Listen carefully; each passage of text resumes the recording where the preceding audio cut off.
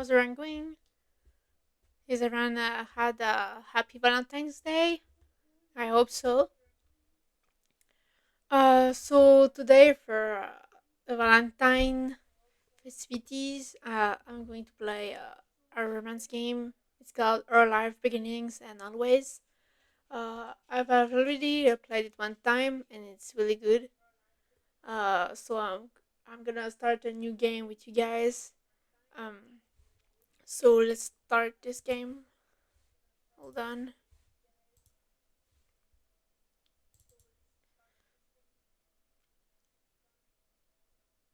It's really a sweet game with really nice characters,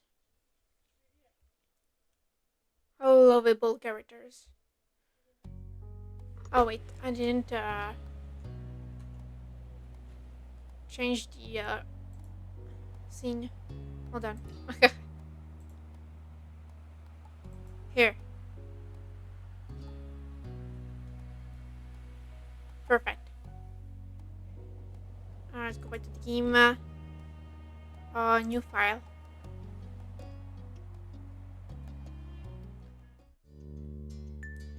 You like gameplay explanation sections to appear. No, no need.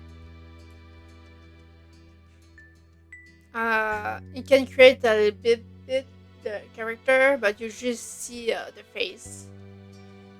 So, oh, and you can name your character. Name. Okay. Face. I like the square one.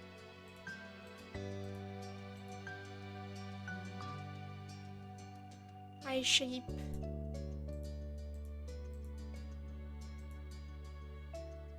Hmm. This one's nice. Eye color. I'm gonna make it blue. Okay.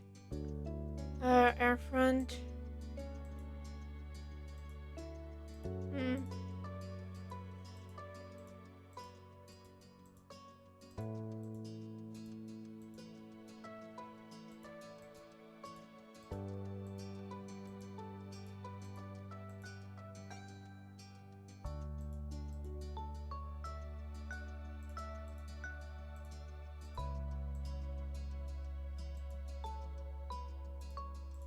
Oh, that looks nice.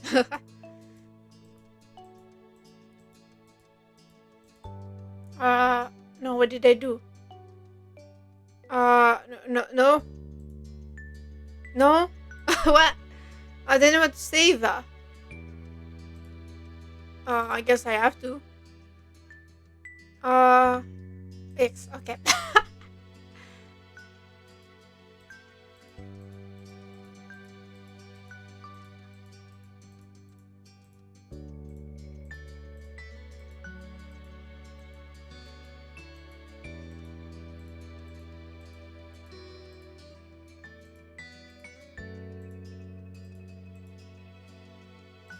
Wait, what's this one?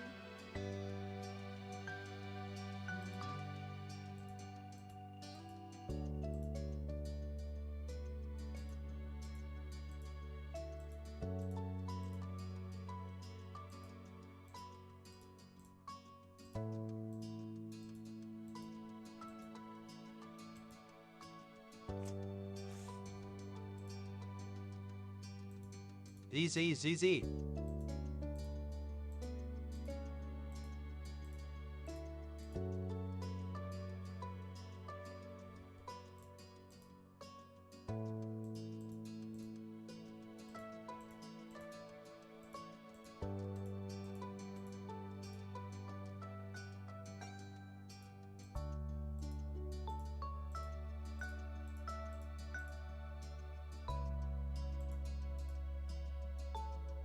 Hmm. Maybe this one. That looks kind of nice. Just the color.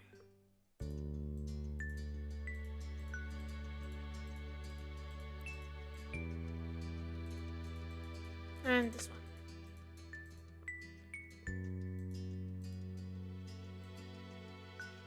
Good. We can do uh change page, birthmarks. Oh no, scars. Oh wait.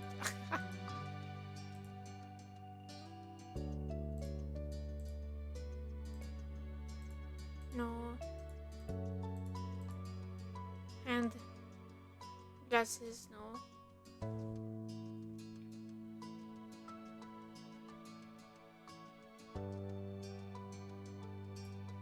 Hmm.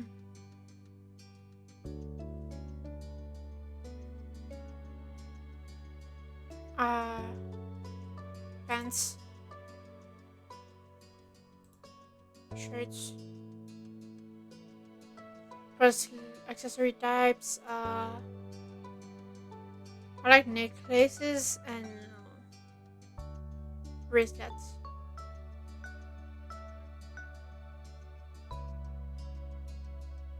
Let's do this. Okay, I think it's nice. Then,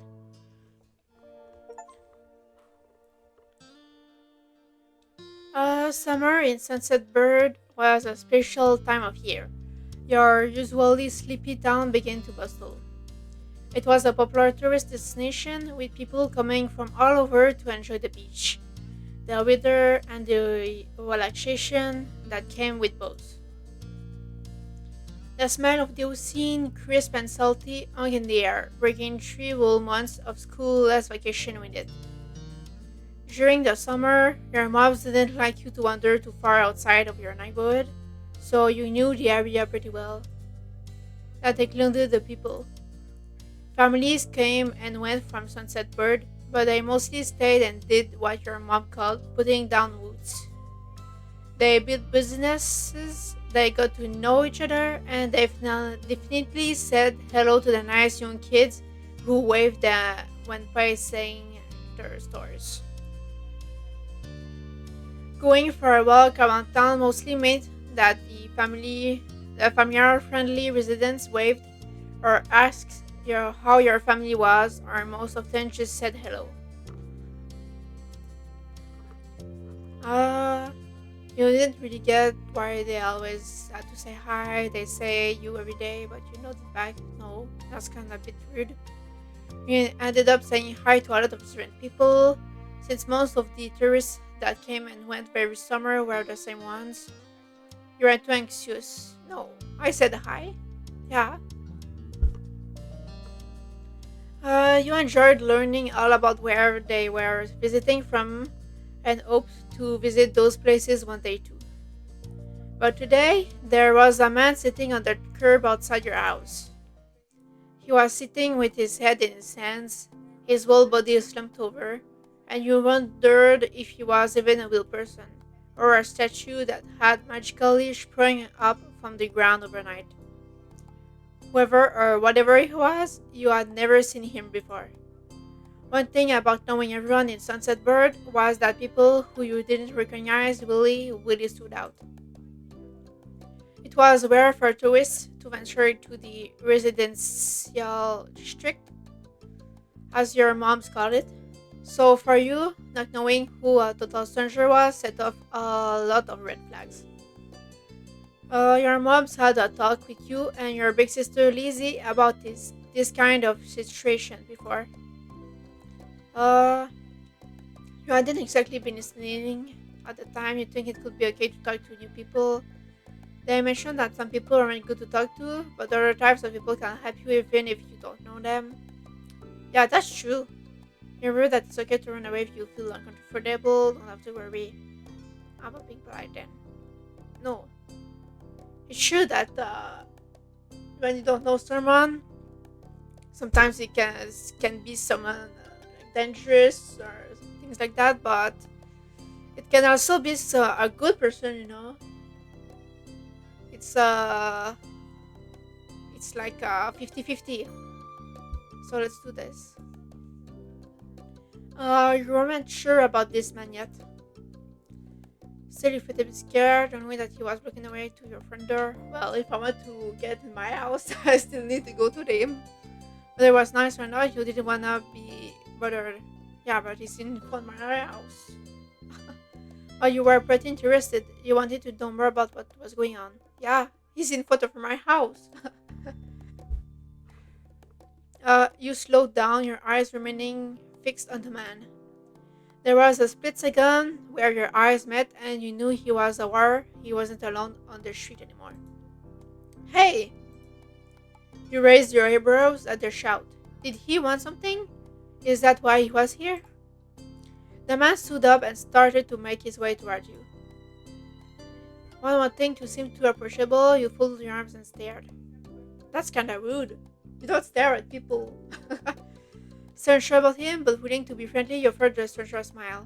Your whole body was frozen in place. No, a smile? The man gives a grin of his own back. You live around here? What's your name? You look at the man up and down, taking in his stained skin and relaxed appearance. At least his clothes were relaxed. The way he was acting wasn't. He had a shark on his shorts and a stingray tattoo. And you wondered if he was obsessed with the scene or something. While you made your assessment, he looked at you expectantly, waiting for an answer to his question. I live right there. My name is Quigley. You continue to no, that's rude. He asked you something, I swear. Yeah, I live here.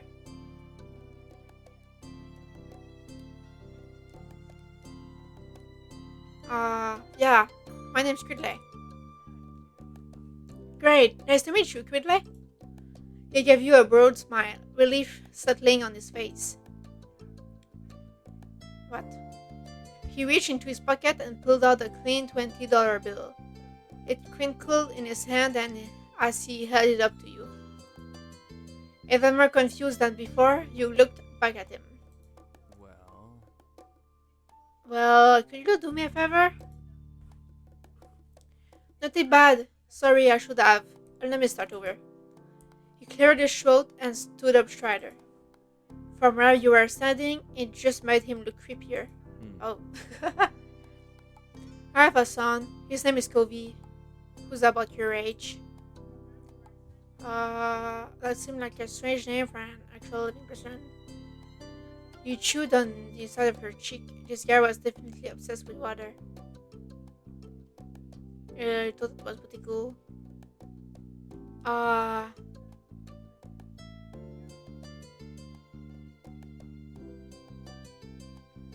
yeah, he's maybe a bit obsessed with water.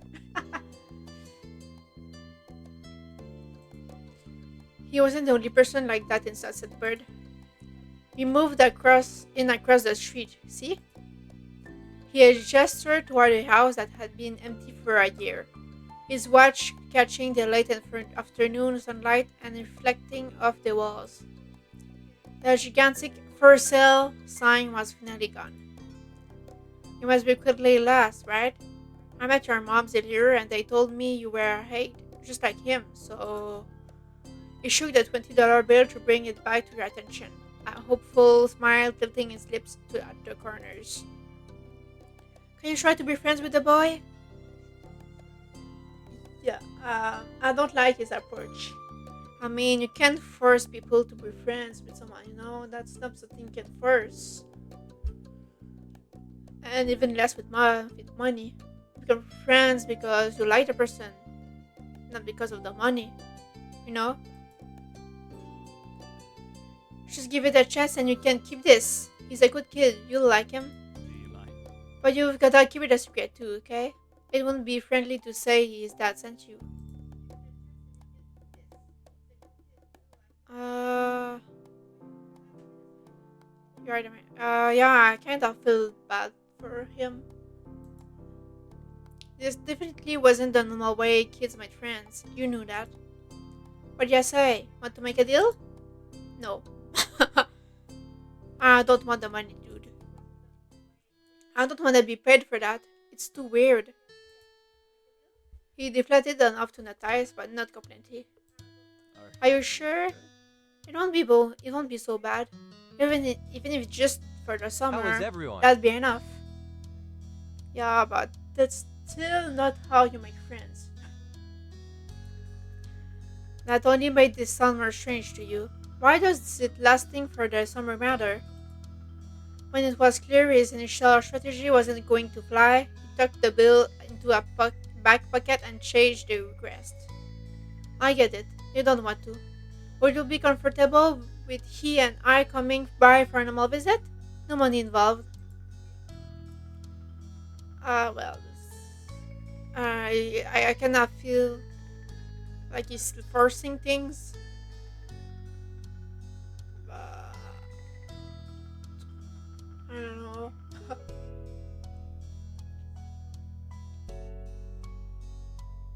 Hmm. Okay, whatever. I can do that. His smile got bigger again. His eyes twinkled at the sides. I'll bring him by tomorrow. I wanted him to meet and greet with the night boars today, but well, I don't know where he's gotten off to. He laughed when he said that, but with the way his face looked, you thought he actually wanted to cry. If you see him, can you tell him to come home? He's got a pink cast and glasses. We can't miss him. Uh, okay, I can try. You nodded, not totally certain that you'd find Covey, but willing to look. The man smiled and reached out to pat you on the head, paused before doing so, then pulled his hand away instead. Okay. Your moms are already checking around for me. Such a thoughtful group you are. Now I better go look too. Can't put everyone else to work while I keep sitting here. I thought he might come back and that's what's important. I have to go. Thanks again, Kudley. So much. He showed off down the street without another word. You decided to check the hills behind your house. It's dark now. Step 1. First sight. The chirping of crickets in the tall grass greeted you, quiet and familiar. Welcome, D3 Mon Slayer 23. Hi, Demon Slayer. How are you going? I'm going fine. From the top of the hill, you could see the ocean.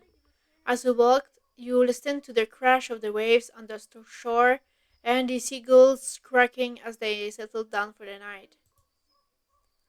Uh, I'm doing well. That's great.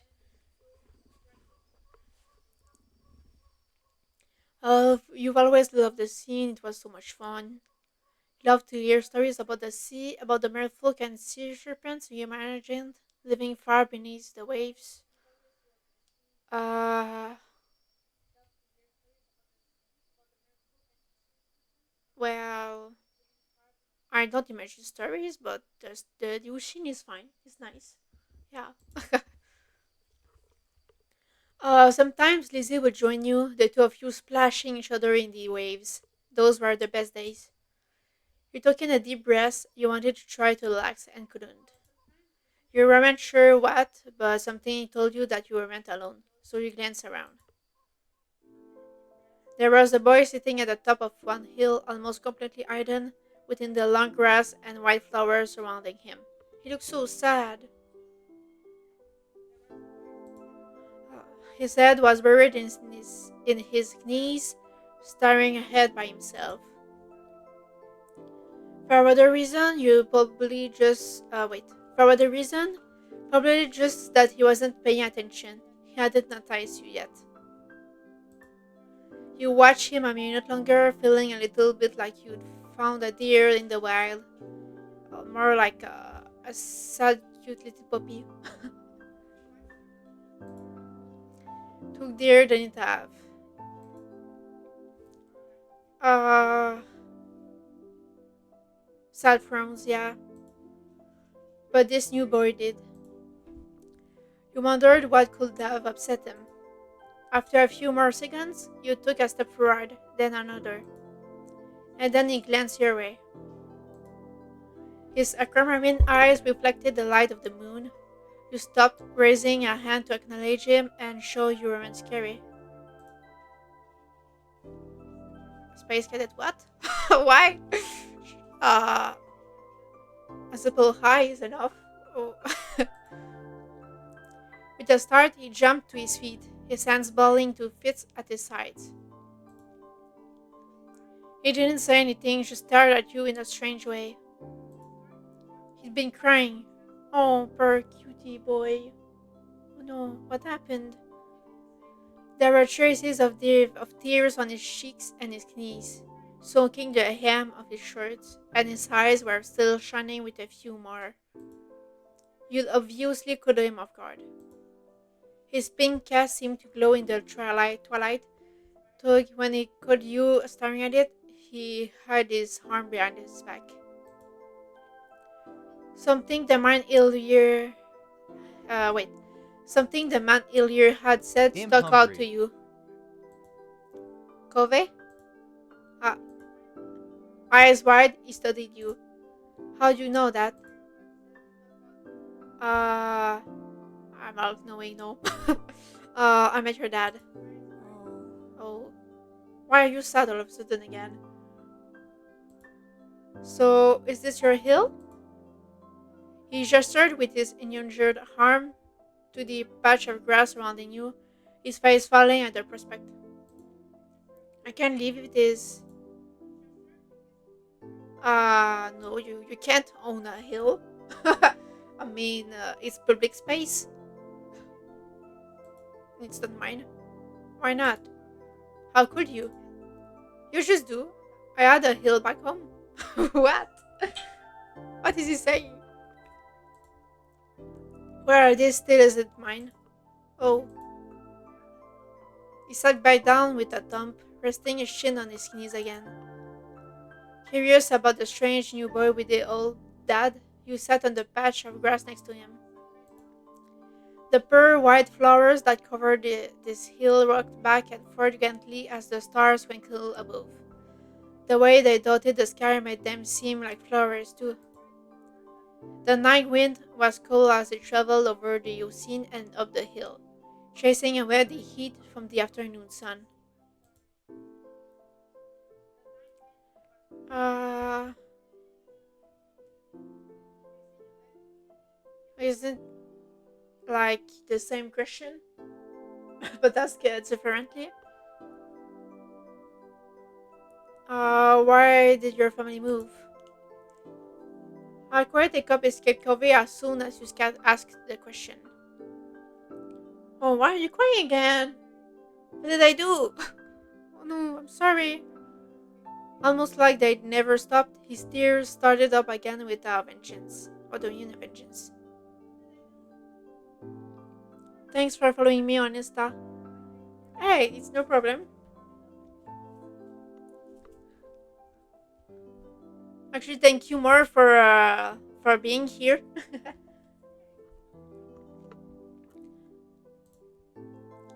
My parents, they don't want to live together with me anymore. What? The tears fall fast and heavy over his flushed cheeks, sticking in his dark lashes. I guess he has divorced parents. My mom made my dad leave and he took me with him and now we have a house here and I want to go home. Oh no. Yeah, that was a divorce. Divorce is hard on children, especially young ones. The outburst took you off guard. By the time he was done wailing, Covey's chest was heaving with exhaustion. He sniffled and removed his glasses, wiping at his eyes with the back of his hand before he put them back on again. I hate this place. I want my real life back. I want my mom. Oh, poor baby. Uh, no, it doesn't seem nice. Doesn't seem nice at all. He's trying to pay me to become friends with you. So no, not a nice dad. Uh,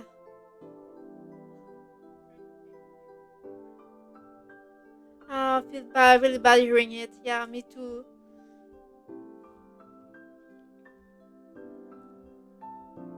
I'm sorry. He slipped his hands underneath his glasses and pressed his fingers against his highlights. Covey wound himself up again for another long crying fit. No, don't start crying again. I'm oh, so sad.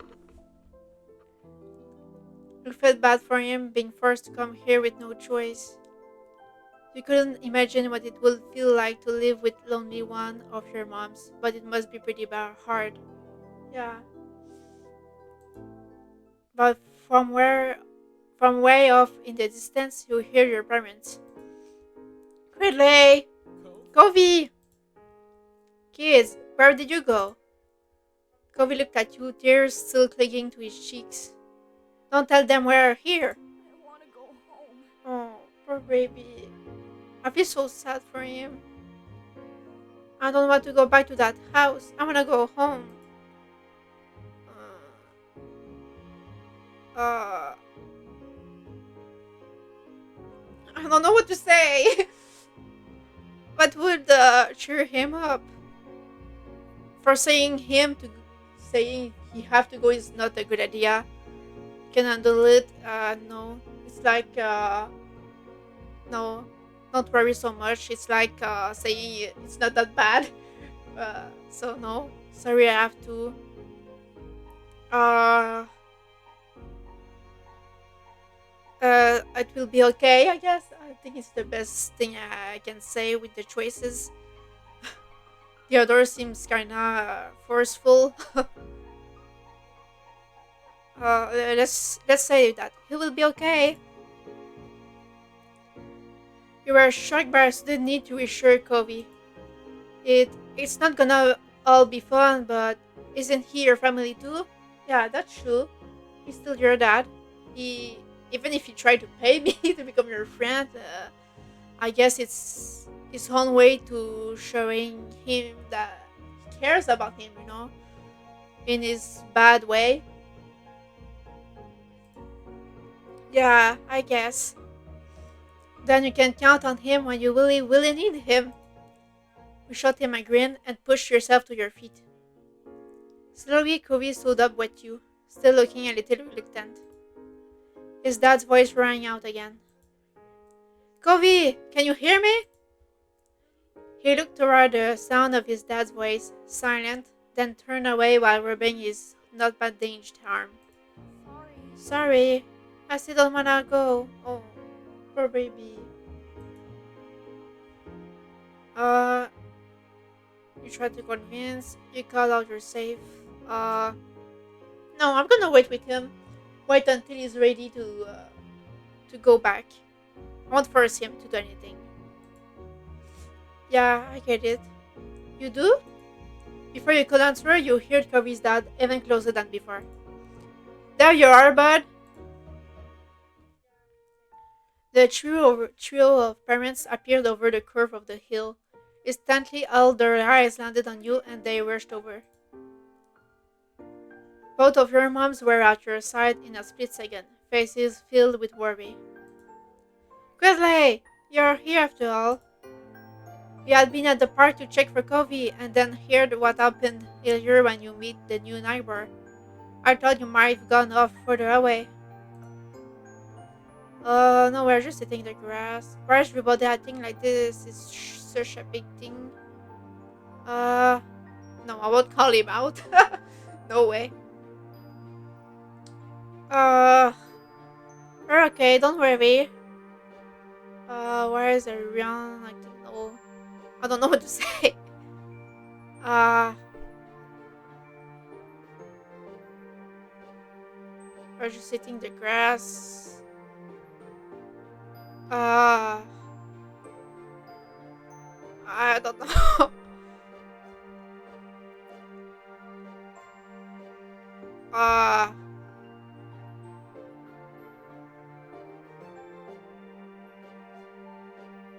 uh, no, we're just sitting in the grass. I don't know what to say else. Just say that. Thank God you're both fine. Why are you two having fun out here? Not really. I was trying to cheer up little Covey. Lou looked over at Covey, who was wiggling against his dad's tight hug and pushing at his arms. Uh, I, that's being a bit ahead of ourselves. um, um, we won't say that. Let's just say a normal thing. I like him. He's sweet. He's just a sad, sweet little potato. Yeah, you know, the smiling slightly. Finally letting go of his screaming, scolding son, Covey's dad turned to the three of you.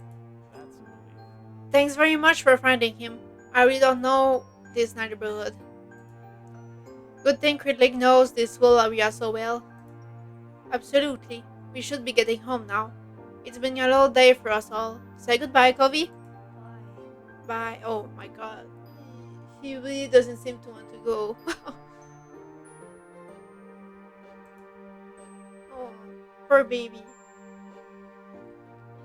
The two of them walked off into the darkness, heading toward the neighborhood. You watched Covey's bright pink cast until it disappeared. Tell you what, we'll have a proper play date tomorrow, okay? Your new friend's dad wanted to bring him by to see you and Lizzie. How does that sound? Uh, what do you mean it sounds like words? uh, what stuff? What stuff would I show him? Uh,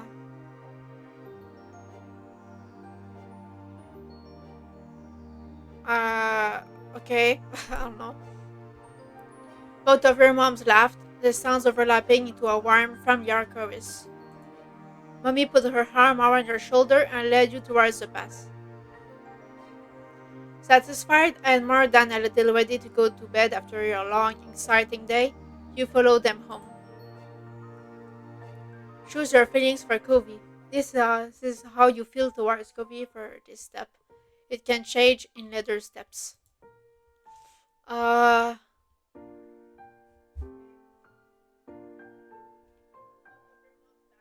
I'm not indifferent.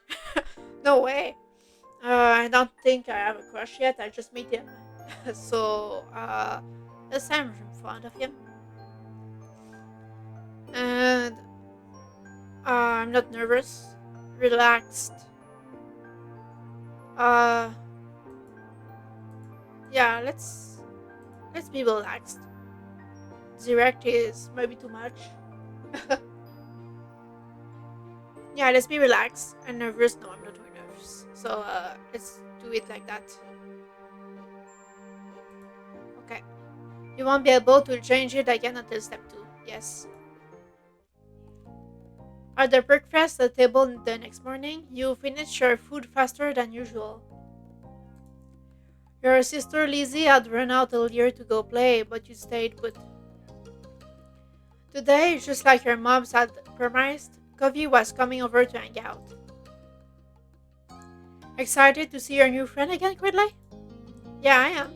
How sweet. How sweet. I'm so happy he moved in. Okay. With that said, are you done with your breakfast? Uh, what do you mean, I don't know? The bowl was entirely empty, so you know that. Yeah? With all the exasperation and ideal can muster, you look at your empty cereal bowl, then at mom. Okay. Okay, attitude kid, we see you. I mean, true. If you ask a stupid question, you have a stupid answer. Good job. You should be here soon. Cleanup and began. Cleanup began, and then on cue there was a knock. It was hesitant, like the person wasn't sure they were in the right place. Still loud though. We need to get to a more obvious doorbell. I know. Quickly, could you get it? Wiggling out of your chair without really pushing it back, you made your way to the door.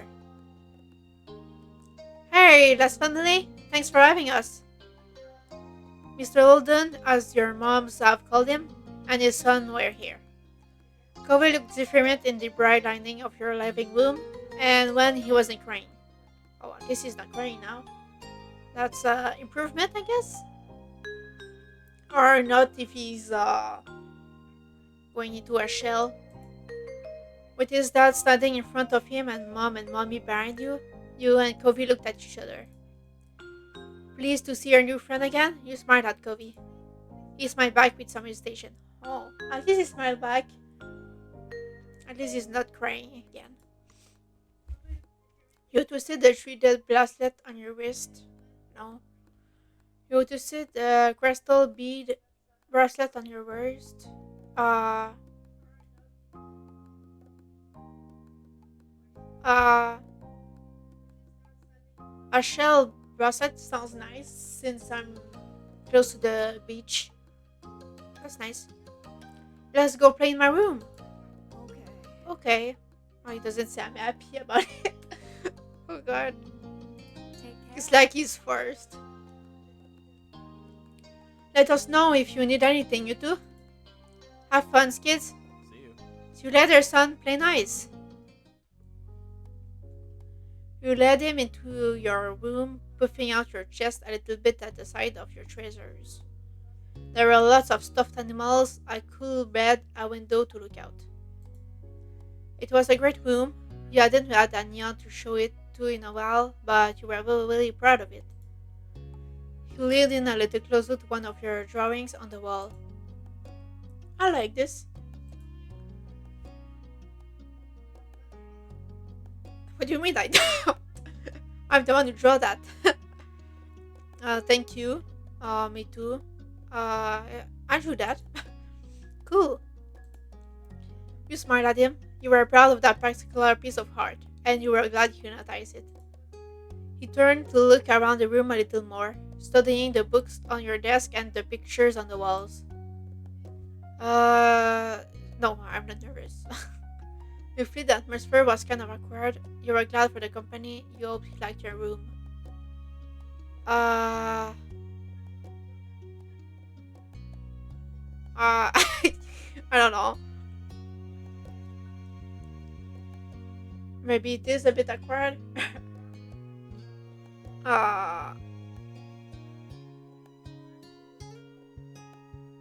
I don't know. You wanted to say something but didn't know what, so you let him keep looking. Then his eyes landed on the tiny box of beach things you'd collected, tucked away by your door. He took a step towards it before hesitating and pointing at it instead. What's that? I've heard of stuff I found on the beach. Oh. Do you have any driftwood in there? Dragging the box into the middle of the room, you and Covey flopped down next to it. I think so. Yeah, see? You gestured to a piece of bud at the bottom, still covered with specks of sand. Neat. Neat. This is a good collection. Thanks. I guess. You got the sense from the tone of his voice that he wasn't just saying it to be nice, or to be like Shiloh. He actually meant it. Oh, right. I almost forgot. Shiloh is gonna be here today. Shiloh? Lizzie's friend, or like her number one fan, I guess? Do we have to see him? Oh. He's the kind to not like people you didn't meet. It should be okay. I mean, he's Lizzie's friend. No, not mine, but you know. Come on, check out my shell somewhere. I found this one under a big piece of seaweed that had washed ashore, and you pulled out a seashell after seashell, explaining where you'd gotten each one and holding them up against the light. There were big ones, small ones, pink, purple, and orange. Most of them you washed off in their bathroom sink when you brought them home, cleaning off the sand. Over the past few years, you'd even learned some of their scientific names. No. I don't know any scientific names for anything. So, The collection was so huge and varied that you had lots of funny stories. Your voice felt a little bit, but you kept going as best as you could. No, let's let's tell some stories about them. Apparently fascinated either by the stories or by the shells themselves, Covey listened with what looked like the full force of his attention. Like when you almost got pinched by a hermit crab while searching for shells, and after watching him scuttle back into the scene, you found another empty shell that was almost a twin to his home. It was a new experience to be the center of such dedicated focus. But Covey hadn't been mean to you, so he didn't mind. You smiled at him every now and then while showing him your collection. Kids, come down to the living room. You could tell the idea was making him unhappy, but Mummy wasn't giving you much of a choice to hang around. Covey hadn't been like this meeting you. You guess it was because he thinks you found each other by accident, not that apparently it did happen. Well, actually, your father kinda tried to make this happen, but I won't say that now. You, I guess. Mr. Holden must be right that telling Covey his dad was part of that would be a bad idea. Yeah. Before you knew it, you'd both been escorted downstairs and deposited in the living room, ready for Shiloh's visit. The two of you sat down side by side on the floor of your home's entryway. Um, I brought a box of shells. I wanna keep looking at them. Okay. Uh, no, that's gonna be rude to him. uh, Wait is kinda like I don't care. So okay, be careful. I will. Saying that is kinda means I kinda trust him with my shells. I I hope it's how you understand it. You weren't sure if you could trust someone else with your treasures yet, so he stayed next to him while he opened the lid and peered inside. Cover reached in and pulled out a big orange shell. Oh, like he hadn't spoken aloud yet, he turned to you and let it up, his eyes shining. I think this one is the best of them. Can take it. That's my favorite too. I like Ice Friend one best. I can show it to you. Uh,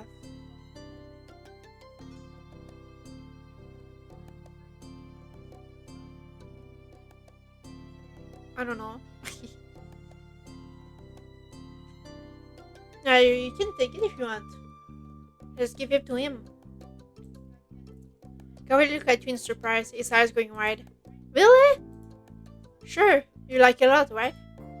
Uh-huh, but I don't want to take it from you. It's okay. Why? Why not? I said you can take it. Just take it. You got the impression he was hesitant to accept something because he didn't know you very well. Oh, okay.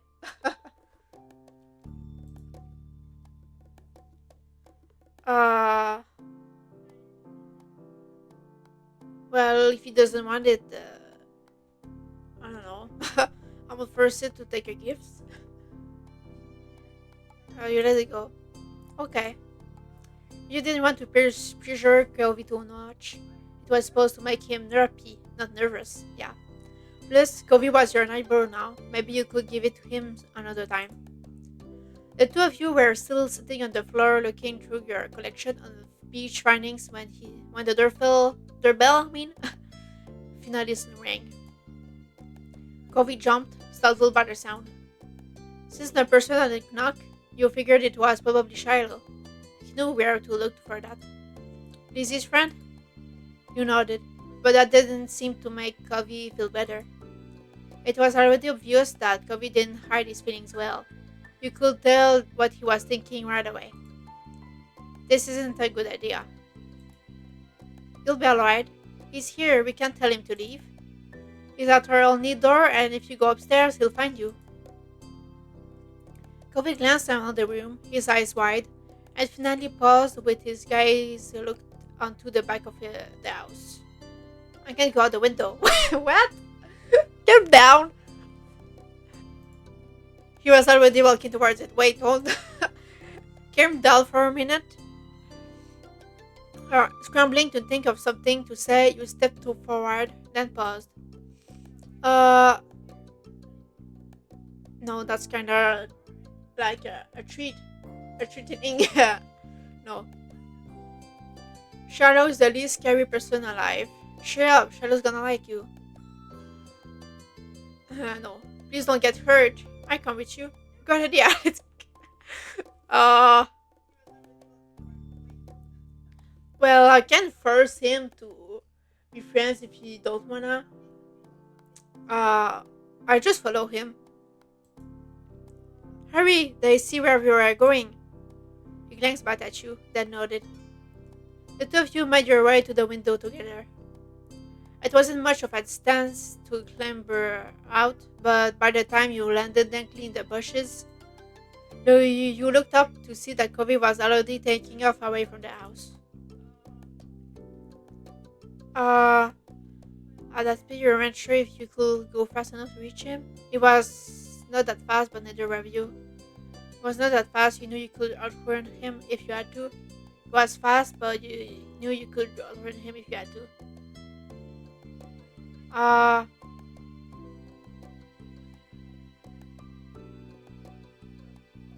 what's the difference between these two? Looks like underestimating him, you know? Let's say that. Covey! You ran as fast as your legs will take you, grass ripping around your ankles as you did so. Cautiously, Covey slowed to a halt and looked back at you. Where are you going? I don't know. Somewhere else. I just don't want to see. Quickly!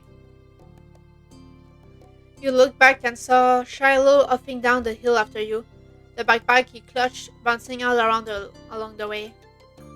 What are you doing? Can I come? He must have seen you leaving out the window and followed behind. Hi.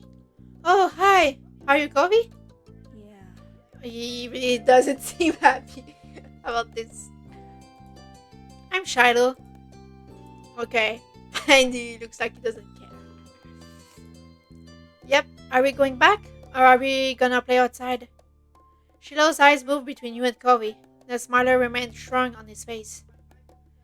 It got a tiny frown from Covey in response. You were just grateful he hadn't asked why you had been running away. Inside, we left the box on the floor. Right, my shells and stuff. We have to make sure they're okay. Okay. With Charlotte trailing behind, you and Covey headed back toward the house. The plan for the afternoon, at least as far as you were concerned, was to sit and look at the beach things some more. You weren't really in the mood to do much of anything else, especially if Covey was having fun. Hey, check out this scallop shell I found. Cool, right? It's a pretty color, kinda like my cast. The beautiful glittering pink did look a little bit like the wrap around his arm. Pink is a nice color. Okay. Why does he just answer okay to him? Oh? Is it your favorite? Not really. What is? Maybe green or blue. It might be yellow. What? What kind of answer is that? Oh, those are all cool. I guess. I guess. Why are you being so rude to Shiloh? Uh, here's a more where's honest. You look back at your shells. No, I like those colors too. I like them. Awesome. Awesome. Both of them smiled. Like usual, it didn't take long for Shiloh to get fidgety. Daisy was his favorite. Without her around, Shiloh didn't seem to know what to do with himself. And Covey wasn't like your sister. He wasn't that much like you either. Is Lizzie coming back? I don't know. Aw. Oh. Where'd she go? I think she's at the beach, probably. Is she playing at her park? Covey's eyes light up at the mention of the park, and he looked towards you. There's a park? Yep, but it's old. Can you show me? I wanna go. You started getting up before you had even answered, and Shadow jumped up beside him in excitement. Really? You do too, right, Kudley? The park is fun. Uh, what do you mean no? They all wanna go. Why would I say no? Uh, yeah, the park is really great. Yeah, it's right at the beach, so there's a lots of stuff, fun stuff to do, and lots of sand. It has a juggle gym and a bunch of swings. That sounds like it could be cool. So, are we going to find Lizzie? Oh, okay. He just cares about Lizzie, actually. I don't know. I never really wanted to see her. I just want to check the park. And he's being rude. As if without any direction, Shallow finally turned to you. Okay. He brought up. Both boys wanted to go. It was only fair. After getting permission from your mobs, the three of you were ready to head out. It was a short walk to the park. Lisa had convinced your moms that it was so short, she should always be allowed to walk there by herself. When you found her, she was hanging on the jungle gym, swinging back and forth. Hey, Lizzie. Her face lit up when. ZZZ. And Panto, let me read. Her face lit up when she saw you, her big brown eyes going wide. Quigley, Shiloh. Hi. She dropped to the ground and landed with a soft thud in the sand. In a split second, Shiloh had abandoned you two and scrambled over to the stand by her. Okay. So he really does only care about Lizzie. We both are nothing to that Shiloh. You are used to being left out when it was just the three of you, but now Covey was here. Oh. I see, so I was the third wheel then. Nice. You wondered if he will live too. Who's that? It's Covey. He's new. I remember. Hi, Covey. Welcome to my park. Nobody ever comes to play here, so this is where we get together. She gestured wildly with her arms as if to present the area to the newcomer. Without interrupting Lizzie's speech, Covey whispered in your ear, quiet enough that the others wouldn't overhear. I thought kids couldn't go in places like parks or hills. What does that mean? You couldn't help but laugh at any bit. While Lizzie continued talking, you took the chance to kick off your shoes and wiggle your toes through the warm sand. Nice, huh? In this neighborhood, I'm the one who comes up with the ideas. You are? Yeah, I am. Who else could handle the job? Lizzie is the oldest. By a lot. My mom said you are Cody's age. Yeah. Thought so. I'm still the only one in this group with double digits. What about other kids? Other kids? There aren't any. We're the only kids here and Shiloh is just visiting from another place. Not even tourists will bring their kids here. This is the land of ancients. Be careful that the oldies don't try to steal your youth. Oh, why do you seem sad about this? You didn't even wanna meet with others. For a second, it looked like he might cry again. When something in his eyes shifted and he looked back at Lizzie. What kind of old people? Like moms and dads or grandparents? Grandparents who don't have kids. They hate kids. Why? We haven't done anything. Only some of them don't like kids. Yeah, they're real bad. Yeah, stop saying stuff like that. You're gonna scare him. For him, he just got here. We interjected quickly, hoping Covey wouldn't start crying again. He sniffled, his forehead creasing with worry. Lizzie was staring Covey down, but Covey wasn't even looking at her anymore. He didn't seem to care that she was there. He went into his own head. Shiloh was the next one to speak, completely unaware of their situation. I'm with Lizzie and Krillin in school. You'll see tons of kids there once the summer is over. I don't want to go to a new school. I don't want summer to end. Shiloh looked down to the dirt. He hasn't had much luck striking up conversations with Covey. I like summer vacation a lot too. All the building tension in the air suddenly vanished when Lizzie laughed. At Shiloh's discomfort, at how weird she thought Kobe was, at something else entirely, you didn't really know. But she laughed, face crunching up. Okay. Welcome to Sunset Bird Kobe. Take a seat, put up your feet, and get used to it. Oh, you offered him a small smile, and that at least looked to reassure him's mom. For the rest of the summer, Kobe was always there. You saw him more often than Shiloh, and on some days when she was in a bad mood or busy, you even saw him more than Lizzie. He became a staple of your everyday life, the way sun and lunch at the beach were. During your first summer together, you really liked Kobe. He was a fun person to play with, and he seemed to like playing with you too. Of course, that was only the start of things. Uh, Shopping. Come back before it gets dark, alright, Smart? The familiar voice shifted across the street and drew your attention away from the snail you'd been watching inch slowly across the pavement. Kobe waited in front of his dad, pushing his green hair back off his face from where the breeze was blowing it over his glasses. He looked to he looked to be paying only a mild amount of attention as he was being handed a few slips of green paper. It reminded you of when you first meet Miss Holden. Although he's probably not paying Kobe to be friends with himself. Kobe's dad seemed to feel your gaze somehow, and maybe you made a noise because a second later his eyes were on you. He waved you over with a smile.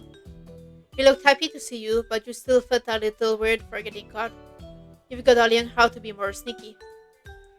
You brushed your hands together to free them of sand, then jogged over to join the two, smiling at Kobe first and then at his dad. Quidley, hi. How's it going? Good to see you again. What expiring excitement are you up to today, Quidley? Taking a walk. I found a pretty cool snail crossing the road. There's a lot of snails around here. Mr. Holden grinned at you kindly. After you finished answering the question, Mr. Holden's attention returned to Kobe, who was preoccupied with folding the bills he had into a tiny rectangle.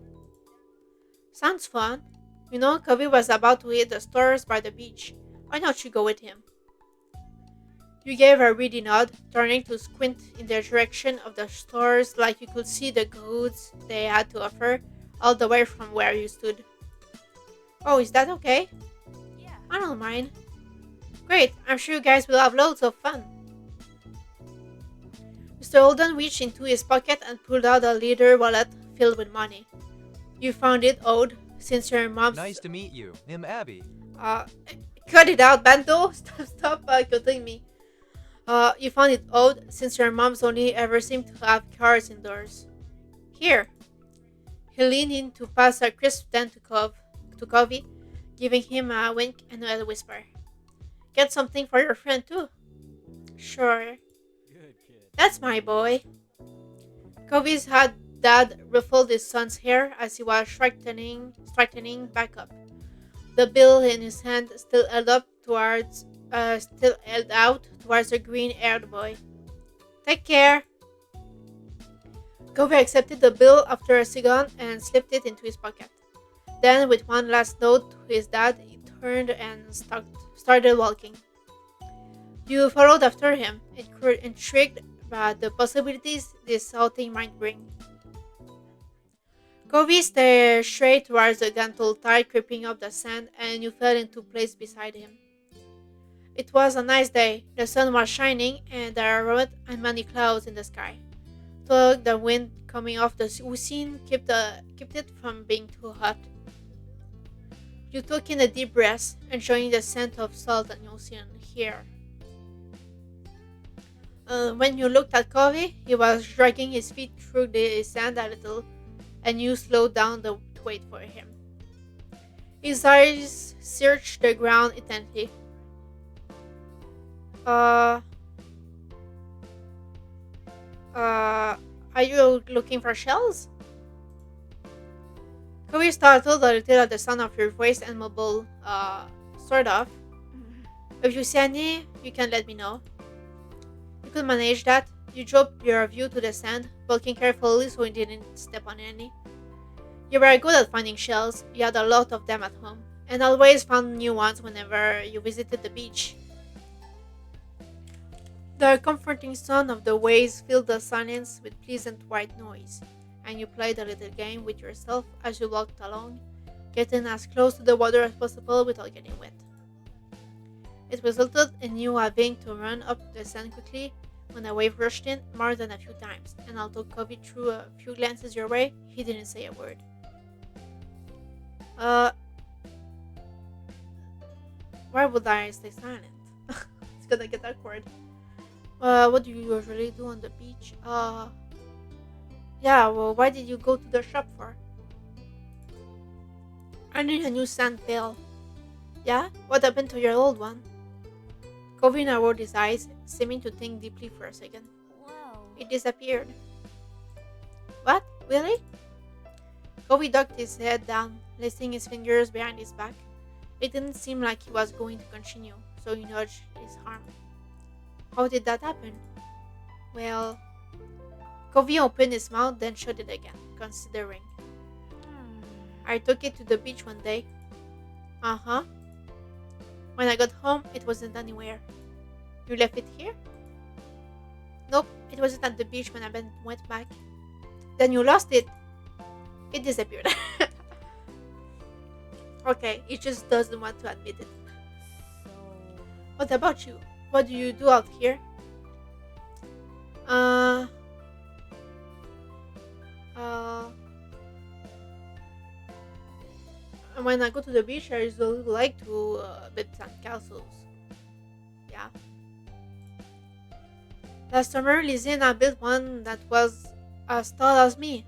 And sometimes they have sandcastles building competitions down by the boardwalk. Cool, I bet you could win. You smiled at Covey. Maybe the two of you will build one together one day.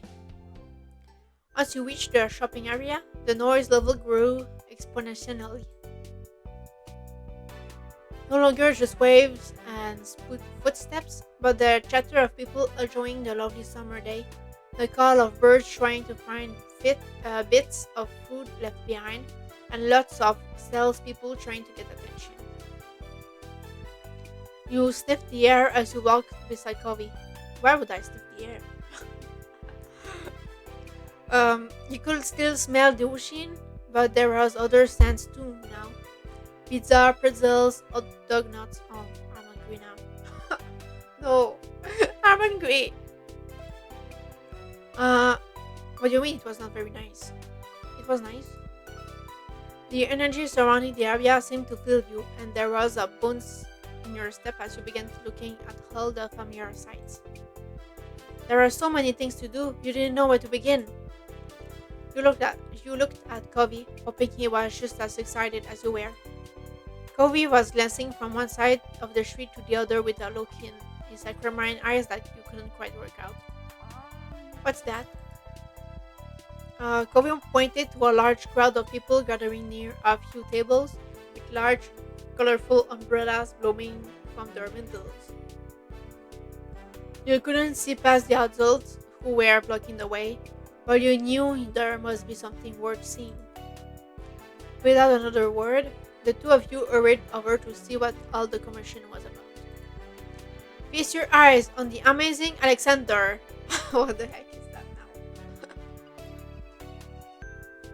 now? In the center of the crowd was a man with a tall hat and a funny green coat that had three long tails.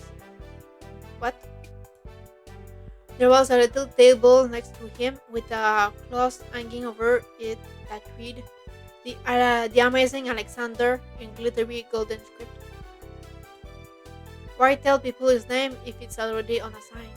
True. Covey hummed with understanding, then turned to walk away just as the Amazing Alexander began shuffling a deck of cards. Oh, so much, she said. Maybe he could stay and watch? Covey glanced back at the man. He then briefly lifted his arms up of his sides before returning them to place. You grinned, waving for him to follow you as you raced back to stand in the crowd. With that, it began. The magic man pulled one card out of the deck, showing it to the curious onlookers. It was a fur of diamonds. Watch closely. You did, squeezing through a few of the adult onlookers to get a better view.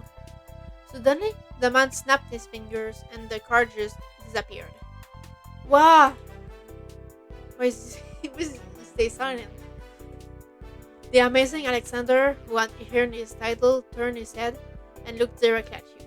He reached out with a kind smile. What's this behind your ear? Uh, tell me! This had to be going somewhere and you needed to find out. He smelled like popcorn and candy when he stepped closer. It was great. I'm hungry now. Why do you do this to me? I wanna eat. You felt a tug, and then he pulled the four of diamonds out from behind your ear. What? You knew that couldn't really have come from your ear, but you still didn't get how he'd done it. There was a light applause from the crowd, and the man gave a deep bow. This is for you. The magician plucked a pair of balloons from a clump of them tied. What? The magician plucked a pair of balloons from a clump of them tied down to his table. Both were in the shape of a dolphin instead of being a normal circle. And one for your friend too. Thank you for being my assistant. Wow. Now you really gratefully chose you. After that, he went to someone else in the crowd. Pick a card, any card. My uncle does that every time he visits. Not the balloons, the stuff with the cards. Cove spoke plainly while reaching over to take the dolphin that had been designated for him. No, don't say that. It's rude. But it wasn't so special. At least you had a fun time. You wonder if Kobe's wolf of me was magic. Ah. uh,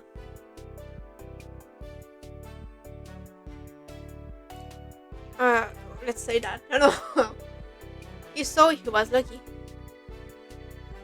The crowd started to clear some, and you noticed to the side there was a whole rack of brightly colored kaleidoscopes on display. Kaleidoscope, a Rubik's Cube, a Magic 8 Ball, you would pass the toys. Let's pick up the Rubik's Cube. Oh, these are cool.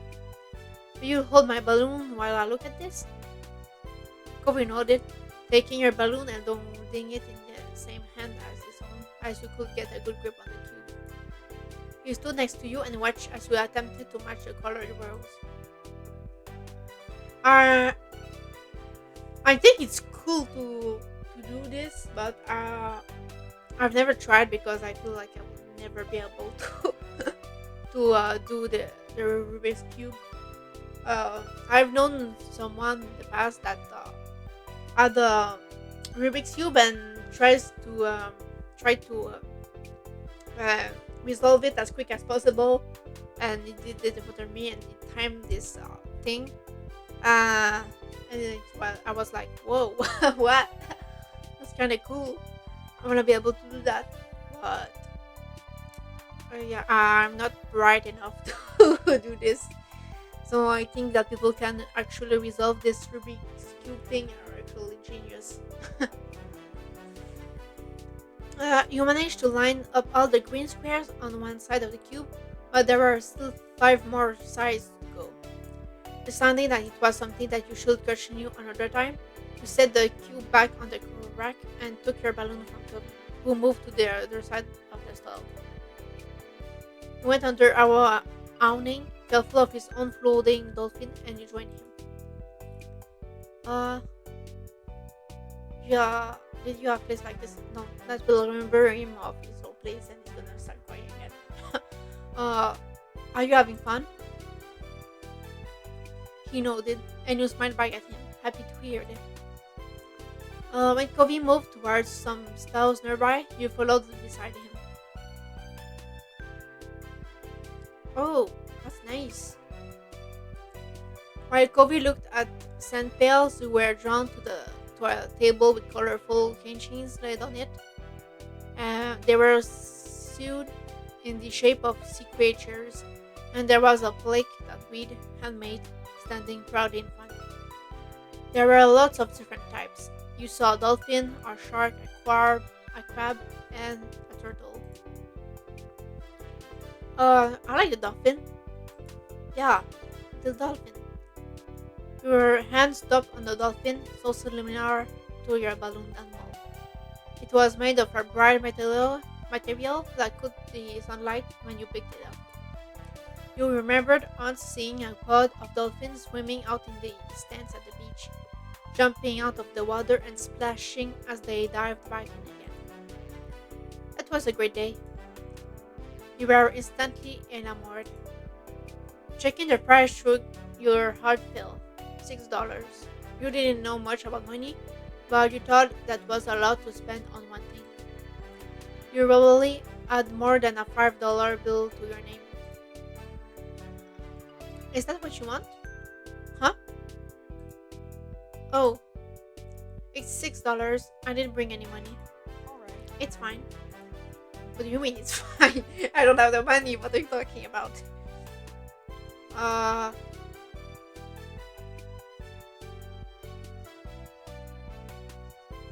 uh, you don't have to. Kobe didn't mind that. He took the keychain from your hands, and that was that. He was holding a small yellow bucket for himself, too. I was always gonna get you something. I already got the money for it. You smiled, pleased to have things work out. It was nice of Kobe's dad to let Kobe buy something for you, too. You had to remember to thank him next time you saw him. After Kobe paid, the two of you stepped out of their store side by side, your balloon dolphins knocking together and spiraling around in the air. You watched Kobe hold up his new pail to his face, examining it thoroughly. Hey, Kobe? Yeah? Uh, no, I won't say that. No way. I really like this keychain. Thank you. It's nice. Kobe looked further down the street, where different food carts were lined up. He rested his non-cast arm over his stomach, and just as he did, yours let out a light roll. You hadn't eaten since breakfast, and after all of this was wandering around, you were definitely ready for some lunch. Let's get some food. Yeah. You two wandered around a short while, looking at all the delicacies that were available. I wanna eat! I'm hungry now. Why is this talking about food? Everything looked delicious, and as did different smells, both sweet and salty, wafted over to you. Your stomach growled even louder. After passing up hot dogs, snow cones, ice cream, and pizza, you both agreed on pretzels. Kobe got something sweet and cinnamony, and you, uh, not cheese, but no, chocolate. Yeah, chocolate is good. You licked your lips angrily as the vendor handed your pretzel over, ready to take a big bite. It had tiny marshmallows on it, and it was dripping with chocolate, just how you liked it. I'm hungry! I want some pretzels too. Why did you do this to me? Your moms didn't like you eat too much sugar, but this was a special occasion. You found an empty table close enough to the beach that the grit of the sand made terrible noises when you dragged the chairs out to sit down. These balloons are gonna make it hard to eat. Covey placed his bucket on the table as he stared at his still laid up hand that was wrapped around the string. You opened your mouth to agree before an idea hit you. I know. After carefully placing your pretzel somewhere it wouldn't get sandy, You took the balloon dolphin out of Kobe's hand and tied it in a delicate bow around his wrist. Oh. Oh! Kobe bounced his arm up and down in place, testing the stability of your knot. After watching his balloon jostle around but remain attached, he smiled satisfied. Can you do it for me? He repeated the ritual. Covey struggled somewhat with the cast, restricting his fingers on one hand and a string already tangled around the other. Okay. Got it. The two of you spent a moment unbarring your handiwork, both hands now free to allow easy munching on your pretzels. You bit into the doggy treat. The I don't know how to read this word. Savoring the taste on your tongue with a smile as you looked out over the ocean. After a time, you finished your pretzel. You were done before Covey. It was boring not having anything to do. You pulled out the string of your balloon to bring it down to your level. Then you held the dolphin in your hands, manipulating it to make it look like it was jumping through the air. If you turned to face towards the beach, it almost looked like it was swimming in the waves like a real dolphin. A laugh came from your side. When you glanced back at Covey, he had left the remaining part of his puzzle on the warper and he was gripping his dolphin too. My name is Sherry, she's actually an again. My name is Sam, they're just a regular dolphin. Well, that breaks the mood. My name is Splash, they're star in movies. My name is Merrywody. Wheeler, he's the prince of the dolphins. I like Splash. Their trainers use fish and trees to let them work perform tricks. They are the most famous dolphin in the world. You sighed, wishing you could star in a movie with a real life dolphin. What's yours? Kofi considered this question, placing the balloon against the table and resting his three arms across it in contemplation. It's with a loud pop. The dolphin exploded into ribbons. Oh no. Oh no. Oh no. For a second, all Kofi did was gape in shock, like you. Then his cheeks puffed up, squinting his eyes, and you saw tears start to glisten. Oh no. Don't cry again. Quiddly, it. Uh, oh no. What do you mean if you blah right? He's crying. You offered to give Kofi your balloon. You offered to find Alexander. Oh, let's give him our balloon. You looked at Kofi, then up to your balloon, bobbing gently in the air above you. You can have mine. That was better than letting him cry more. Kofi sniffled, glancing up at the balloon, then back to you. No, it's yours. I don't want to take it from you. It's okay, Willie. Kobe shook his head. Even though it wasn't your fault, you felt bad. Still, the offer seemed to lift Kobe's spirits, and that was good. The passing of Kobe's balloon was the last major event of your adventure. In the end, the two of you headed back late that afternoon. You separated on the beach, and while Kobe went straight home with his brand new sand pail in hand, you decided to sit for a while. You watched the waves and the sunset, fiddling with your new keychain. Another summer day was drawing to a close. It had been a good one, except for the sad final note. Grown up. One sweltering summer day, you were in your living room, Kobe, listening to the sounds of the birds chattering outside the window while you lay across the rug on the floor. Kobe's dad had dropped him off earlier, and your mobs had left the two of you along with Lizzie to play amongst yourselves. It had been too hot to go outside in the afternoon, at least according to Mommy, so your sister was starting to get impatient, waiting for her golf class that evening. The three of you had had trouble finding something fun to do. The beach and the playground were off limits, and you felt that it was too warm for anything like playing with your fuzzy toy animal. Then suddenly a light came to Lizzie's big brown eyes and her smile spread wide across her face. Having an idea gave her a new wave of energy. Since we're stuck inside, we should be I'm adults. hungry. They don't play outdoors anyways. They're always inside and telling everybody they're too busy to play. Why? Why? Duh. I said why. And it'll be fun, duh. What do they do inside that we don't? Besides use the phone a lot. Excluding a small off, Lizzie decides to ignore Covey. What do you? Quickly, what do you think? Do you want to? Don't bring me in your arguing, please. Uh,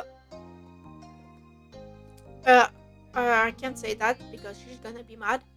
I don't know if no, we should still tell the things down. I want to. Covey won't like this. So maybe we could like come up with something else that Ron wants to do. But that's what I'm going to do, and it's not as fun when I play pretend adults by myself. Do you do that a lot? What's it to you? Looking at Lizzie, it seemed Covey felt he could understand where she was coming from, and he sighed. Do you really not want to play Quiddly? It was clear he wanted some way out, but still felt guilty about it. Uh, okay. Let's stay. I hope this is as fun as you're promising it'll be. Lizzie looked at you, deadly serious. It's the most exciting idea I've had all week. Satisfied that neither of you were about to bail on her, Lizzie thought over her options while you watched. After a few seconds, she clapped her hands together and beamed, apparently having settled on something without asking either of you. Okay. Okay, I'm gonna be a professional golfer. Could you and Covey can be a beach volleyball player, a gymnast, or a tennis player. Why can't we pick anything we want? Because I have a fun idea, that's why. And we have to play sports as adults? Yep. But there's other kinds of sports too. Right? It isn't the same. What do you think, Wrigley? Don't those choices sound super cool? You wanna be that, huh? That doesn't make sense. I mean, why can I be whatever I want? I don't know. Uh,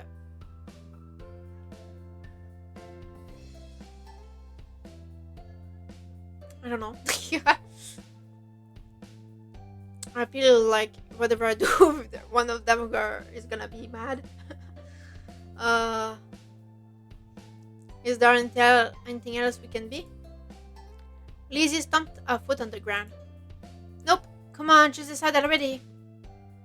Knowing Lizzie wouldn't let this go anytime soon, you sighed.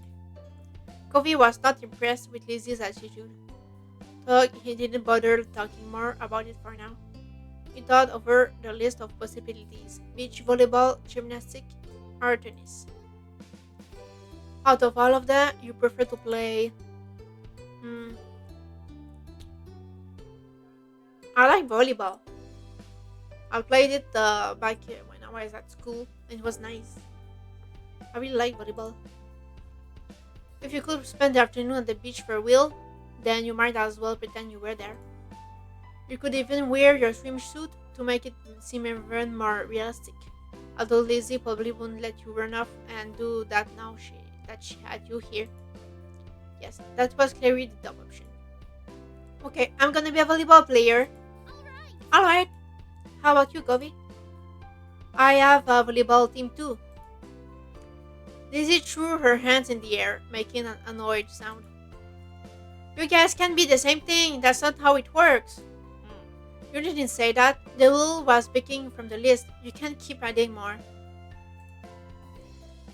Lizzie looked at the two of you, then shook her head, resigned to losing this battle but not the war. Fine. You're both volleyball players, but you're on the same team because there's only one. Lizzie's ponytail bowed when she proudly stretched her arms wide. The Olympic team. What? We are Olympic athletes who just competed in the Olympics. Kobe didn't seem all that impressed with the announcement. He made a face and adjusted the glasses on his own nose. That's really specific. Rude. That's what makes it fun. Anyways, Lizzie marched back and forth in front of the both of you, getting lost in her own imagination. I won all gold medals and people are calling me the next Mickey Ride. Who's that? Lizzie stopped on the spot and turned on him, her brown eyes shining with impatience. It doesn't matter if you know who she is. It's a golf thing. You guys won medals too. Your team placed at silver. It's my will if you are not all the first place. Uh, what do you mean? We can do better than that. How do you decide for us? Hey, we can do better than silver. You put it at Lizzie, unhappy with the decision. Quit lays right. Sorry. Lots of people lose at the Olympics. Them's the breaks. Then you're the one who did, not me. Lizzie looked taken aback by Kobe's declaration. I thought the thought of her losing was completely absurd. No way, it would make sense. I'm already practicing my golf game. She took a golfing stance to make her point, pretending to swing her club and hit an invisible ball. So what kind of house do you want to live in? Kobe hadn't changed his mind about winning, but thinking about where he lived as an adult appealed to him, apparently because he looked back at Lizzie with some of the anger fading. I'm going to live on the beach. Lizzie made a face at him, poking out her tongue. That's kinda boring. We already have that. No, not like the normal houses here with a street. On it. Right on the sand, by the water. Just like that, all the tension was back. You hadn't even had a chance to choose where you would wanna live. That's not very fun or smart, Covey. You can't live on a bunch of sand and shells. But I want to, and I will. Covey narrowed his eyes at Lizzie, even though she stood half a head. Wait, even though she stood half a head taller than him. You didn't give out a list of things to pick from this time, so I'm picking that. Why are we even playing pretend if we can't imagine anything? Jeez. That's true. Jeez. Well, I'm not. I'm gonna live on a machine far away from here, and far away from you. One with an indoor pool and a place to practice my award-winning golfing. It's not How come you are yelling about mine when your idea is even more impossible? Lizzie's face flushed red, her hands balling into fists at her sides. It is not impossible, and it's better than yours. Disagreements always seemed to crop up when the two of them were together, and you always felt like you were stuck in the middle. But when it came to the topic at hand this time you thought, uh, and I'm tired. Yeah, I don't like this. Having to choose between two people, it's awful. It's just bad. You were tired of deciding between either of them. You didn't engage with their bickering and instead dreamed up your own dream house. And you weren't going to share your idea with them either. You already knew it was the good one. You can swim whenever you want if you live on the beach. We can still swim at any time we want from where we live now. Being a little closer doesn't mean anything. Says you. The two of them scolded at each other. You are being so unreasonable. You. I don't get what you want. This game doesn't make sense. Ugh. It does. You have to be realistic. I said that. But you're not. You had no idea what to do to make them stop at this point. It seemed like the two of them would just keep working each other up as long as they could. Nothing you'd said so far had kept them from being mad. Thankfully, like a greeting card angel, Maud walked into the room. Lizzie rushed to her, hanging onto the hem of her shirt and poking out her tongue at Covey. Lizzie, quickly! It's time to get ready to go. Sorry, you have to leave already, Covey. Your mommy said she'll walk you home so you won't be left in the cold. Covey was still glaring at Lizzie, his face flushed red with anger. I can go by myself. But, bye, quickly. What? There was still a harsh edge to the brief farewell, but you knew it wasn't you he was mad at. Yeah, then be mad at him, at her. I didn't do anything. What's wrong with you? Without giving Mom a chance to stop him, Covey stood up and stalked out of the room. Shoulders were drawn tight. Okay. Yeah, that will be my reaction too. Worried, Mom turned to look down at you and Lizzie. You two were playing nice with your new friend, weren't you? Uh, no, I won't lie. I won't lie. I will say the truth. You told the truth. We were playing pretend and things got intense. They were like cats and dogs. Your sister's jaw dropped, looking betrayed. What do you mean betrayed? That's what was happened. It's not my fault. You guys just keep bothering each other. Your sister's jaw dropped, looking betrayed, as Mom put both hands on her hips. Elizabeth! I told you to be kind to him. He's having a hard time right now. Lizzie's mouth closed back up, replaced by a tiny frown. I know, I tried, but he was... No buts. We both know you can show someone a great time when you put your mind to it. We are going to apologize to Covey and his dad over the phone when he gets home from work tonight. Lizzie hung her head, dragging a foot across the ground in front of her. Okay, Mom. Good girl. You caught pieces of Lizzie sulking to herself about how it was his fault too, but it was over. Alright, we better get a move on. Let's go. Let's go, kids. Luani, where did you leave the car keys? Who's Luani? Mom has told you all out the door and you noticed during the car ride to Gulf Fortress that Lizzie was quieter than usual. She was usually the first one to request which music to listen to in the car, but she didn't say a thing. Your parents noticed she wasn't in a mood to be bothered. They gave her space, and Mommy just asked you what you'd like to listen to. Song you knew Lizzie liked. Maybe that will cheer her up. You pick your favorite song. I choose the soundtrack to a cool movie you saw a couple months ago. That would be me. That would truly be me in this demonstration, but I guess I should just choose our song for Lizzie since she's mad at all. You were happy to see it brighten her up right away, and she started singing along with you. Soon enough, her bad mood was a thing of the past. When the car ride was over, you spent the twilight hour watching Lizzie eat things with other girls her age. You didn't know much about golf, but you could tell that she really liked it, so you sat with your moms and tried to puzzle it out. It was nice sitting outside after being cooped up in the house all day, and you stretched out your legs to let the last few minutes of sun warm your skin. When the sun was finally out of sight, dipping behind the horizon, you all got ready to leave. Instead of going straight home, your moms took the family out to dinner. You went to the restaurant you had all been going to ever since you could remember. I'm telling you something on Discord. Please reply to me after the stream. Okay, I will.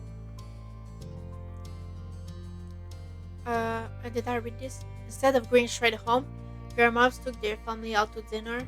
You went to a restaurant you had all been going to ever since you could remember.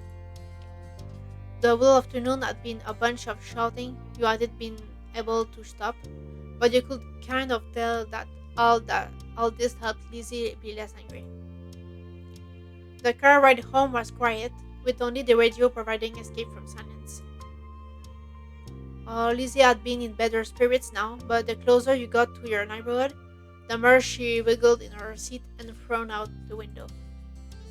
She knew what was coming when you all got back home. Clearly, she was dreading it. Soon enough, Mom was turning onto your street, then reversing into the driveway. Once she cut the ignition, it was dead silent. No one spoke, only unbuckled their seatbelts and opened their doors. Lizzie was the last one out. Once everyone was inside and done taking off their shoes, she popped her hands on her hips. So, Now then, Mr. Holden's car is in his driveway, so he should be back from work. That's good news, isn't it, Elizabeth? You and Covey can hash things out before the day is done. Lizzie didn't complain or put up a fight. Her head ducked so she didn't have to meet anyone's eyes.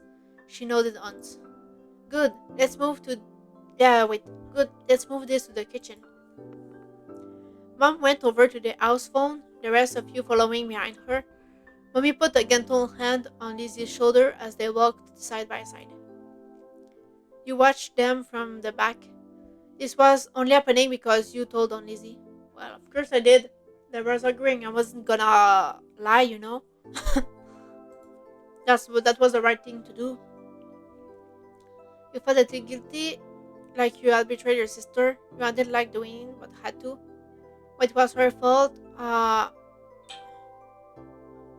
I didn't like doing it, but that was the thing I had to do, you know. Yeah, being a tattletale didn't feel good, and you wouldn't want someone else to tell your mom everything you did.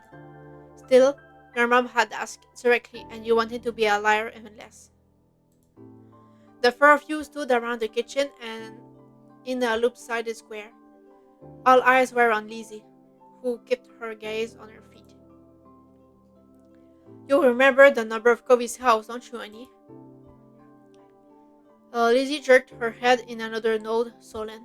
Without further prompting, she stepped forward and she began to yell. Mom reached over and pressed a button on the base. Suddenly, you could hear the phone ringing. She turned on the speaker. The phone rang a couple of times, Welcome, then, Kaki observance. then stopped. Mr. Holden's warm voice came through the other end. Evening, Holden residents. Lizzie looked over at Mommy, unsure. She nodded encouragingly. Hi, Mr. Holden. It's Lizzie. Can I talk to Covey? Absolutely. Lizzie laughed. What a surprise! But of course you can say hey to the boy. He sounded cheery as usual, though definitely meant it when he said it was a surprise. You thought you talked hard, and you were sure that your sister had never called Covey's house before. Mom spoke up before Miss Holden or Lizzie could say anything more. Her arms were crossed over her chest, her lips pursed. Hi, Cliff. Noelani, Cridley, and I are. Wait. Hi, Cliff. That's his name? Anyways, Noelani, Cridley, and I are here too. Good evening. We are sorry to bother you so late.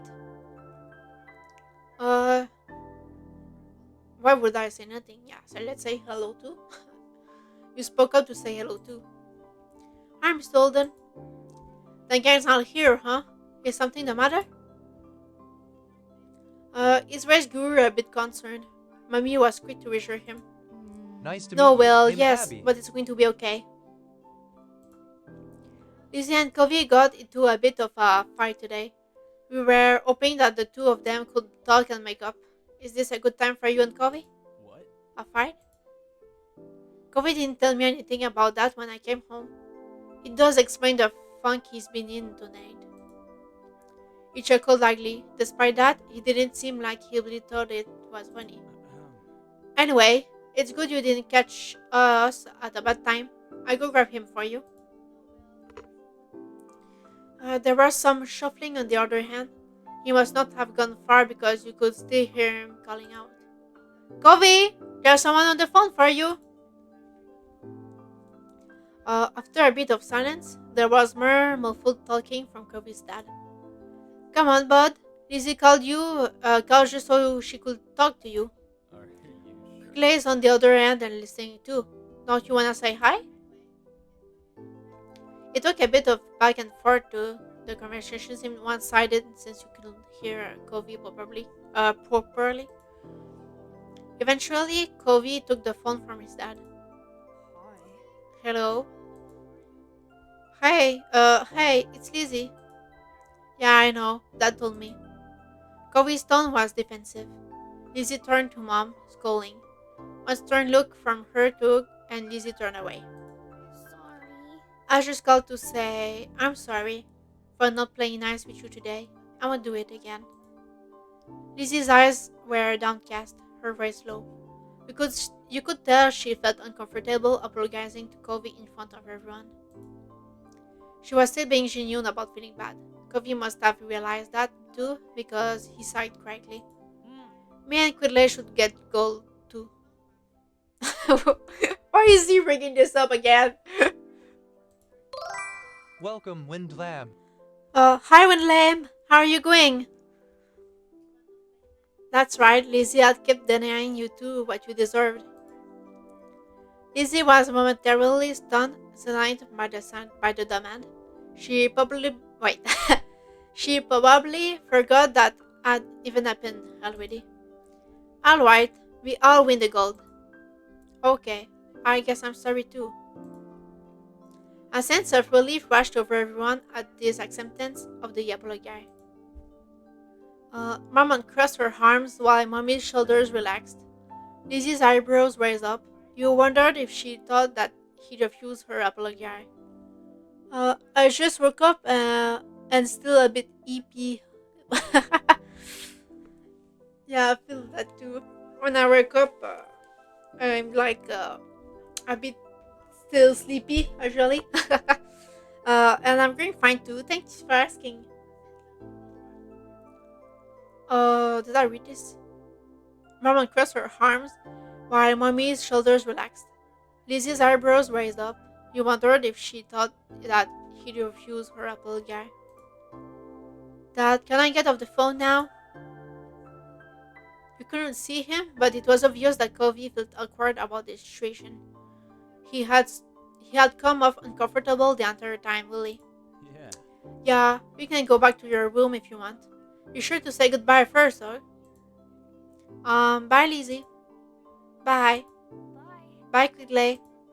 You perked up at the mention of your name. You smiled, even if he couldn't see it. Bye, Covey. With that said, Covey must have handed the phone to his dad and left, since Mr. Alden spoke up. That's All's well that ends well, as they say. Thanks for arranging this. I'm sure he appreciates it. As Mom replied, Lizzie tugged on Mommy's hand to catch her attention. Can I go now too? Good job. Sure, sweetie. Thank you very much for apologizing to Covey. Mom flashed a brief smile at Lizzie and nodded her agreement. Given permission to leave, Lizzie scurried off towards the stairs. She seemed to be feeling much better with the incident behind her. Mom and Mommy returned to the phone, taking it off the speaker. They continued talking to Mr. Alden. You couldn't tell what about. You were glad that was the end of it all. Lizzie and Covey might not get along, and probably still won't, but they weren't mad at each other. Wait, but they weren't mad at each other anymore. Mom and Mommy weren't upset either. Everything was finally back to normal. With that thought, you retreated to your own room with a spring in your step. Long day. It was another scorching summer day, the kind where no sooner had you finished up. Wait. It was another scorching summer day, the kind where no sooner had you finished one cup of water, you were already filling it up again. Everyone else had something on, so that afternoon it was just you and Shiloh. This didn't happen much, especially since Covey had arrived. With Lizzie around, Shiloh looked to you for all the answers.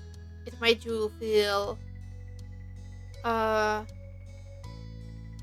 I don't know. uh, well, if someone would always look up to me for everything, actually it will make me kind of shady because I'm not good at making decisions myself. So I would be like, no, don't look at me. Ask someone else. So yeah, I will be kind of frustrated.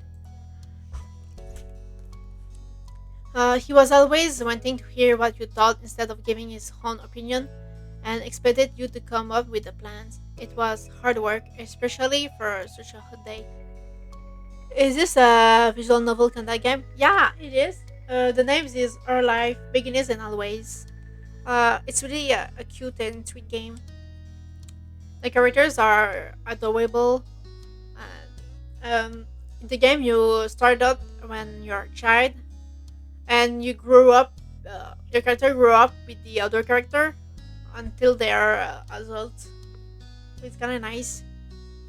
Right now, I'm still on the elder step of when I'm a child with the other characters. It's really a cute game. I read that. Okay. You drained yet another drink and thrown at the empty vessel. Your thirst was gone, but you still craved something icy cold and refreshing. Something sweet, something like. Uh, I like every every one of them. But I guess I go with ice cream. So it's good. I should maybe do a little resume of the game of what I did actually. Up until now, in the game, I meet the dad of the character's name is Covey. I met his dad.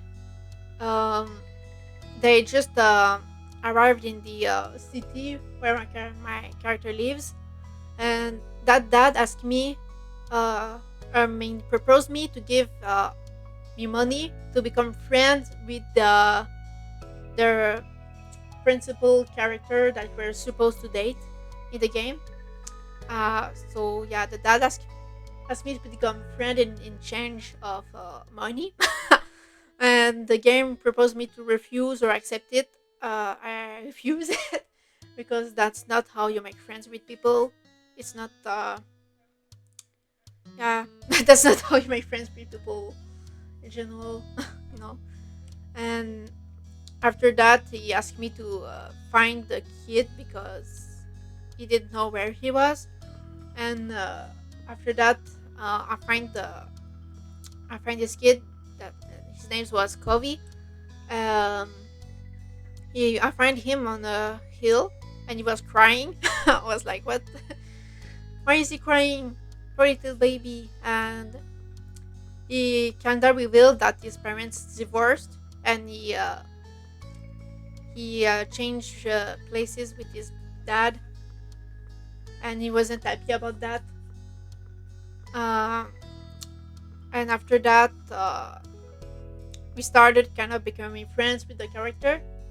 Um, we got to our place. We played with shells and things like that. After we went to a park, and my character has a sister. The name's Lizzie. Uh, so we gathered all there at the park. Um After that, I went on a little shopping with Covey. Uh, his balloon popped out. He got a balloon and it popped out. I tried to give him mine, but he didn't want it.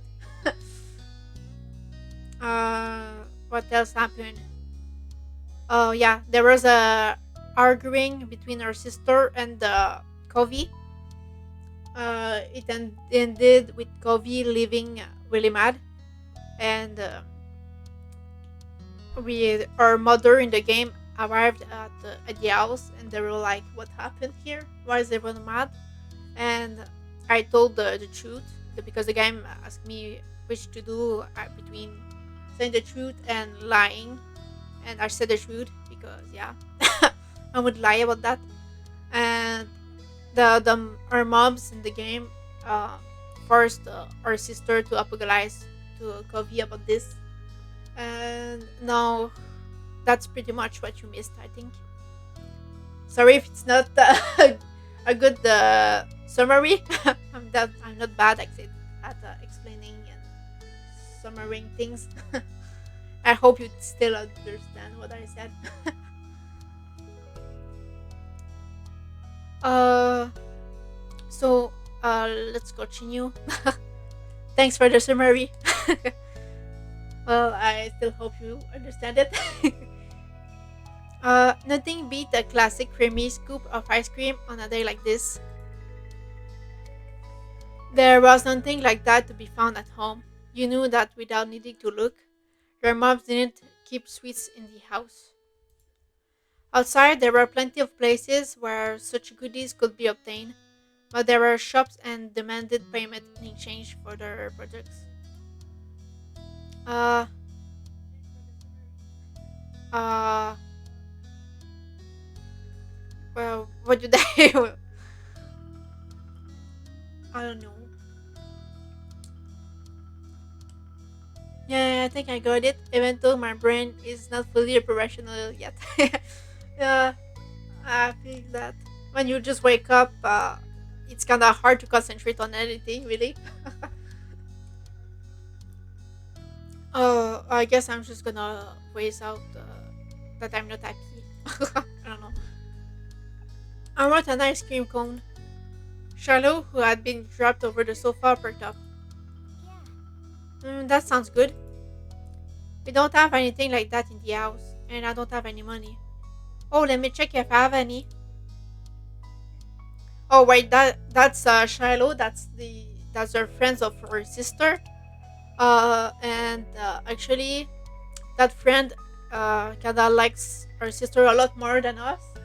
So when it's just my sister and her friend with me, all three together, we are kinda like the third wheel. We are like left out. Yeah. How nice. Shallow rummaged in his backpack and proudly produced an assortment of coins, plus one stray button. You set the button aside and counted the coins in the neat piles. Just over $1. You announced this to start to wait. Let me start this over. Just over $1. You announced this to Shiloh. He had almost certainly come to the same conclusion, but he'd been watching you expectantly. Uh, it's a start. Let's not get discouraged. Shiloh beamed at you. We'll need to find some more. Okay. The two of you lifted couch cushions, stuck tiny hands down deep crevices in the sofa and under furniture, and scoured the back of drawers. Most of what you found was useless or gross. Bent paper clips, fluffy wisps of dust, or sandy crumbs, but every so often one of you would strike silver or bronze and add it to the growing pile of coins. Dusty and shriveled from checking every room and squinting into every tiny nook, the two of you finished pulling your finds. Shallow held his breath as you counted the coins once again. I kinda used to do that kind of stuff when I was a kid. When I really wanted something, I kinda look everywhere in the house trying to find little coins, little dollars there and there. Yeah, I kinda did that when I was a child. uh, did I read that? Dusty and Dusty and shoveled from checking every room and squinting into every tiny nook. The two of you finished pulling your finds. Shallow held his breath as you counted the coins once again. $2.53 and two buttons. You didn't know when the second button had decided to join the party, but you were too pleased with your successful haul to throw it out. Um, Is that enough? You figured he knew the answer without looking to you for confirmation, but the thrill of your success and the reward that would follow cancelled out any other feelings you might have had about that. Yeah, you could now afford something at the shops. Just one thing, but that was infinitely better than none. Shallow clapped his hands. Yay! The two of you dashed outside. The promise of sugar rode you onto your destination where, breathless but happy, you stared at the overwhelming number of options. You knew what you wanted, but it wasn't just you who had contributed to the funds to get a treat. He seemed to notice your pose. Aren't you getting an ice cream cone? Shallow asked as though he was entirely separate from the decision, rather than someone with a stake in the outcome. Do you mind? Shallow cut his head to the side. It was your idea. You should choose. Uh, but I mean, you participated, you know? You should have it too. Are you really sure it's okay? Yeah. Really? Really? Please, you bought the dessert you logged for. Sweet success. Okay. Finally, the reward for all your hard work was in your hands. You lapped at the soft ice cream. The sweetness spurred you up. You held it out to Shiloh so he could take a turn. He shook his head. You can finish it. We can finish it? What do you mean I can finish it? Why do all of these characters in the game arise refusing me when I try to give them something? Oh my god. If I give you something, just take it. He didn't want any? After everything he did to help get it? That was weird. Uh, no, let's try to include him. Even if Shiloh said it was okay, every story you'd ever seen on TV or read in a book said that sharing was caring. You stood your ground, even as the treat started to trickle dangerously towards your fingers. It's only fair that you have some. We both bugged it. But you wanted more than I do, and getting to play was a lot of fun already. So you can have it. That's more fair. It's not fair. Stop refusing it and take it. Oh my god. You had it out to him. I want you to have some even more than I want to finish it. So eat your part. Relenting, Charlotte took the treat and gave it a taste. His eyes lit up. Thank you. It's really good, thank you. You smiled, pleased with your good deed. You picked the best one. Did he mean that? Shallow was always nice no matter what happened. Even if he hated it, Did you know you you knew can he pet me? wouldn't Check say out no. the pet cafe. Say so, I mean. Maybe he thought it was gross and that's the real reason why he didn't want to take some. You had no idea. You studied him as he ate a little more. He had every appearance of enjoying himself, still weird. The two of you began to head back home as he ate. You walked side by side on the shore in silence, while your thoughts kept drifting to the boy beside you. Why didn't he speak up for himself? It was almost as if Shiloh didn't know how to say what he felt, or was too afraid to. Uh, yeah, are you scared of me or something? Shiloh opened his eyes wide, seemingly caught off guard by the blunt question. No way! But you don't tell me things, like what you want to do or what treat we should get. That's not 'cause I'm scared. It's 'cause you have better ideas than I do. Well, you don't even speak them up. How would you know if it's not better? Unfortunately, this was yet another thing you couldn't entirely believe Shallow on. You hoped it was true and that he really did feel okay around you though. Shallow made you unsure about setting a label on the experience of spending the afternoon with just him. There had been good times and there had been confusing ones. You were positive of one thing, at least. The treat was delicious and that was nice.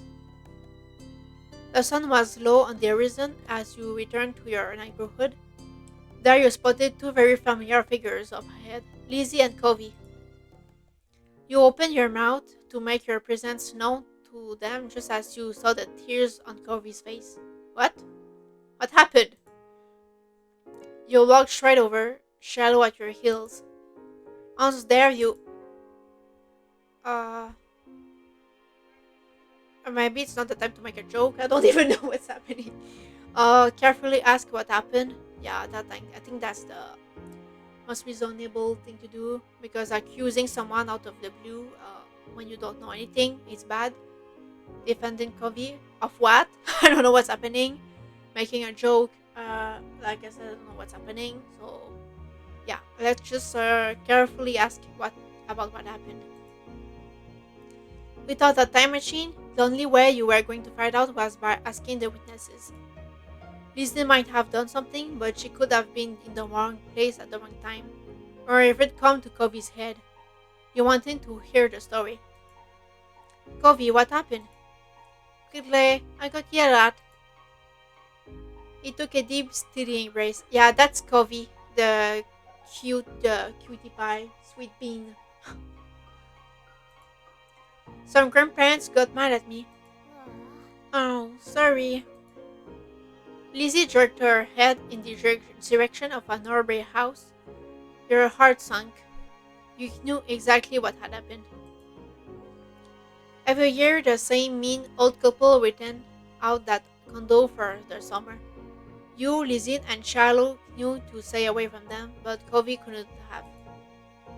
They were like that with everyone. Even your mom struggled to find anything nice to say about them. But the elderly pair particularly took offense to kids.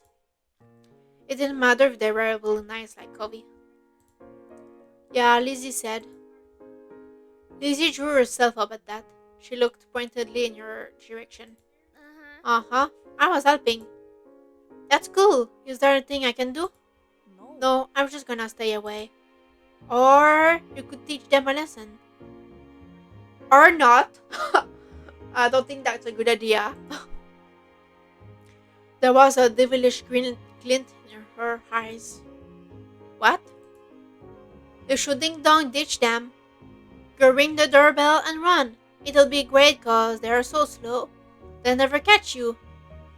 Yeah, no, that's a bad idea. Let's not do that, okay? It's just gonna put fire. No, I mean put oil on the fire. So no, that's dumb. I don't wanna to go near them ever again. Yeah, Kobe's right. Let's go. Let's not go. You're Let's just saying not do that that. 'cause you're a You're saying that because you're a clock chicken. Oh my god. Oh god. Kobe glared but didn't take the bait. Lizzie turned to you. You're not a chicken, are you? Uh, no. uh, you'd rather just avoid them, yeah. You looked at the house. Behind those closed doors lurked two beings, rich in years but poor in patience. Maybe they deserved the retaliation, maybe they didn't, but that punishment wouldn't be coming from you. It was safer to stay far away from them, especially since Covey took their outbursts to heart.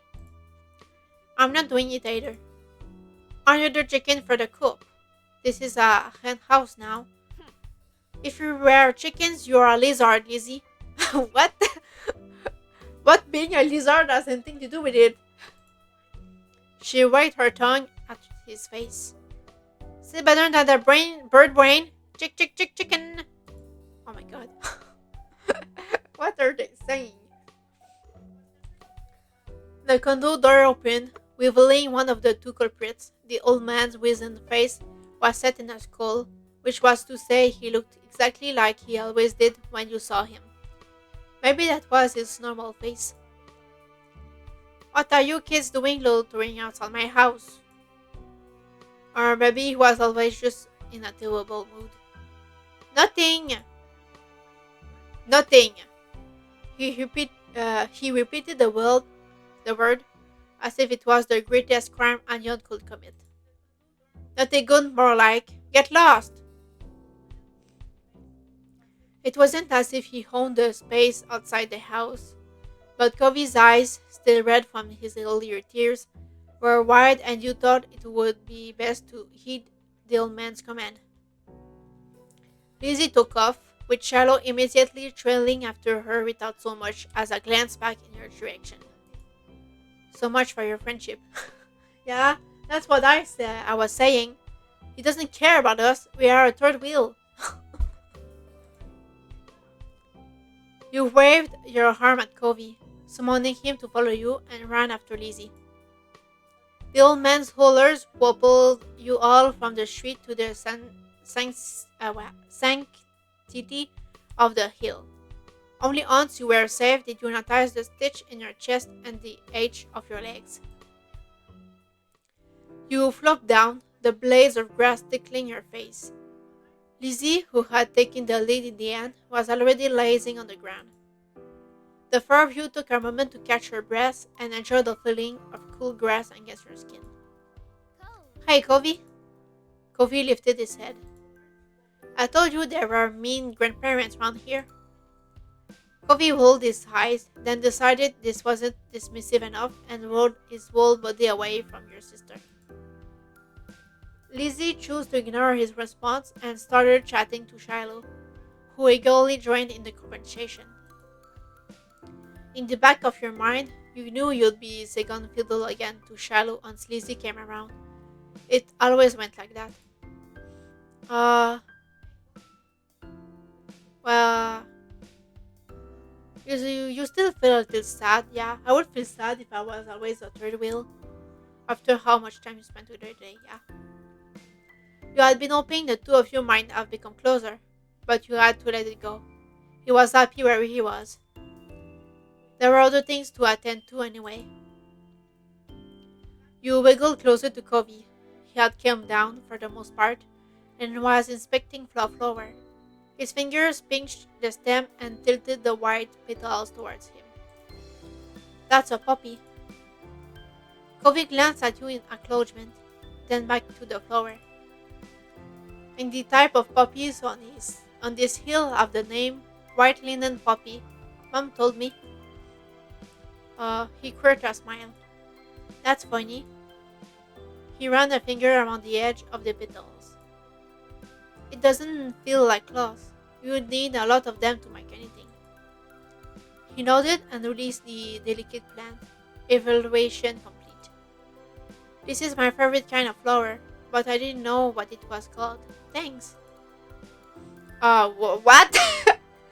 uh, there's too many, um, uh, okay, there are all flowers. I like roses, buttercups, I don't know, snapdragons, I don't know, peony, sunflowers, and yeah, sunflowers are nice. Tulips, orchids. Oh yeah, I really like orchids. I have actually my whole family are in love with orchids, and I always have a lot of them everywhere in my house. uh, I don't care about flowers now. Let's not say that. Yeah, orchids. Those flowers are super fancy and come in all sorts of colors and stuff. Some even pretend to be like bugs. They do? Yep. They trick little bugs by looking like one. Wow, you know everything. Not everything, but thanks. You moved in onto your back with a small smile and looked at the darkening sky. The blanket of clouds reminded you of a thick throw you curled under on cold rainy days. You wondered if the clouds would be as soft. They lazily floated on by, splitting from each other, merging and morphing into new shapes. Uh, you saw a dolphin, you saw a car, you saw an alpaca, you saw a smiley face, you saw cloud shapes. No, let's saw a dolphin. We're on the beach after all.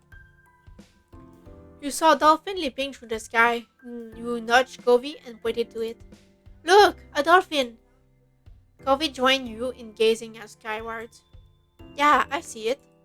Really? Mm. No, but I like dolphins. What? What did you say you saw it then? Hey, he chuckled at your reaction.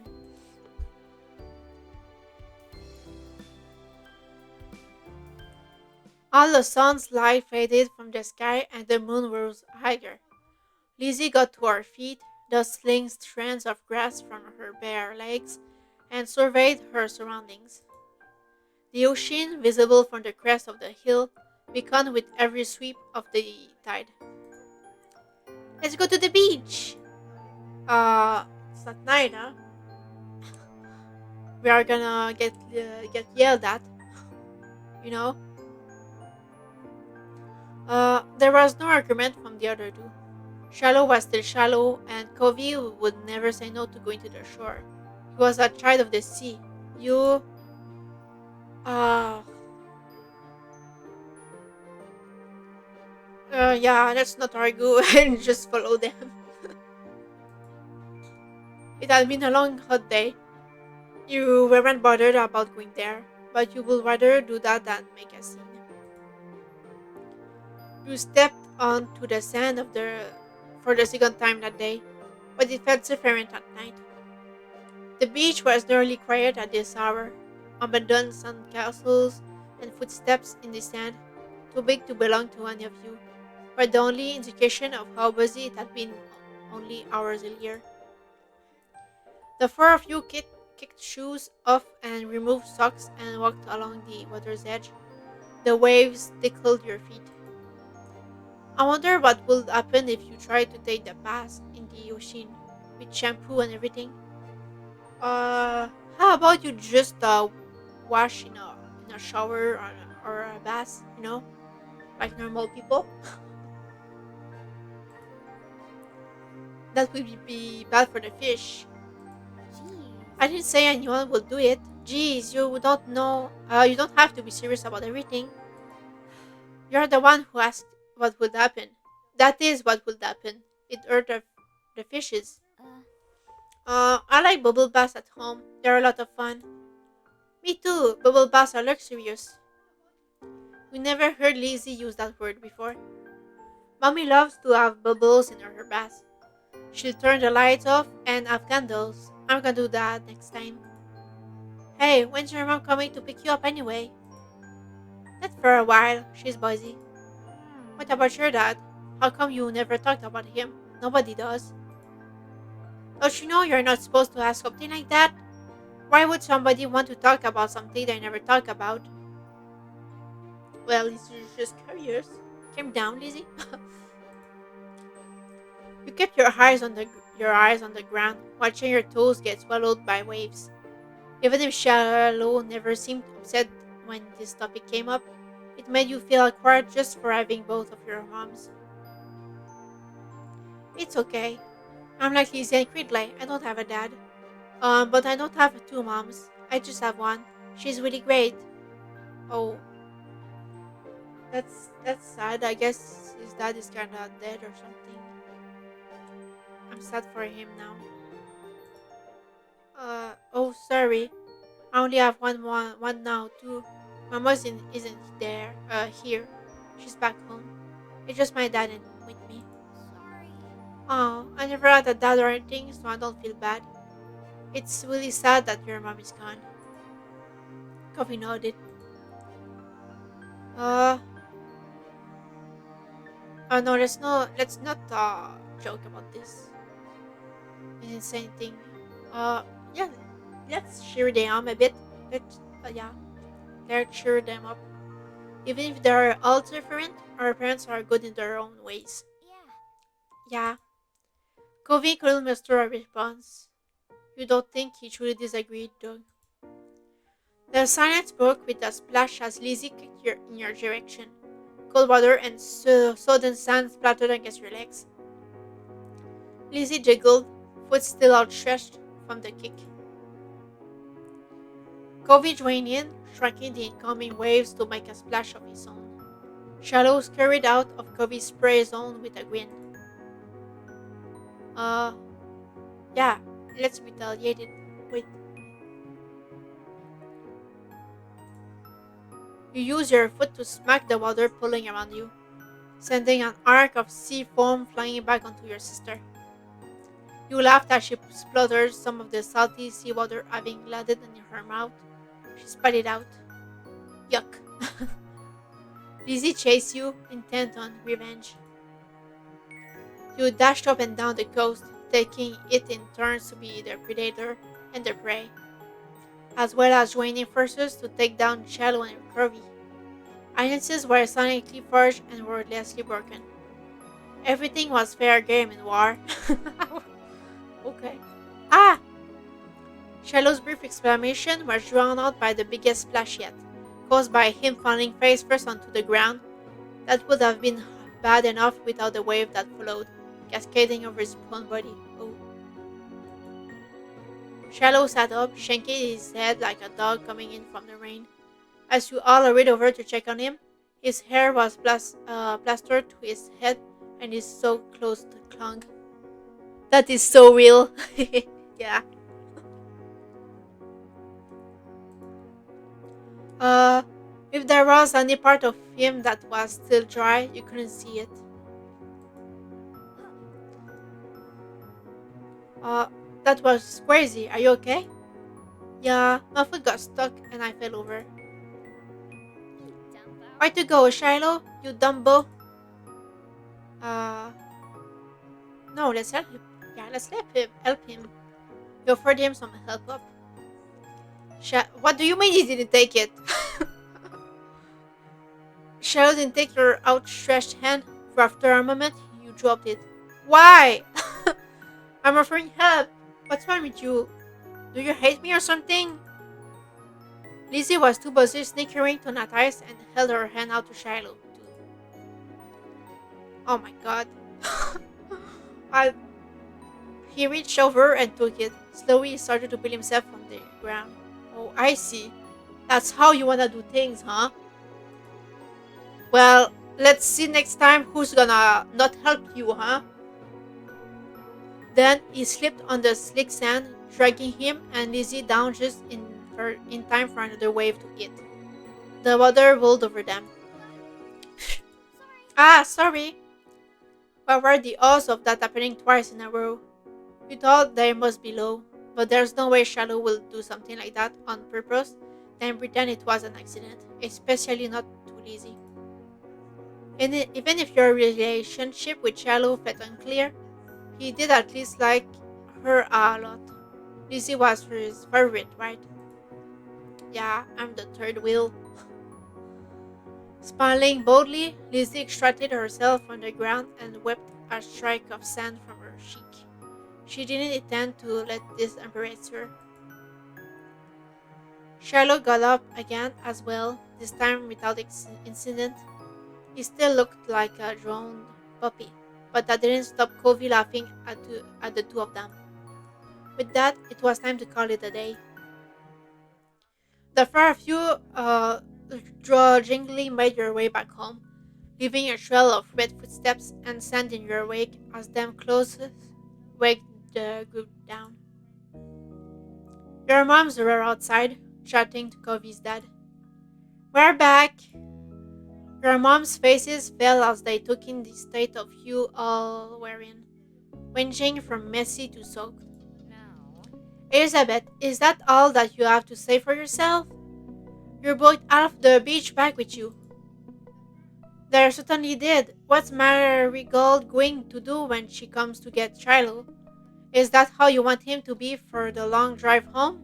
Cold and filthy? Lizzie's expression turned sulky over the scolding. Being the oldest could be fun, but it also meant she was the first to get in trouble when something went wrong. Mr. Holden, on the other hand, chuckled as he ruffled Covey's matted hair. You've been out making memories, Bucko? Bucko. Okay. I'm glad you had a good time with your friends. Covey used his slightly moist cast arm to push his dad off. Mr. Holden's eyes widened when he noticed even that had gotten wet. Now he was worried too. I think they could have found a less risky way to spend time and had just as much fun. That might be right. Kids, what can you do? Come on, Covey. Let's go get you cleaned up and dried off. We don't want that cast to Easy, have to be ZZ. reset. Covey winced at the thought. Okay, that a boy. Stolden casually bent down and plucked Covey up from the ground, ultimately holding Covey against his chest.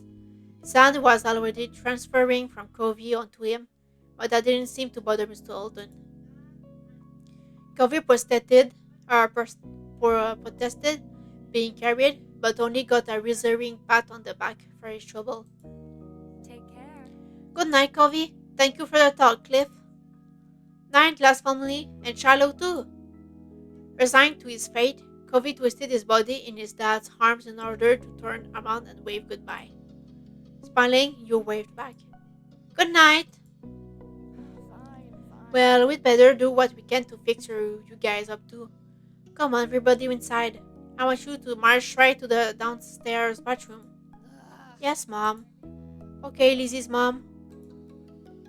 Don't worry about stopping to wipe your feet on the mat this time. That won't do much good night. Good tonight, I mean.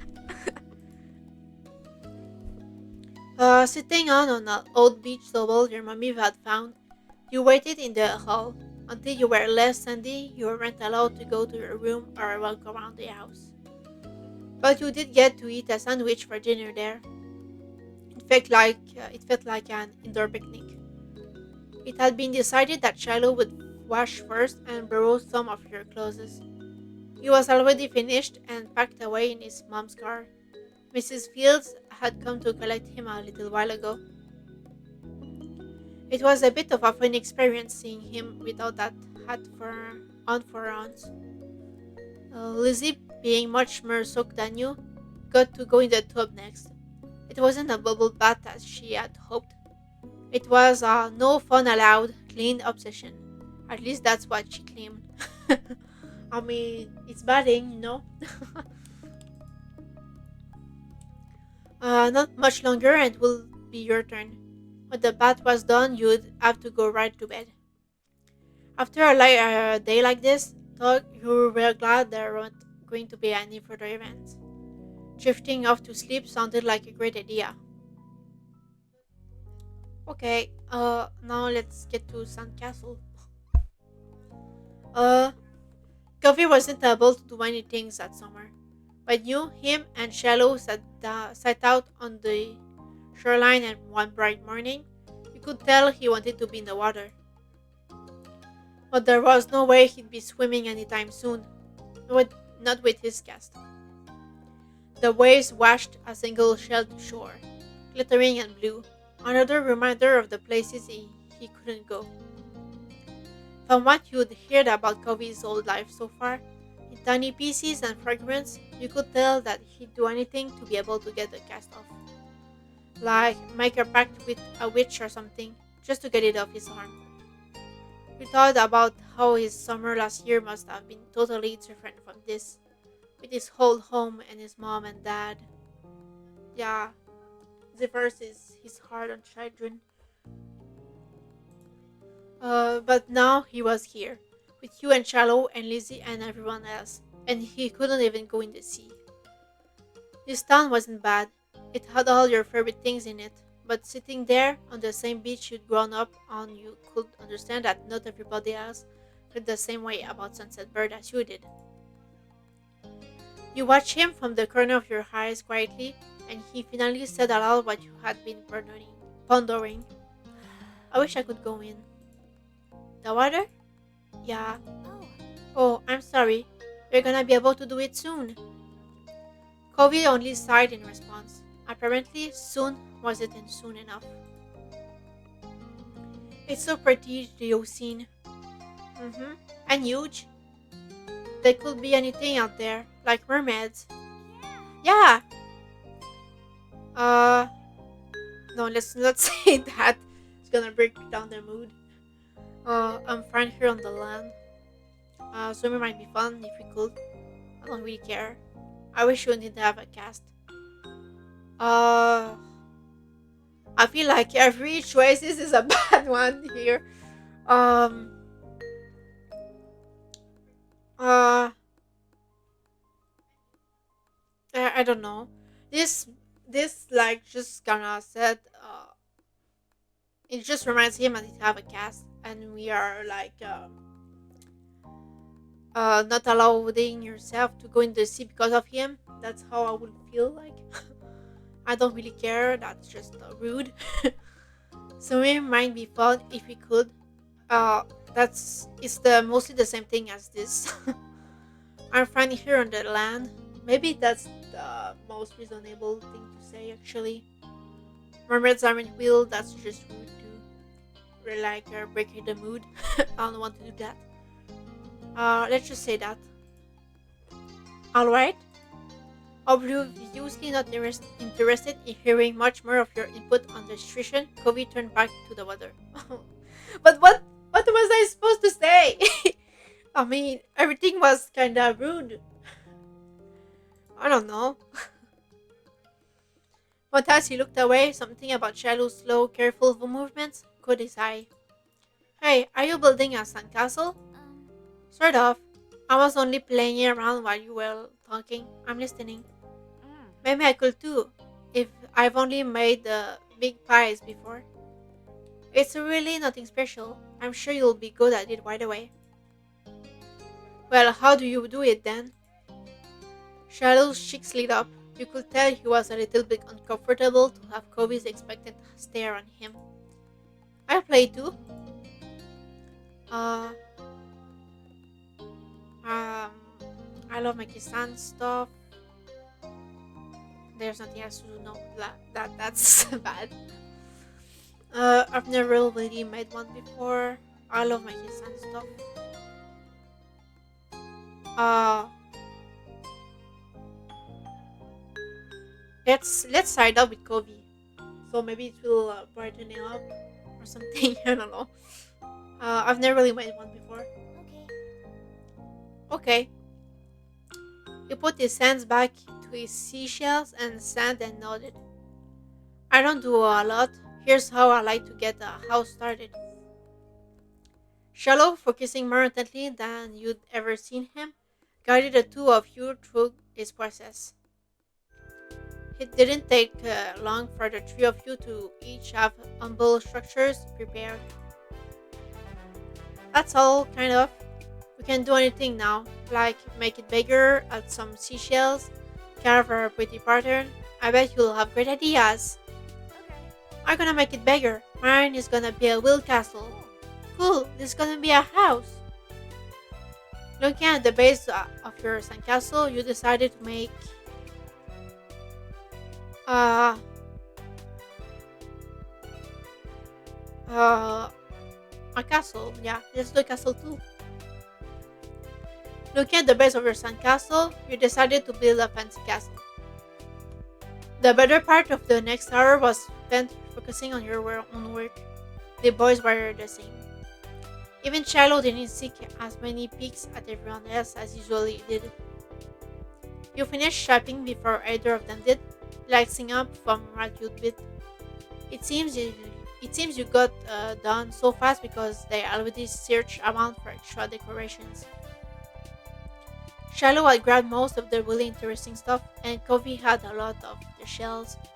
But there are still options. The first thing you reached for was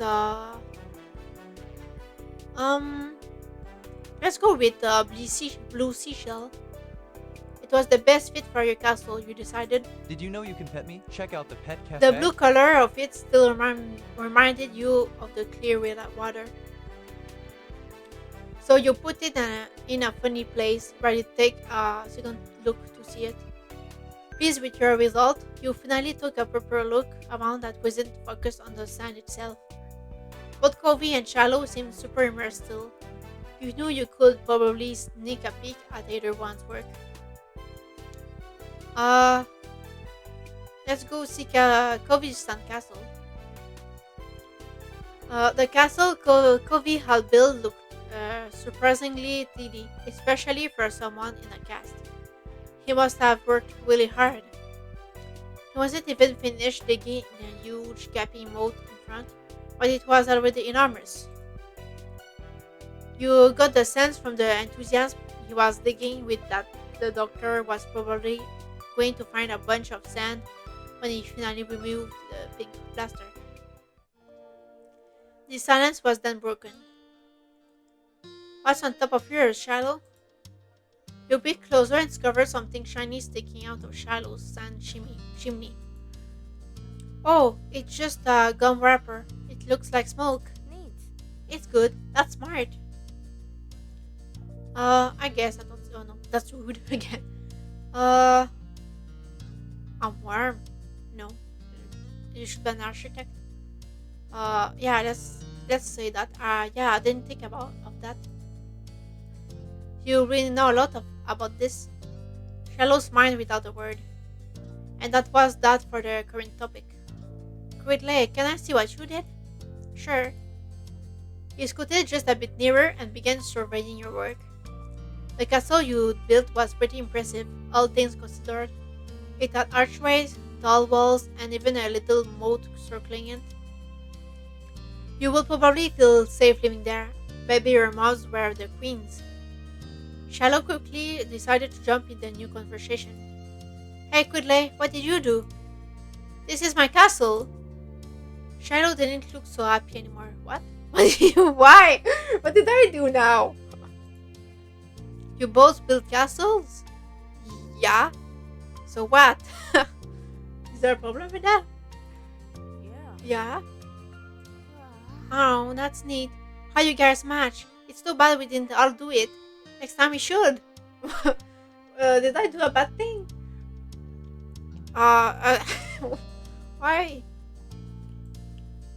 Wouldn't that be boring? What did we do wrong? Yeah. I don't know. I just wanted to build a castle. Wouldn't that be boring? If something is the only one of that thing, that makes it special. Yeah, for some castles and stuff. People too. My dad always says how everybody is their own man. I will live individual. I don't know why, but I feel bad. I feel bad about being a about doing a castle. Oh my god. I don't think I'm very special.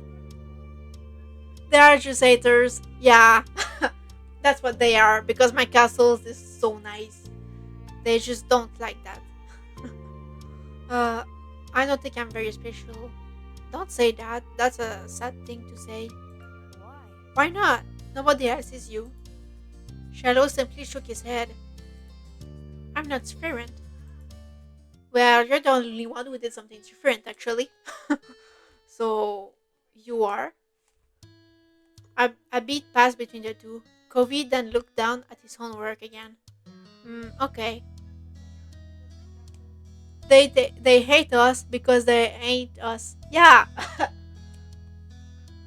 you are too amazing for them. Okay. He didn't seem to be bothered leaving the disagreement hanging there. Covey had other things on his mind. My dad tried to get me to make sandcastles the first time we came to this beach. I didn't want to. Covey trailed off. Again, there was another moment of silence. Shallow shifted and opened his mouth to say something, but Covey spoke up before he could. You didn't think he noticed that Shallow was going to talk. Hey, do you know what happened when your mom met my dad quickly? No. I wasn't there, so I don't know. You waited to see if Shallow would say what he wanted to. When he didn't, you considered Covey's question. I wasn't there. They didn't tell me. And just remember what happened when I met your dad. Mr. Holden had been a weird stranger with then. Well, he was still kind of strange. No other parent acted like him. Yeah, he tried to pay us to be friends with Covey, so that is kinda weird, you know. You don't pay people, random child to become friends with your child, you know. You don't do that. But you knew him better at this point. Now that you thought about it, it made a lot of sense that Kobe's dad talked out to him about people being unique. You were pulled from your thoughts when Kobe continued. Oh. Oh, well, I was there. I don't think my mom has met your dad. Yeah, I'm pretty sure she hasn't. Clay's parents and my dad meet the same day I met him. I'm gonna say what happened. Shallow frowned to himself, ducking his head. His hat cast a shadow over his face. You could still tell he was upset at not being included in Kobe's choice of topic. Uh, Ah, okay. That was kind of boring for him, though giving people their own turn to say the things they want is important too. Uh, no, let's try to bring Shallow into the conversation. I think Shallow wants to talk too. Huh? We were talking just now, why just not right now? I'm talking to you. He can listen. Why are you being so rude all of a sudden, Covey? Bring him into the conversation. What? Shallow's expression barely flickered at the words. He still looked put off. Well, like anyone would be. I mean, that's rude, Covey. Covey continued like the interruption hadn't happened. He was determined to tell the tale. When we moved here, we didn't bring a lot of things with us. Only some stuff that would fit in Dad's car. We didn't even get a moving truck.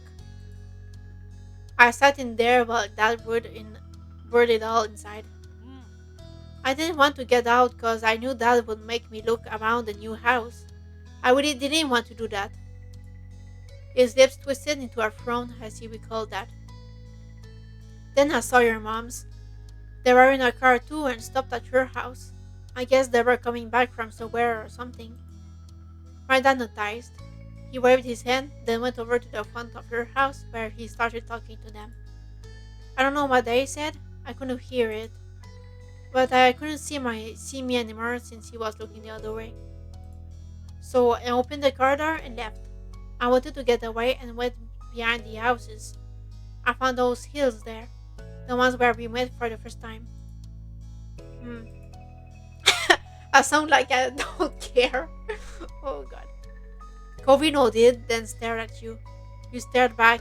He didn't go on to say anything more. Aren't you going to finish your story? Oh god. After telling him to stop talking, now I'm asking him to continue. Kobe's brow wrinkled, like he didn't understand why you were surprised. Huh? That's all that happened. Uh, I won't say that. He's gonna get mad at me. So no. Uh, I won't say that either. That's rude. That's rude. Okay. Rude also. Okay, it's like I don't care. Let's just say thanks for telling me. I guess because all the other kind of sounds rude to me. Thanks for telling me. You're welcome. Even if not much happened, you aren't gonna complain about knowing the story. Shallow's mouth twisted into a skull of disbelief, but he said nothing. Oh my god. We are an awkward group. Why'd you bring that up anyway? There was a slight shrug of Kobe's shoulders. Well. I was thinking about it because of the sandcastles. It made me remember when I moved to here. Dad showed me the beach first before we went back to the car to unpack. He was really excited about it for some reason.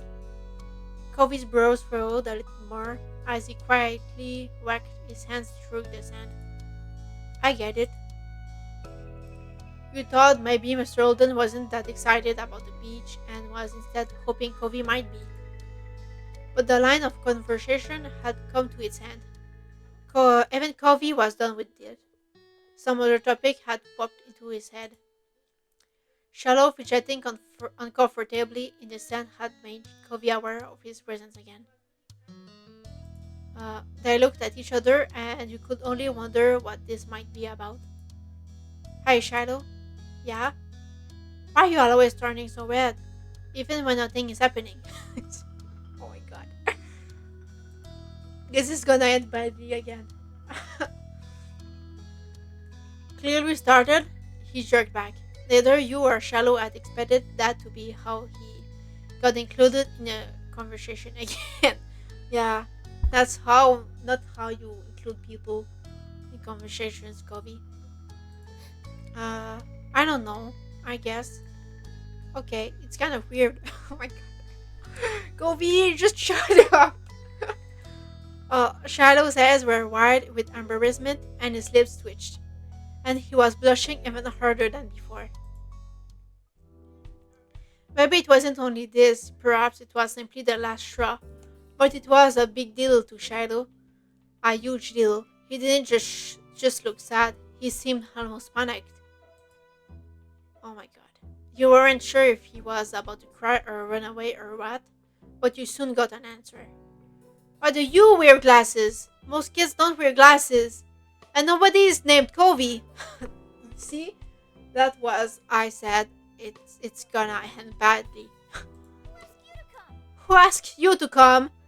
It was probably just your dad bugging Cridley's family some more cause you don't have anyone else who'll ever play with you. Oh my god. Those kids. uh, Um, um, Kofi blinked. The tension on the beach was suddenly uncomfortable in a way you didn't know how to laugh off. It didn't seem like the kind of thing he'd get upset about. Though you hadn't ever known what kind of thing would bother Shiloh. I'm sorry. Me too. I was just wondering. Are we gonna build more?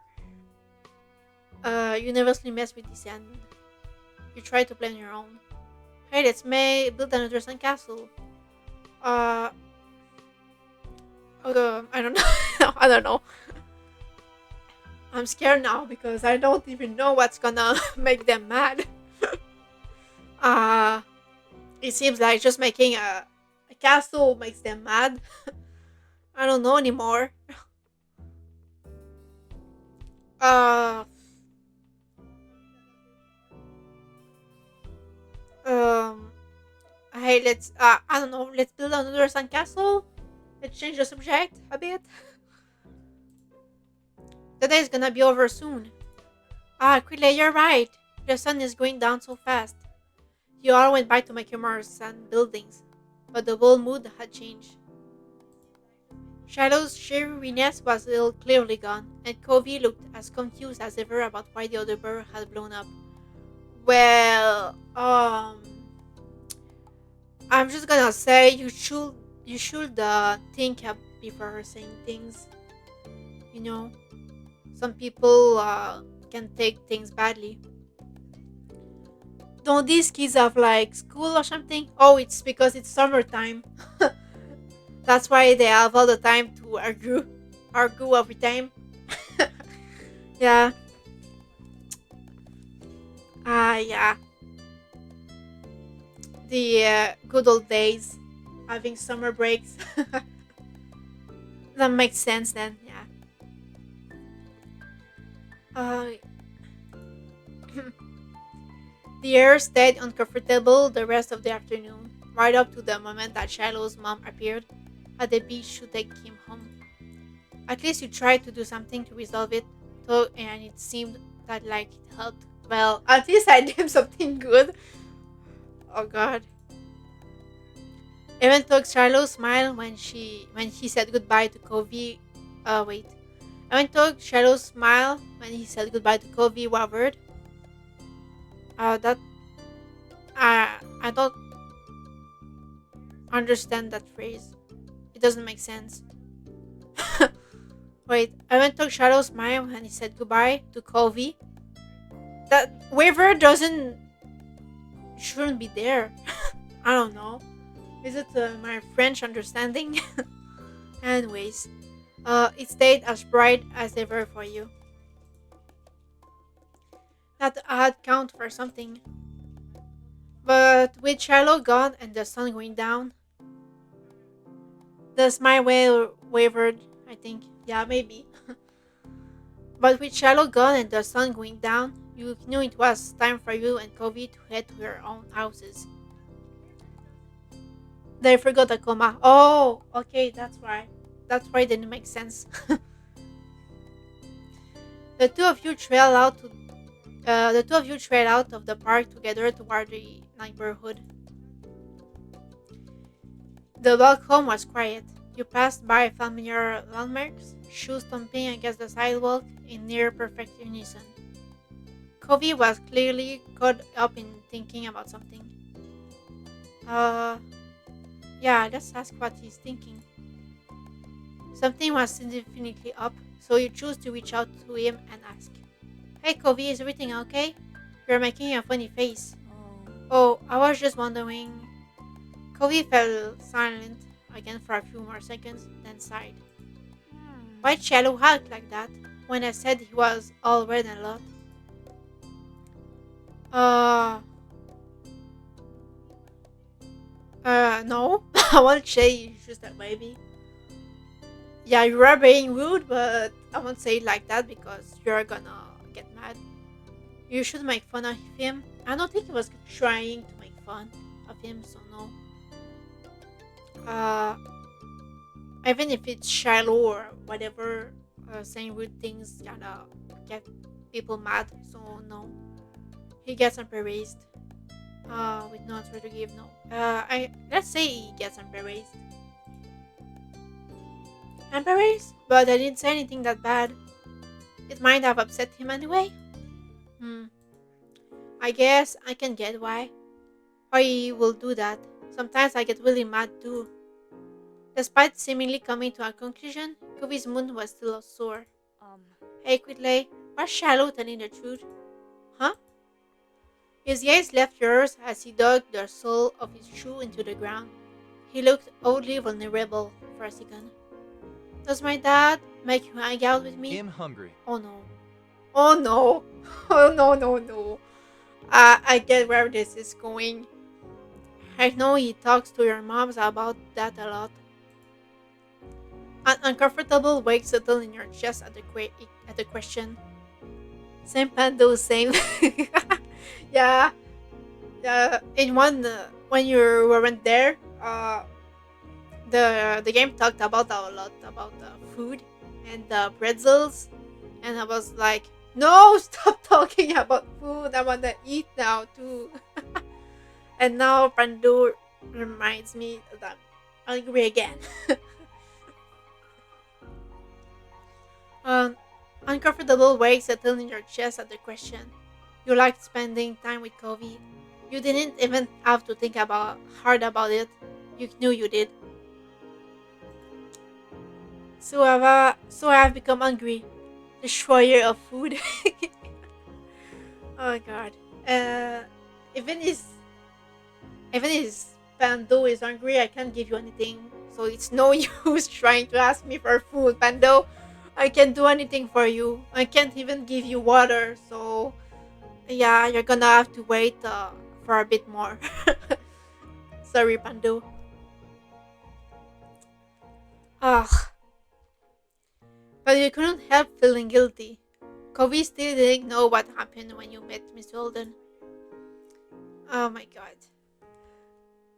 Uh, oh, but it's making me spend time with you. Well, your dad did try to do that. Your dad does do stuff, so you'll hang out with my family, but Shadow shouldn't have said that. Uh, you decided to tell him about how his dad offered you money. Oh my god! I hate this. I fucking hate this. I hate this kind of situation. Like, I feel fucking bad, you know?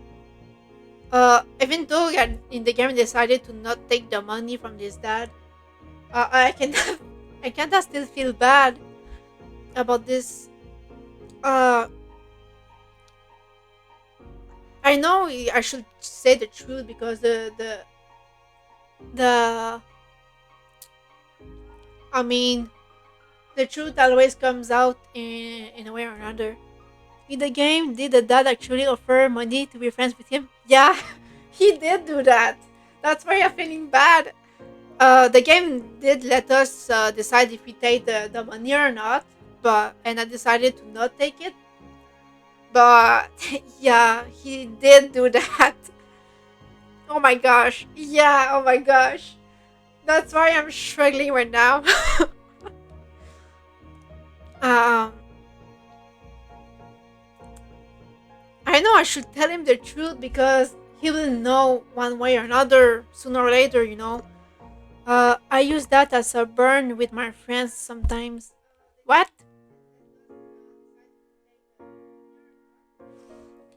What you mean?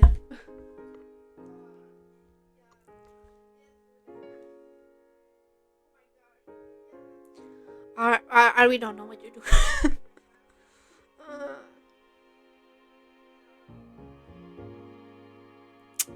ah, nobody's making me spend no time with you. That's a lie. No, that's not a lie because I didn't take the money. But when they annoy them, I tell them their dad needs to give me more money. Oh, okay. Yeah, that's the thing to do.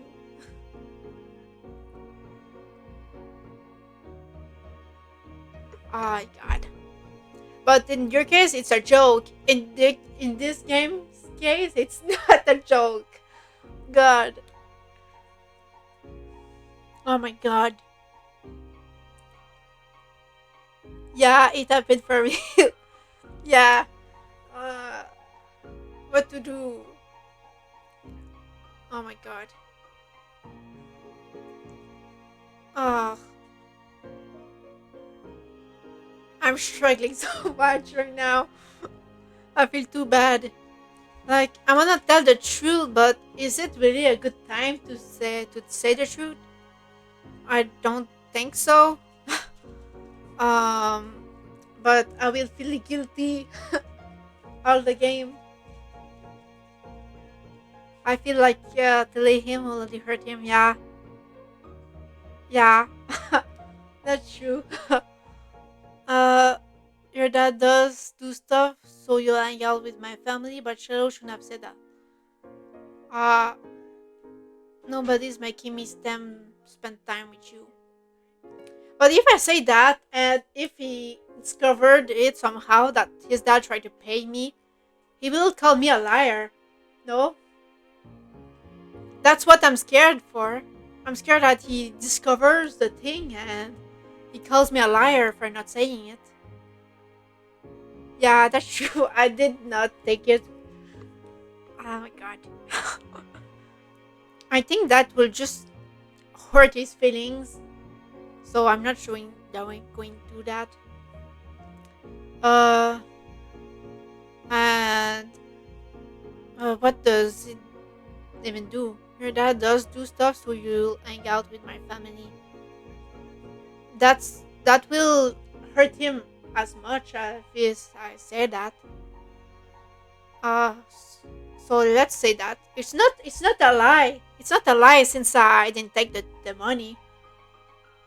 Nobody's making me spend time with him since I didn't take it, right? Yeah. Let's say that.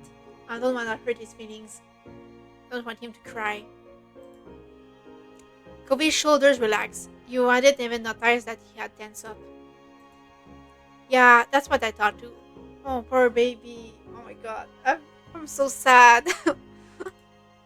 Anyway, I didn't think you were pretending. I just wanted to make sure it was okay. Is all. Thanks. Thanks for telling me. Why are you smiling so sadly like that?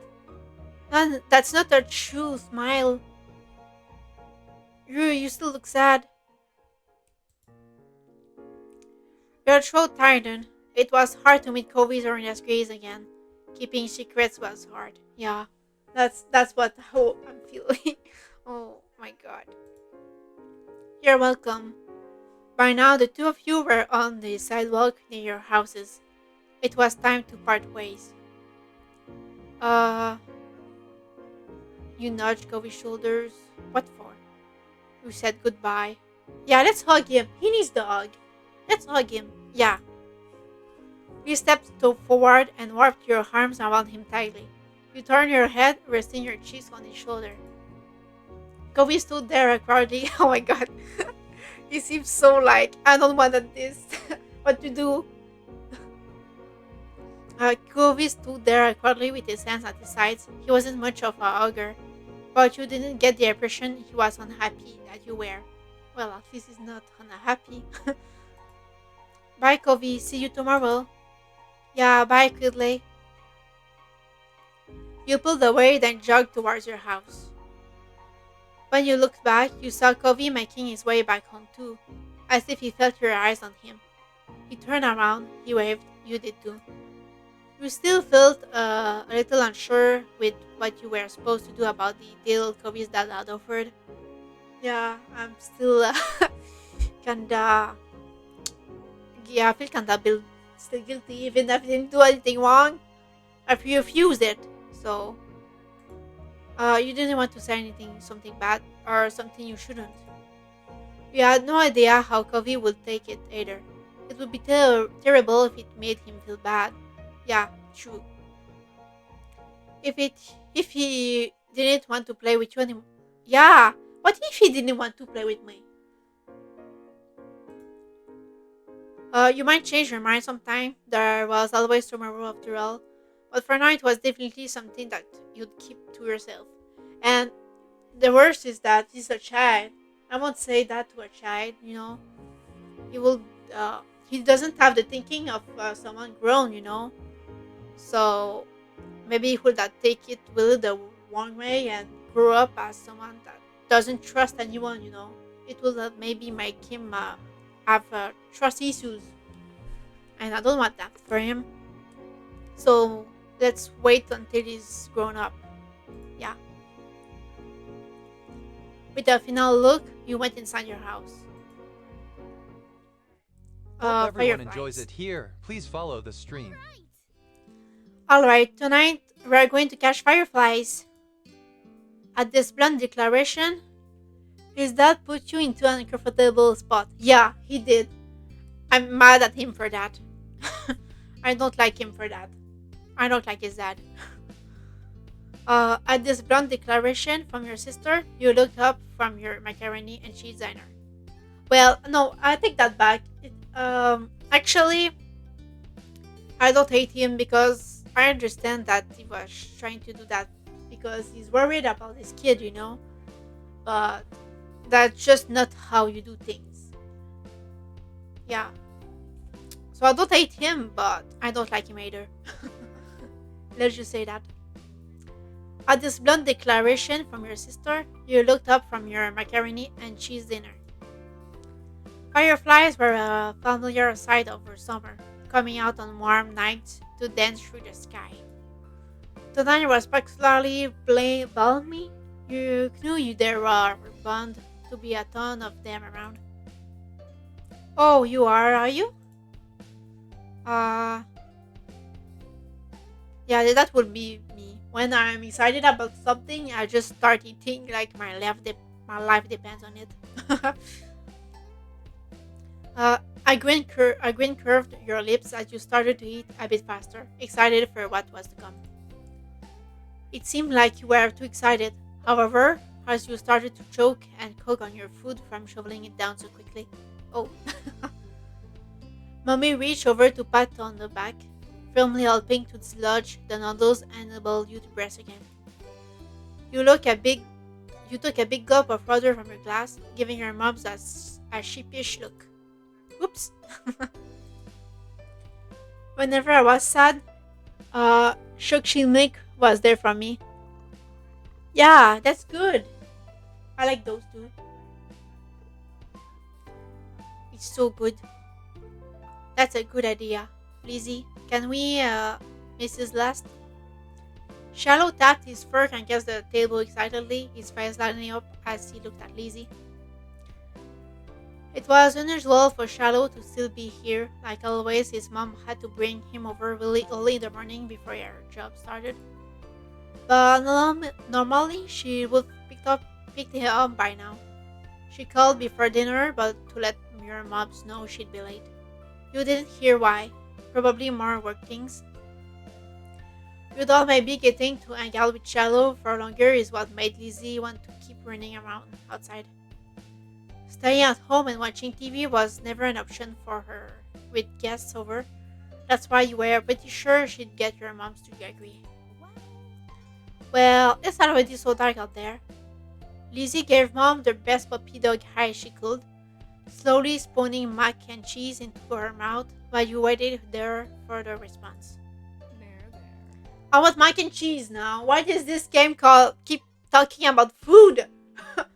I wanna eat. I think I'm gonna make myself some crab dinner after this. After the stream. Yeah, I'm gonna do that. I wanna have crab dinner after. Let them go. Nights like this don't happen every day.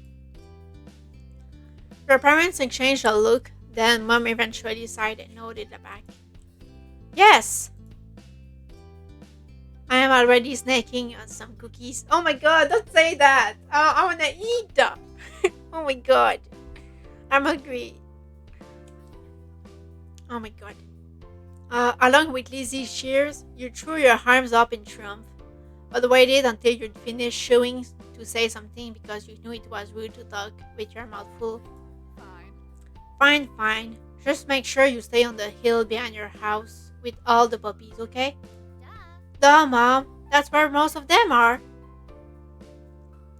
The idea had only just been planted in your head, but already you could just picture all the glowing lights spread out in front of you, like the fairies from the bedtime stories Mommy read sometimes. All too quickly, it became a race to see who could finish their food first. No checking on that dinner table now. That's right, if someone died, we'd have to cancel the Firefly trip after all. Ah, okay. I mean, yeah. I don't talk about dying. I mean, to when you eat, that's not good subjects. Mom said it like a joke, but you knew they were both telling you kids to slow down. Shallowed it immediately. When you glanced at Lizzie, you saw her still eating faster than she should. Elizabeth, no one is gonna die. Sheesh. A knock on the door interrupted Mom before she could no doubt scold her sister. I get it. Your big sister jumped out of her seat and ran over to the door, pulling it open without even looking out the window to see who it was. Huh? You shifted in your seat to try and get a glimpse of the unexpected guest. Hi. Good morning, Covey. Your mommy had already walked to the door by the time you managed to see past Shallow's flappy hat. Oh, Covey! Hi, you're here? Covey smiled at your enthusiastic greeting, and you hoped Mommy would ask him to stay. It didn't matter why he was there. It meant he could join you all in catching fireflies. Then, for a few seconds, Covey said nothing. He only stood there and looked up at your mommy with a face almost like he was considering turning around and leaving. My dad told me to drop this off cause I guess he borrowed it from you. Covey took a familiar screwdriver from out of his large side pocket. Eyes now dropped to the floor. We left ours back home when we moved. Great, thanks. Bye. Thank you. Thank you. Here, why don't you come inside for a bit? Lizzie crossed her arms and lifted her chin. Covey shrugged, and Mom stood from the table too. I'll give your dad a call to let him know you got here all right. Covey shuffled fully inside, eyes remaining on the ground. Mommy closed the door behind him. Hi, Covey. Shallow gave Covey a friendly smile while waving by holding up his hand and opening and closing his fingers. Covey nodded in response. Must I remind you that you were in bad terms with Covey, and now you're like smiling and being friendly like nothing happened? Uh, anyways, you're not sure what to say now. could come outside with us if you want to. Covey, are you going to catch fireflies with us? Yeah, let's bring him into the firefly catching. We could see Lizzie eyeing you for mentioning the excursion to an outsider, but she's get over it. Kobe is not an outsider. What's wrong with these kids? Why are they always arguing or trying to, you know, what's the word again? Making them feel out, you know? Why do they always do that in this game? Um, you hoped Kobe would say yes. That way you wouldn't be the old one out with Lizzie and Shell anymore. Yeah, I don't want to be the third wheel. Come with us, Kobe. Yeah. I can do that. Yeah, you come. I've never caught one before. It's too bad he didn't have a chance before now. The fireflies went out when he first moved in, and there must not have been any where he used to live. No excluding people. Yeah, let's not exclude people. Let's bring everyone together. We can't go until after dinner. After she pointed this out, Lizzie walked back to the table and took her seat. There wasn't much left on her plate. Since this was very true, you decided to finish up your own stuff as well. Kobe stepped closer and eyed what was on the menu for your family's meal. Have you eaten yet? Yeah, my dad had, and I had. Wait, my dad and I ate earlier. What did you have? Eggs. Eggs for supper. Uh, okay, I won't judge on you. The clipped one word answer seemed to discourage Shiloh from asking any more questions. His eyes slowly wandered back to the last scraps of food on his plate. Our phone call with Kobe's dad must have ended because your mom came back into the room. Okay. Kobe, your dad said you can stay for a little while if you like, but he's going to come get you before it gets too much later. Sure. Fine. Oh, fun, this will be so nice. As you polished off the meal, you hoped it would be too. The three of you all finished eating shortly after, and Lizzie led the way outside. Remember, don't stray too far. It's fine, Mom. Shiloh tread so closely after Lizzie, he was nearly stepping on her heels. Kobe hesitated at the door. Coming? After a moment, he did. Bye. Bye, children. The two of you were a good 10 or 15 feet behind Lizzie and Shiloh by the time you walked outside. You pushed the door shut behind you, watching their figures get further and further away. You're so slow, Quidley. We don't have all night. You started to run when you heard Lizzie's voice calling you, but paused when you saw Kobe still walking at a relaxed piece. No, let's stay with Kobe. Let's not run off. Uh, you walk with him. Where you waved at him to hurry. Uh, yeah, let's tug him along. Let's bring him. Let's go. You reach out first for his cast arm, then corrected yourself and grabbed his other hand instead. Oh my god. I hope he doesn't think that's bad. He stumbled a bit at your pull, but went along easily enough after he got his balance. When you arrived at the hill with Covey in tow, your eyes widened at the beautiful sight. There were a lot of fireflies out, glowing against the backdrop of the dark sky. Lizzie was already standing on top of the hill, and Shiloh was running around near the middle. Wow. Shiloh took a moment to come over and welcome the both of you to the hill. Hi guys, it's really great out, huh? See how many there are? See how many there are? Yeah. A firefly danced through the air, landing on Kobe's sea green head.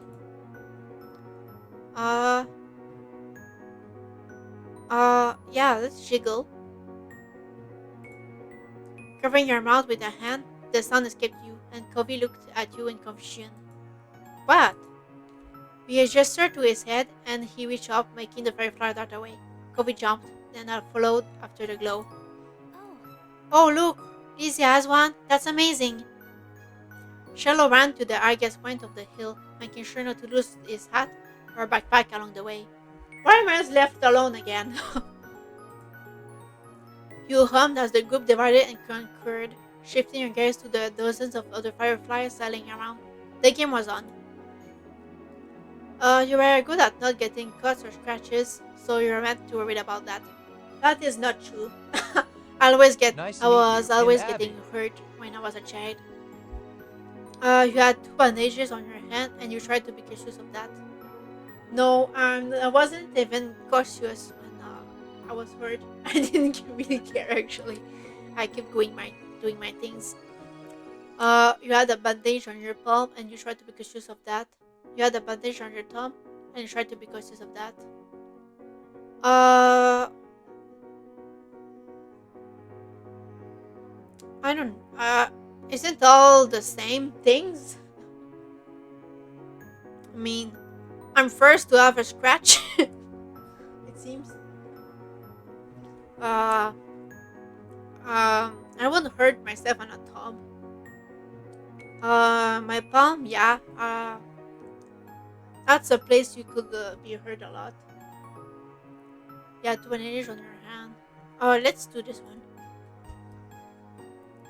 Spotting one close by, you approach it with assassin-like stealth, crouching down to make yourself seem like less of a treat. Slowly dragging one foot in front of the other, you crept up towards it, arms outstretched. You close your hands around the little glowing orb, careful not to crush it. The firefly landed on your palm, almost docile, and you stare down at your prize in delight. Its tiny legs tickled on your skin, and you jiggled at the sensation. Covey kept up with his own target, but when he tried to grab it, his pink cast waved awkwardly through the air, falling his efforts to clap his hands around the firefly. Wah! Covey watched it vanish into thin air with a dissatisfied expression on his face. You made that joke. Told him about the firefly you had. Uh, mm, let's not do our own things. Let's go with him. You made that joke. I feel he's gonna be mad if I made a joke about it. Told him about the firefly you had. I feel like he's gonna get mad because he doesn't have one, which sounds like I'm bragging. So, yeah, let's encourage him. You get the next one. Did we catch one? You nodded, and Covey gave up his hunt for the moment, coming closer and peering at the insect still crawling across your palm. You held out your hand, and he leaned closer, eyes widening a tad behind his glasses. Covey remained hypnotized by the little bug as he inched his hand closer to yours. Ultimately, he settled his fingers lightly over top of the ones you were holding open. It tinkled. Uh, no, let's not pull our hands away. Let's stay still. The last thing you wanted was to accidentally scare the shiny treasure off. Oh! The firefly, noticing the new connection, crawled up onto Kobe's hand. He quietly gasped. It worked! Oh wait, he remembered the choice I did with the bandage. That's nice. It worked. Oh, and the bracelet too. I made a trace about if I had the bracelet and which kind I had, and the image reproduced it. That's nice. Yeah, you got one. Kofi's lips turned up into a slow smile, and his eyes shined brighter than the bug. Thanks, Quigley. With a laugh, he gave the palm of her hand a friendly smack, performing an awkward low five. Startled by the extreme movement, the tiny light disappeared before you could even blink. Your firefly was gone. Sorry. Oops, sorry. Uh, you teared up. I won't start crying. You scolded him. I won't do that either. It wasn't intentional, so just forgive him. That's okay. Couldn't keep it forever. You're right. Right, bugs have to stay outside. Let's get another. You decided to sit on the grass and watch. No, let's collect some more. Uh-huh, we could work together. His face broke out into a bright grin. We'll get a bunch. With renewed vigor, you ran out into the hill. You're not sure how much time passed while you were in the thick of it. All you could focus on was the adventure at hand. No creature was safe from your grasp. At first, you tried to keep a tally of how many you had caught, but once the number grew higher, then you had no more fingers left to count with. You were having the time of your life, racing up and down the hill with the crash of the ocean and the sound of everyone's laughter echoing in the background. Quickly, this way! You followed the sound of Kobe's voice to the top of the hill, watching as he stretched his arms in front of him, reaching with his fingers and only narrowly missing the target. Kobe and you took turns trying to scare fireflies in the direction of the other. That's a good technique. You showed him some like techniques that you had learned, like how to cup your hands correctly, and he listened attentively before trying for himself. There were a few times when you almost ran into each other, giggling as you dove to the side at the last moment. Luckily, disaster was avoided each time. It was an overall huge success, with the both of you catching multiple fireflies each. Eventually, the fireflies began to thin out and your energy started to lapse. You decided it was time to call off the hunt. Kobe didn't complain. He breathed unevenly and his face seemed really flushed. That was fun, a lot of fun. You smiled at him boldly, happy that he had joined the activity. Well, at least he appreciated this one. I think it's the first time I saw him appreciate since the start. Yeah, it was.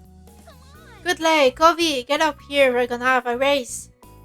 The shouting caught you off guard. It had been quite a while since you heard from Lizzie or Shallow. You glanced over to see them both standing on top of the hill again, Lizzie beckoning to you with quick hand gestures. If she was like that, you knew there wasn't much room for disagreement. Up the incline you went. From the corner of your eye, you saw Covey was coming as well. He didn't care for Lizzie a lot, so you thought he might be intrigued just by the idea of a race. Hi. Hi, Covey, you can't hold down the hill. You'll hurt your arm again. You'll be the fare free, we ferry, sorry, for the rest of us. That is, again, excluding him. Why do you keep excluding people, you guys? As Lizzie pointed this out, Covey froze in place. Oh, it was that kind of race. He frowned down at his cast. That was the second time it got in the way tonight. You meanie! Why did you do that?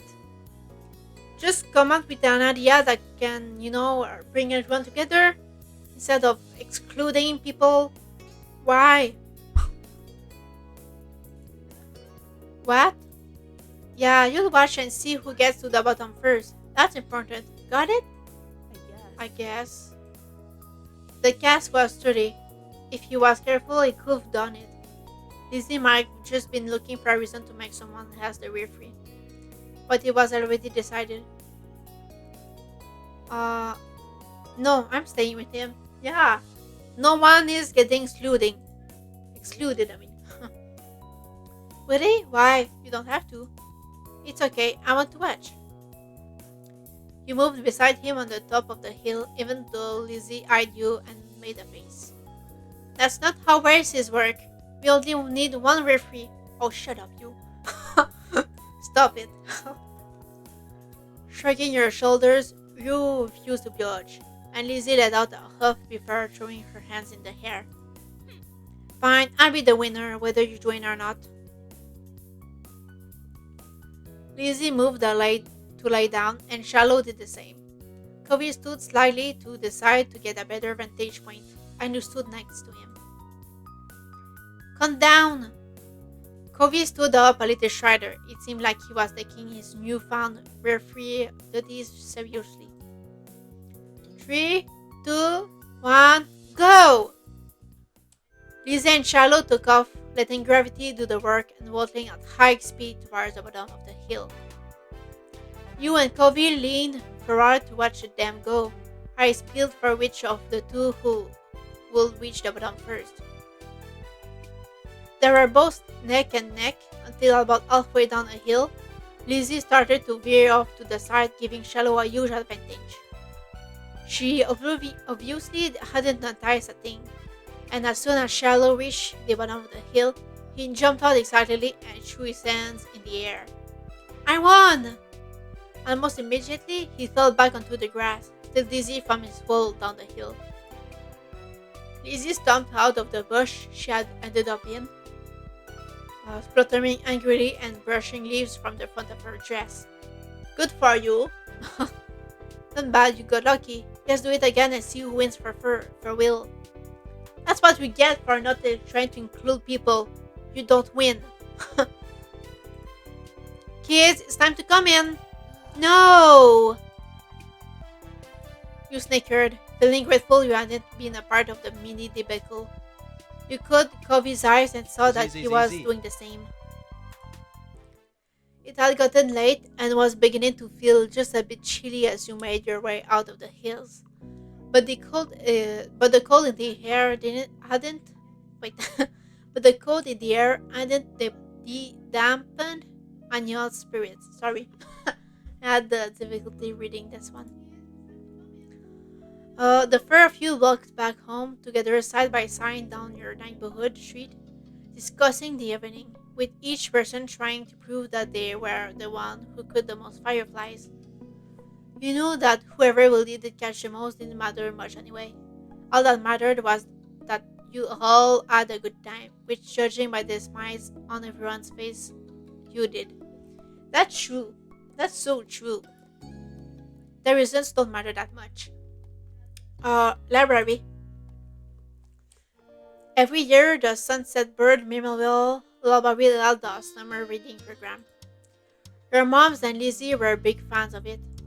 Mom and Mommy because it encouraged reading, and Lizzie because she could win prizes.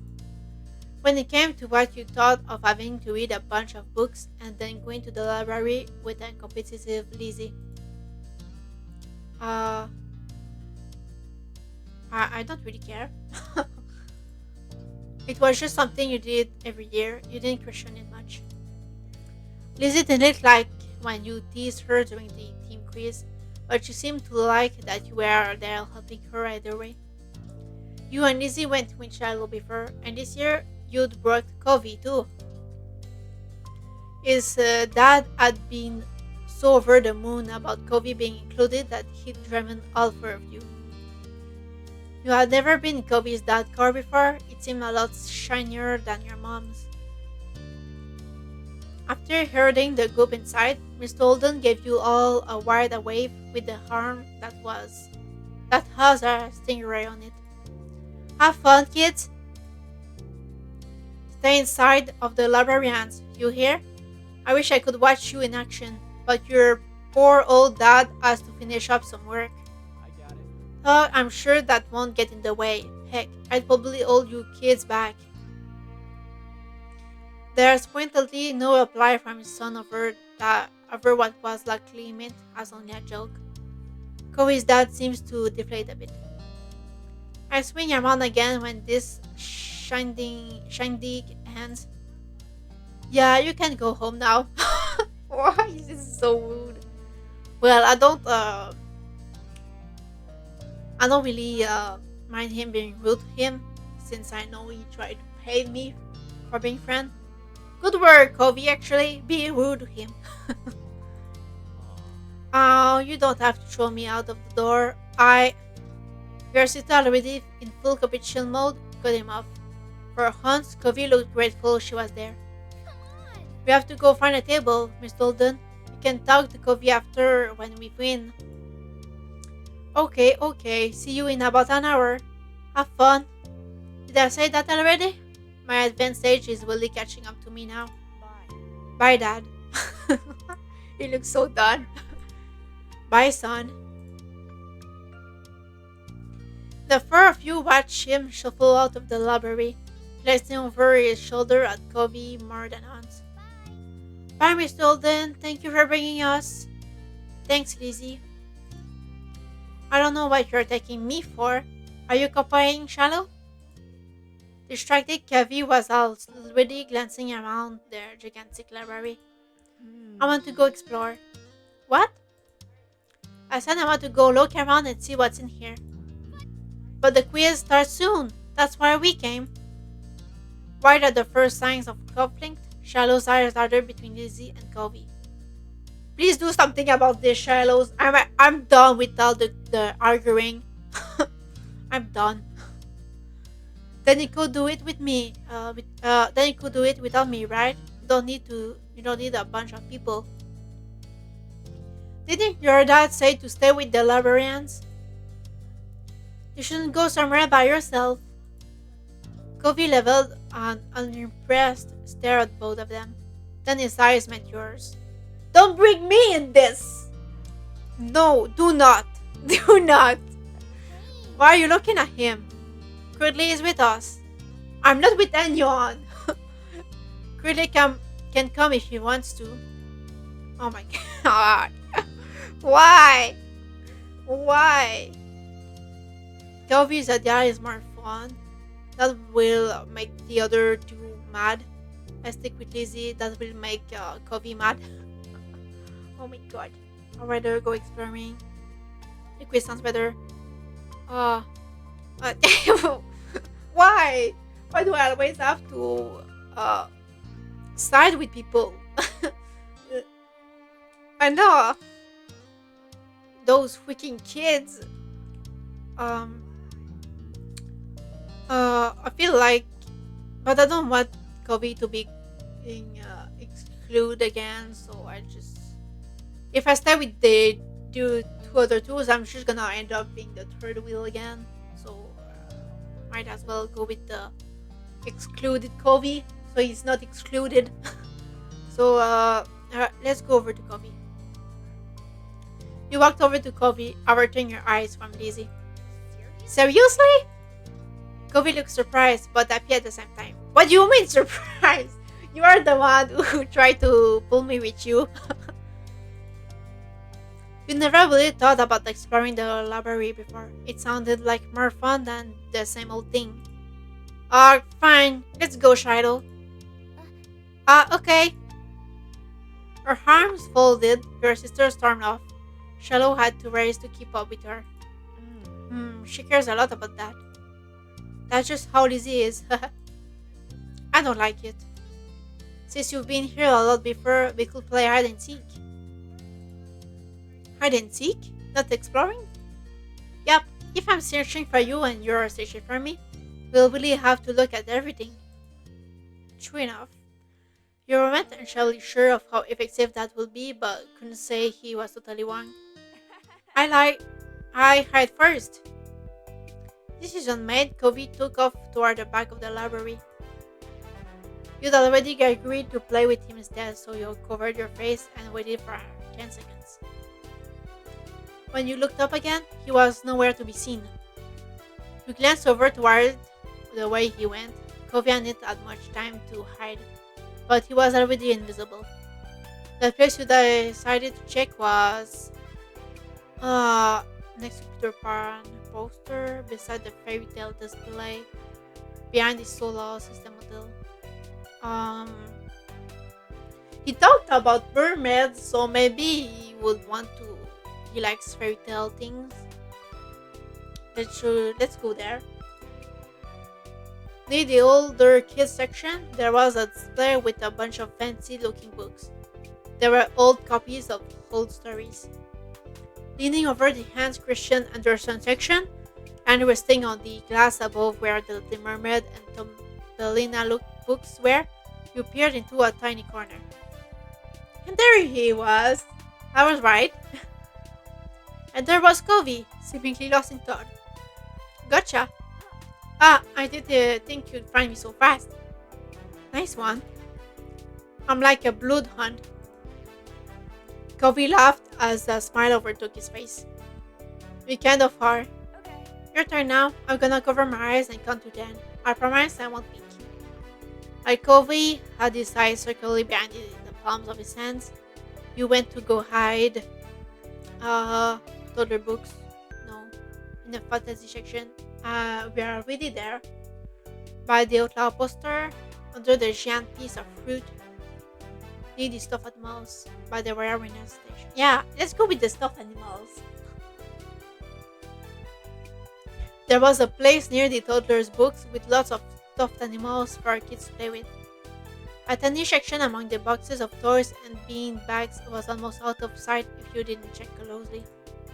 It was the perfect place to blend in, and for a little while you did just that. Unfortunately, all those stuffed animals were also your downfall. What do you mean? As soon as you took a breath and leaned back, one of their press to talk sensors went off. Great. Oh dear, I'm late. For a very important date, I'm late for a. Like a super spy detective on the trail of a diabolical supervillain, which in this case was probably you. Kobe was there as soon as the white rabbit started squeaking. Wow, that's loud. That's loud. Yeah. Ah. Oh no! Clearly returned by your dramatic pretend faint, Kobe laughed. That's silly. Thanks, I know. He laughed again. He wiggled in his spot far away from the rabbit and gestured to the rest of the library. All right. It's my turn again. Start counting so I can go pick a spot.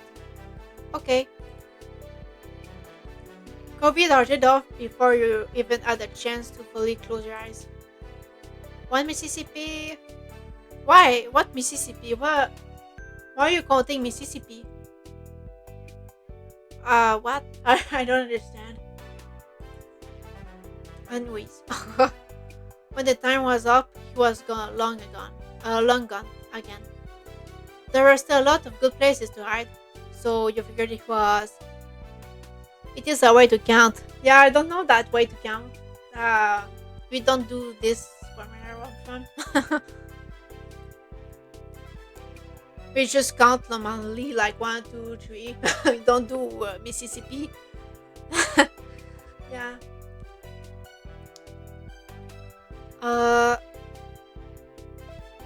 in the old Christmas stuff, behind the Willy Wonka statues, next to the Kid Detective poster. This time I don't have any idea where to find him. um, if he likes summer, he doesn't like winter. If he doesn't like winter, maybe he doesn't like that much Christmas. So maybe not there. Next to the Kid Detective poster, behind the Willy Wonka statues. Hmm. While we were going shopping, he when they took what do you, I mean the what was the name of the pretzels? Yeah, he didn't take a chocolate one, so maybe he doesn't like chocolate. Winter is literally my favorite season. Oh my god. Really? I mean, it's nice, but sometimes it's not.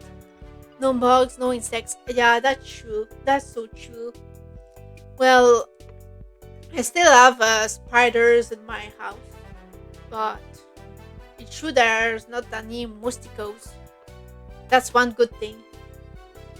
But the spiders use the cold weather to yeah go and invade my house. Yeah, and spiders are bad. Anyways, let's go to the Kid Detective Pester. But yeah, winter is kind of nice too. It looks good when there's not too much wind, snow, just enough, but not too much. Not like yesterday with the big storm of 40 centimeters of snow. Yeah, that is too much snow, but just a little snow is perfect. And only on Christmas. Anyways, oh my, that's a lot of snow. Yeah, too much snow. Oh god, it was scary. You figured it was probably near the poster with that gigantic image of a smirky kid detective.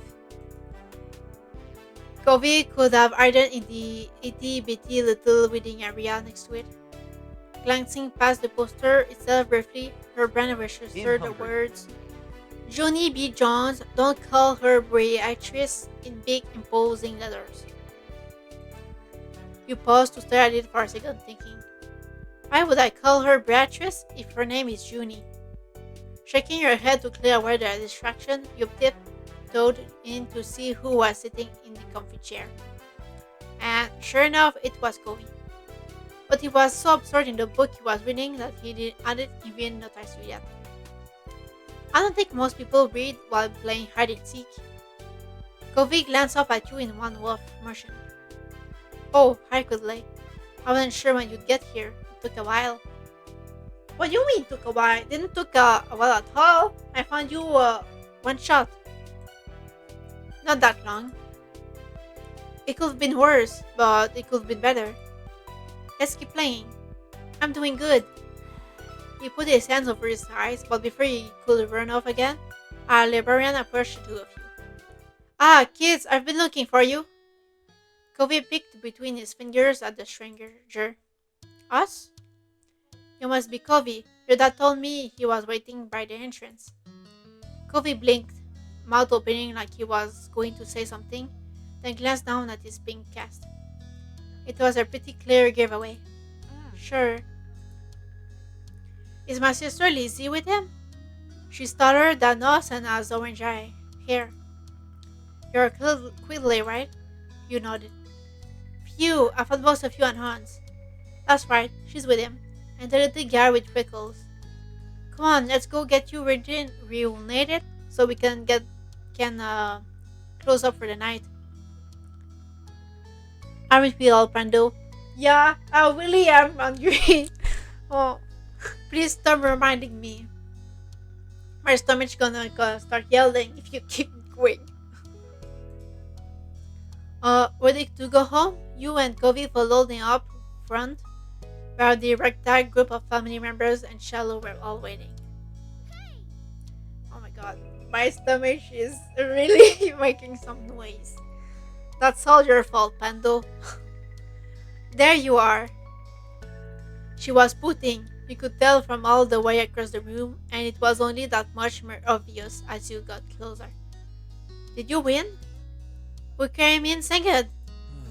Hey gang, I thought you'd have been with them the whole time, Covey. I'm glad you didn't just go off by yourself at least. Covey glanced over at you, then back up at his dad. Yeah. Me too. Oh, he's happy. A broad smile spread over Mr. Olden's face. Don't think I did that for the money, though, okay?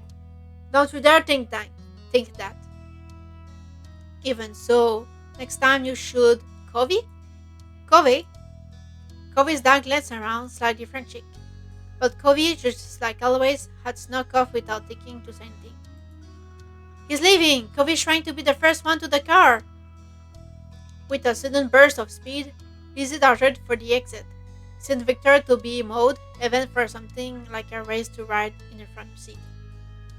There was nothing else for the three of you to do except head after them, pretending the librarians hadn't noticed all their commotion.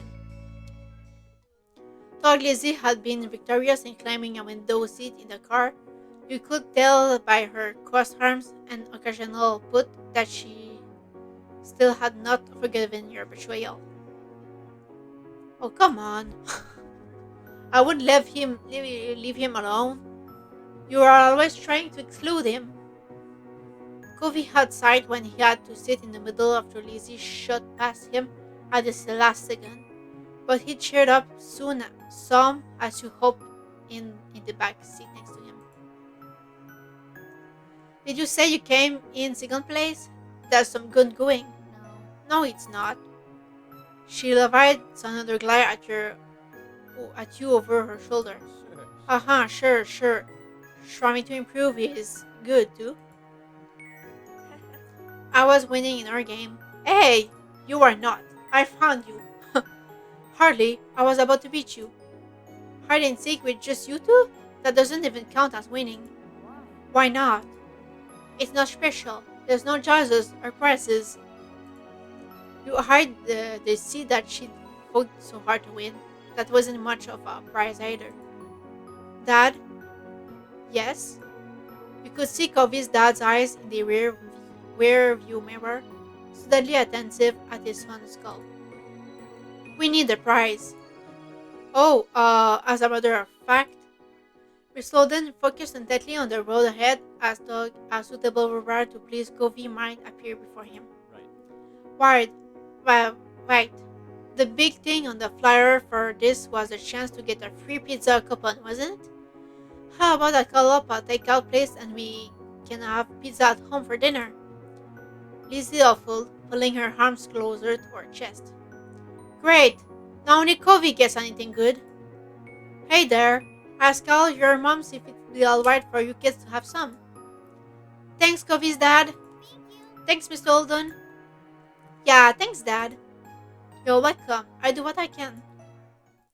But you really should have stuck with the group. The quiz would have been fun. That was the plan when I dropped you off. We stayed together and didn't leave the library. I'm glad for that. I am. Well, there's a lot of trouble you can get into even if you do have a buddy along for the ride. Just be careful next time. I worry about you and I bet Quigley's parents wouldn't I want him to run off unexpectedly either. Okay, son? Okay. Okay. That's my boy. Now enough guff from your old dad. Let's decide what kind of toppings we're gonna get. Why are they still talking about food? Why did they always come back to food? I want pizza, I want mac and cheese, I want pretzels. I want to eat. Oh my god. Pepperoni. Sounds good. Anything else? And the conversation continued from there, with debates on what was best to put on a pizza for the rest of the drive. This can't keep happening! I know! I'm hungry now! Oh my god! Oh, Mr. Holden uh, Mr. Holden wanted anchovies and the other three kids in the car had to band together to explain how gross they were. The way Kobe's dad laughed up in the front seat made you wonder if he was doing it on purpose. You'd had a fun day already, but closing it out with the promise of a free pizza after all, and oh my god, enough with the food! With the free pizza after all, and more time to hang out with Kobe made it even sweeter. You were glad you decided not to do the quiz this time and were already getting curious about how things will play out next year. Now, please, on the ghost, what happens here, make it not, do not bring out food. Oh my god, a barbecue. This is going to bring out food again. Please, at least one that doesn't bring out food. The night was incredibly still. You really couldn't ignore how silent it was. It was almost eerie. You could even hear Lizzie snoring in the next room over. It was hard to believe how much of a blur today was. Some are sure they slipped right past you. You flicked through the moments like pages in a scrapbook as you laid in bed. The ones that stuck out all seemed to include your new neighbor, Covey. It was funny how he had come. Wait. It was funny how he had become such a big part of your life in such a short span of time. Him and food. You thought a lot about what adventures you could have tomorrow until your sleep started to catch up to you. Then you heard something scrap against the window. It wasn't that uncommon for the wind to push a tree branch against the glass. Summer breezes were the worst sometimes. But the more you tried to ignore it, the louder it seemed like it became. It was like something was trying to get your attention. You lifted your head off the pillow to get a better look. Nothing was there. Nothing you could see that at least. You had to investigate the mysterious sound. It's too creepy to ignore. You just went back to bed. It was only your imagination. That would be my real reaction. Just going back to bed, pulling my blanket over my head. But since I'm in a game, let's be brave and explore and investigate. You practically jumped out of bed and crept down the stairs to go outside. Oh, I didn't think it was I will go outside. I just thought I will, look from behind, look from inside. Uh, Your moms were still awake. They stayed up so late it seemed. Luckily, they were watching TV and didn't hear the soft click of the front door opening as you slipped past. Why would you go out? Oh, I'm gonna end up being kidnapped. I didn't thought he was gonna go out. I made, like, just look out from the window, you know? Why did he, why did we go out? That's stupid. You looked around the neighborhood for a few seconds, checking over each individual house. It looked normal, but it didn't feel that way. Just go back inside! Oh my god. You knew you weren't supposed to be out here right now. Then go back! I'm scared it made you regret your decision. It was exhilarating. I regret it. I didn't mean to go out. I just meant to look from the window. Without the protective seal of your mom's approval, you felt very vulnerable. There must be a reason you were allowed out in the day and not at night. Now go back. Not knowing precisely what the reason was made you feel even more afraid. Just go back! Oh my god.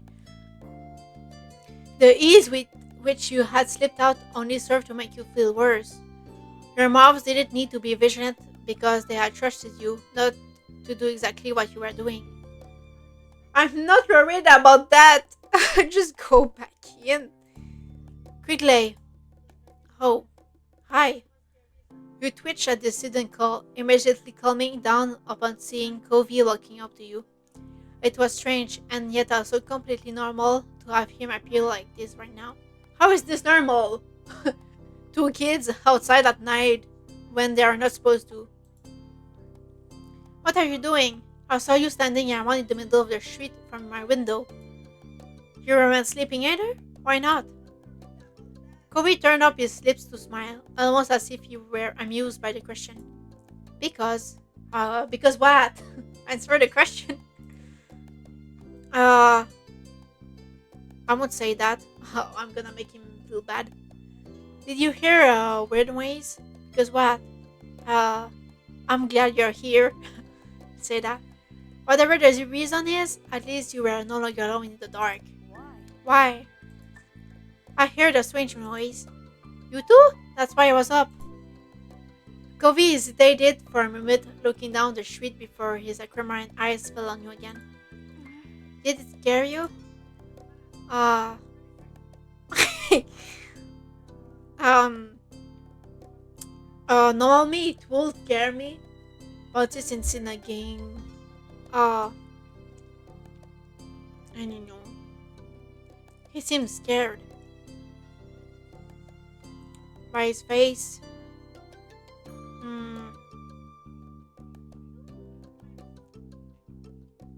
What to do? I don't know. If I say no, I don't want him to feel lonely and is scared, you know. I don't want him to feel the only one who's been scared. So let's just say, yeah, It's okay. me too. But it's okay. Nothing is gonna happen. You could see Covey was trying to be brave for your sake. It made you feel a little better. I was kind of wondering if it was the wind, but what if it's not? What if it's a person? What if it's something that's not a person? Why did you have to bring that up? The unsettling noise suddenly rushed through the air. Covey and you flinched. It sounds even worse than before. You were about to agree with him when the noise came yet again, tearing through the still night. The two of you rapidly looked around, trying to find the source, but to not avail. But to no avail. There was no sign of an answer to this puzzle. You thought that there's gotta be a regular reason for it. It had to be a ghost. It could be anything. Let's reason a bit. Yeah, because all the eyes were gonna freak out. Let's bring reason to this conversation. So there's gonna be a regular reason for it. Hmm. You didn't believe in monsters or anything like that. Whatever was making the noise, it was something real. Though that didn't stop you from being scared. Lots of things that really existed were frightening and dangerous. You shuffled closer to Kobe, trying to stop yourself from shaking at the bad thoughts that were entering your mind. Yeah, ghosts aren't real, right? I bet it just saw a raccoon. He tried to speak with certainty, despite not being fully convinced of what he was saying. Hey, can you tell where it's coming from? Not really. Then we'll have to look more, somewhere else. Maybe we'll see something. Or you two could go back in your goddamn house and do not think about it anymore. You know. Okay, let's go. As you walk the familiar streets of your neighborhood, fear coursed through your veins. When your hand brushed against this, you realize that you hadn't been the only one who had tried closing the gap. Shadows cut corners and angles where you didn't expect them, distorting the features you saw every day. The noise came again, shrill and hard. It set your teeth on edge the way it ground its way through you. Covey's throat bobbed, his eyes glistening in the dim light. You ran to hide behind Covey. No, let's not do that. Uh, yeah, let's take a deep breath to calm ourselves. Let's do that. You sucked in a lungful of the cool night air, letting it out slowly through your mouth. Your parents had mentioned that it was good for relaxing nerves. There was no question that you were afraid of whatever the noise may be, but you didn't want that to stop you. Despite your fear, you had to be brave. Covey stepped in front of you to look at your face. He was serious. What? What now? We can do it quickly. Yeah, let's do it. And if we can't, let's just go back to our house. He lifted his hand up for you to take. Oh, that's sweet. Why would I not take his hand? Why would I not do? Of course I'm gonna accept it. You carefully slid your hand into his, and though your palms were both clammy, you held on tight. You couldn't explain why, but it made you feel stronger, and you felt like you were ready to continue on your own now. Covey shut his eyes and pressed his lips together. Your fingers locked around each other even tighter. So. Where did you wanna check? Uh, um, if we go behind the house, we might be seen by the parents, and they're gonna scold us. So he likes the beach, so maybe it will make him less scared since he likes the beach. Yeah, let's do that. The beach stretched out in front of you, nothing in sight along its sand, no other which way you turn. Part of part of you had imagined the noise as some creature of the deep washed up on the shore and calling for head. That theory had to be taken off the list for now. Still, you'd spent enough time on the shore to know that the evil finds often required a sharp eye and careful attention. The sound screamed past your ear. You hunched up, shoulders high, as if ready to endure a blow, but the only damage was to your ears.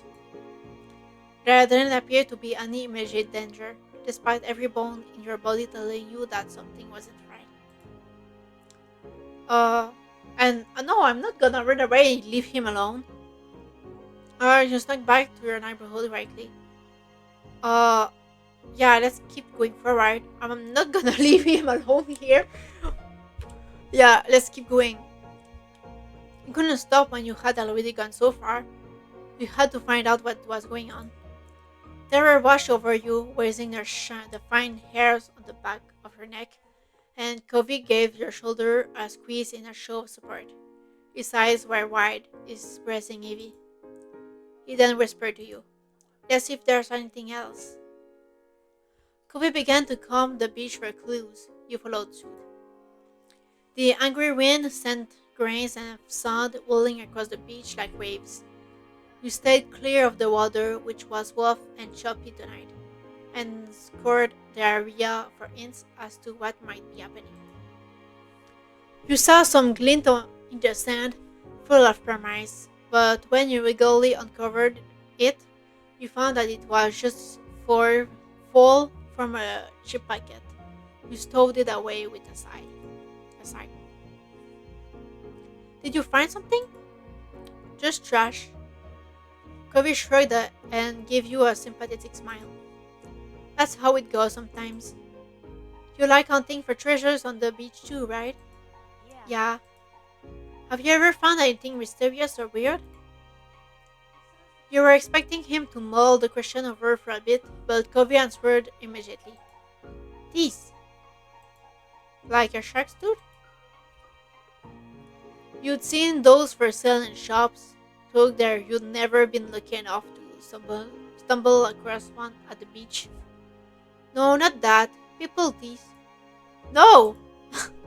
Yeah, you know how grown-ups sometimes don't have their own teeth any longer, and they get fixed one so they can still eat? What? That's what he thinks about teeth? Oh my god. Someone needs to learn to you that that's not how it works. Z. They're not fake. Oh my god. You know the listening and fascinated over. Why did I know?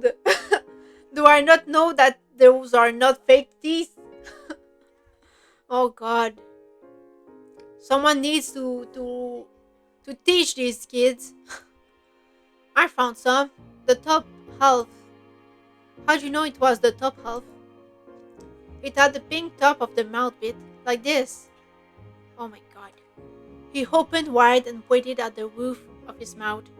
You let out a squeal. Oh my god. These kids are surely lost. Yeah.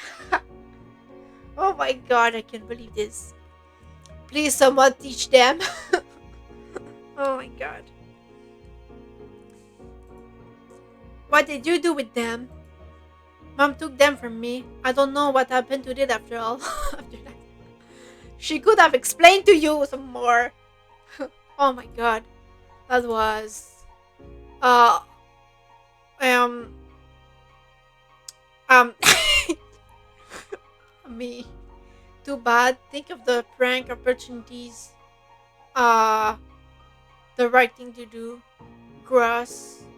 Yeah, that was I don't know. I don't even know what this kid is about. Way triggered than the stuff I've seen.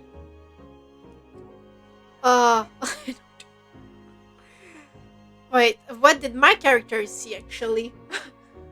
Let's see. Still not that strange as the things I found. You could recall many times when something totally unexpected or unexplained had washed on the shores near your home.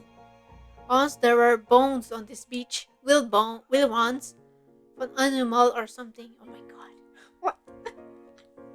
What is this? What kind of animal? How would I know? It's bones. I don't know. Covey's lips trembled at the idea. Why did I choose this? The little talk you were having momentarily relaxed Covey, but he was on the edge again. Oh, yeah, why did I say that? Oh my god, I should have choose something. Yeah. God. The conversation ended with that. Now I made him frightened. Oh my god. As you were satisfied nothing out of the ordinary was to be found on the beach, you had to consider your next step.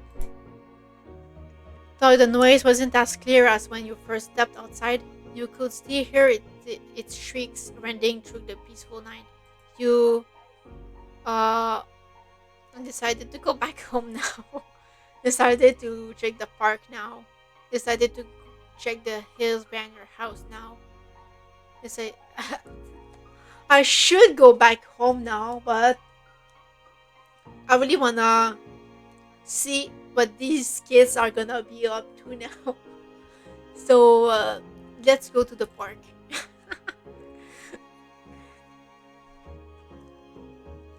The perfect playground was as empty as ever.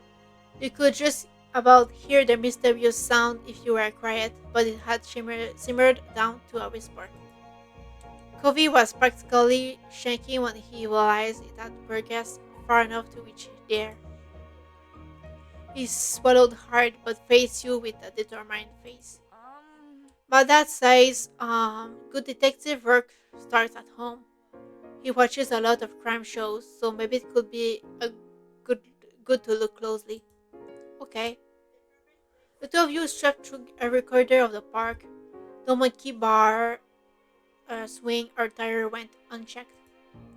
Huh? He was squatting on the ground, squinting at something in his hand. Intrigued, you checked over his shoulder so you could see too. Kofi had it in his open palm.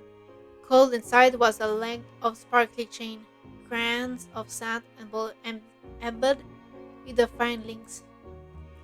Lifting it up, it became apparently how this had come to be here.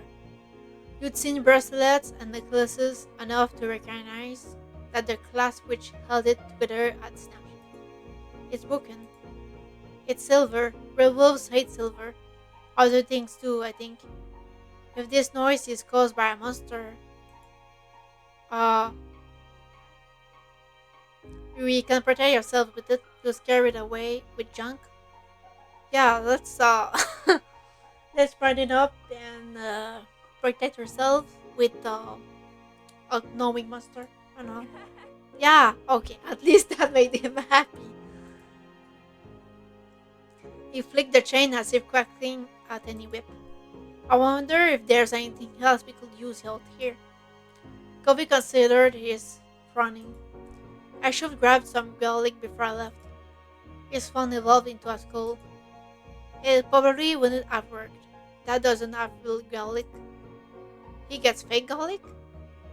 Uh, what is fake garlic? It's little flakes in a jar, not real balls you have to cut up like mom uses. Uh, yeah, it's still with garlic, just already chopped up. maybe. Maybe. From his begrudging tone, you could tell that he was still firmly on the side of fresh garlic. You had exhausted all the possible places to search in the park. Starting up, you mused over your next step. It's gone. What? You realized the noise which had gone fainter and less frequent during your search had died off completely. You and Covey shared puzzled looks, but neither of you had an answer for what had caused the mysterious sound, or made it go away. A yawn crept up on you, all the excitement, and made you forget how late it was. Let's go home. We're not going to find anything now. The night was still as the night was still as you walked home, with none of the usual background noises or the eerie whistle from before. You could hear every step you and Covey made like a cog in a movie theater. The two of you came to a house outside your front door. Never before had it looked so ominous. Wait, now to sneak back inside. Do you sneak out a lot? Not. You are lying. No, let's not lie. Not you're telling the truth. Uh, since how I reacted before when I said I feel bad with the mom and all, let's just say not really. Took so. How did you know? I had seen you out of my window this late before. That was fair. Though it could have been possible you were just so good at sneaky that this was the first time he had caught you. Are you worried about getting caught? No. No. He was so forthright that you believed him completely. But your dad, won't he get mad or sad if he catches you? He's never happy with what I do. Oh, that's kinda sad. You didn't know how to react to that. You encouraged Covey to see it more positively. Uh, I don't know which one we should do. Between sympathizing or encouraging to see it more positively. But I mean, I can't force him to see positively. You know, if feels like that. Oh, I don't know. uh, let's just sympathize. That must be hard. Yeah, he and mom do what they want. Why shouldn't I? Hmm. Alright, I'm going in. Bye. Okay, good night. Good night, Covey. Thanks for coming with me tonight. I'm not sure I could have done it by myself. I wanted to go with you. You beamed at it. Return the door knob as slowly as a clock's minute hand, holding your breast for the telltale click for the lock, then nudge it open. When all that happened was the door opening, rather than the blaring alarms that you'd feared, you melted with relief. Back inside your house, you were surprised to find your mom still watching TV. Further still, it looked like they were on the same show as they were watching before you left. Yet you were positive you'd been out investigating for hours. Perhaps you could use our distraction to your advantage. If you could just get up the stairs, you would be safe from suspicion. But how could you get there? Uh, you decided to walk in your own house nonchalantly? Uh, let's try to sneak. Yeah, let's do that. You hug the wall as you creep delicately around the perimeter of the room. It was a valiant effort that any spy would have been proud of, up until the moment when you tripped over a power cord and nearly fell over. Oh, great. Quickly? You might not have fallen, but your accident ruined your cover. You had been spotted. They abandoned the couch, and their show to a over. They were still in a state of surprise. You weren't in trouble yet. Are you okay? What are you doing down here, sweetie? Did you have a bad dream? Uh, not answering won't do anything. Lying. That's what the most kids would do. Selling the truth. Um, they will get mad. Hmm, what to do? Hmm. I don't wanna lie. Yeah, let's tell the truth, and maybe some next time they will stop their kid to get outside at this hour. Oh wait, if I tell the truth, will I told about Covey? Your Honor, my client please will be Daisy. Yeah. Oopsie. But I'm scared if I say the truth, I will tell about Covey. I don't want that. No, let's lie. Let's protect Covey. You couldn't bring yourself to own up to what you had done. I heard scary noises, so I came down here. Your surprise gave way to concern. Sweetie. Honey, I took you by the hand and led up led you up by the stairs. I mean, I didn't exactly lie, right? That wasn't a lie. I did hear something and I got down. That's what happened. So I didn't lie actually. It's fine. Everything's fine. Oof, your hand is cold. Why did you come over to us? I was supposed to be in bed. Quit late. You won't ever be in trouble for coming to us when you're frightened.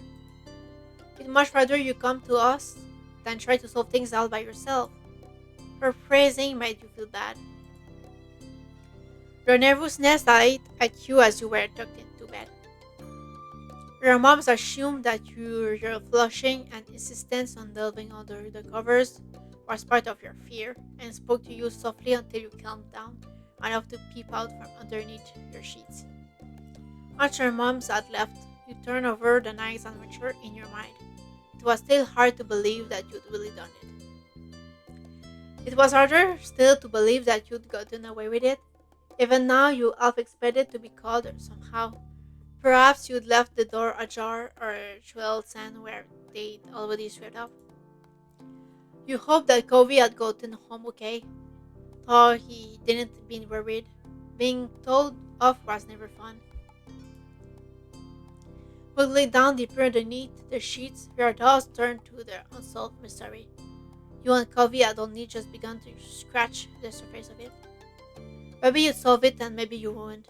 But that but what mattered was that you shared the experience with each other.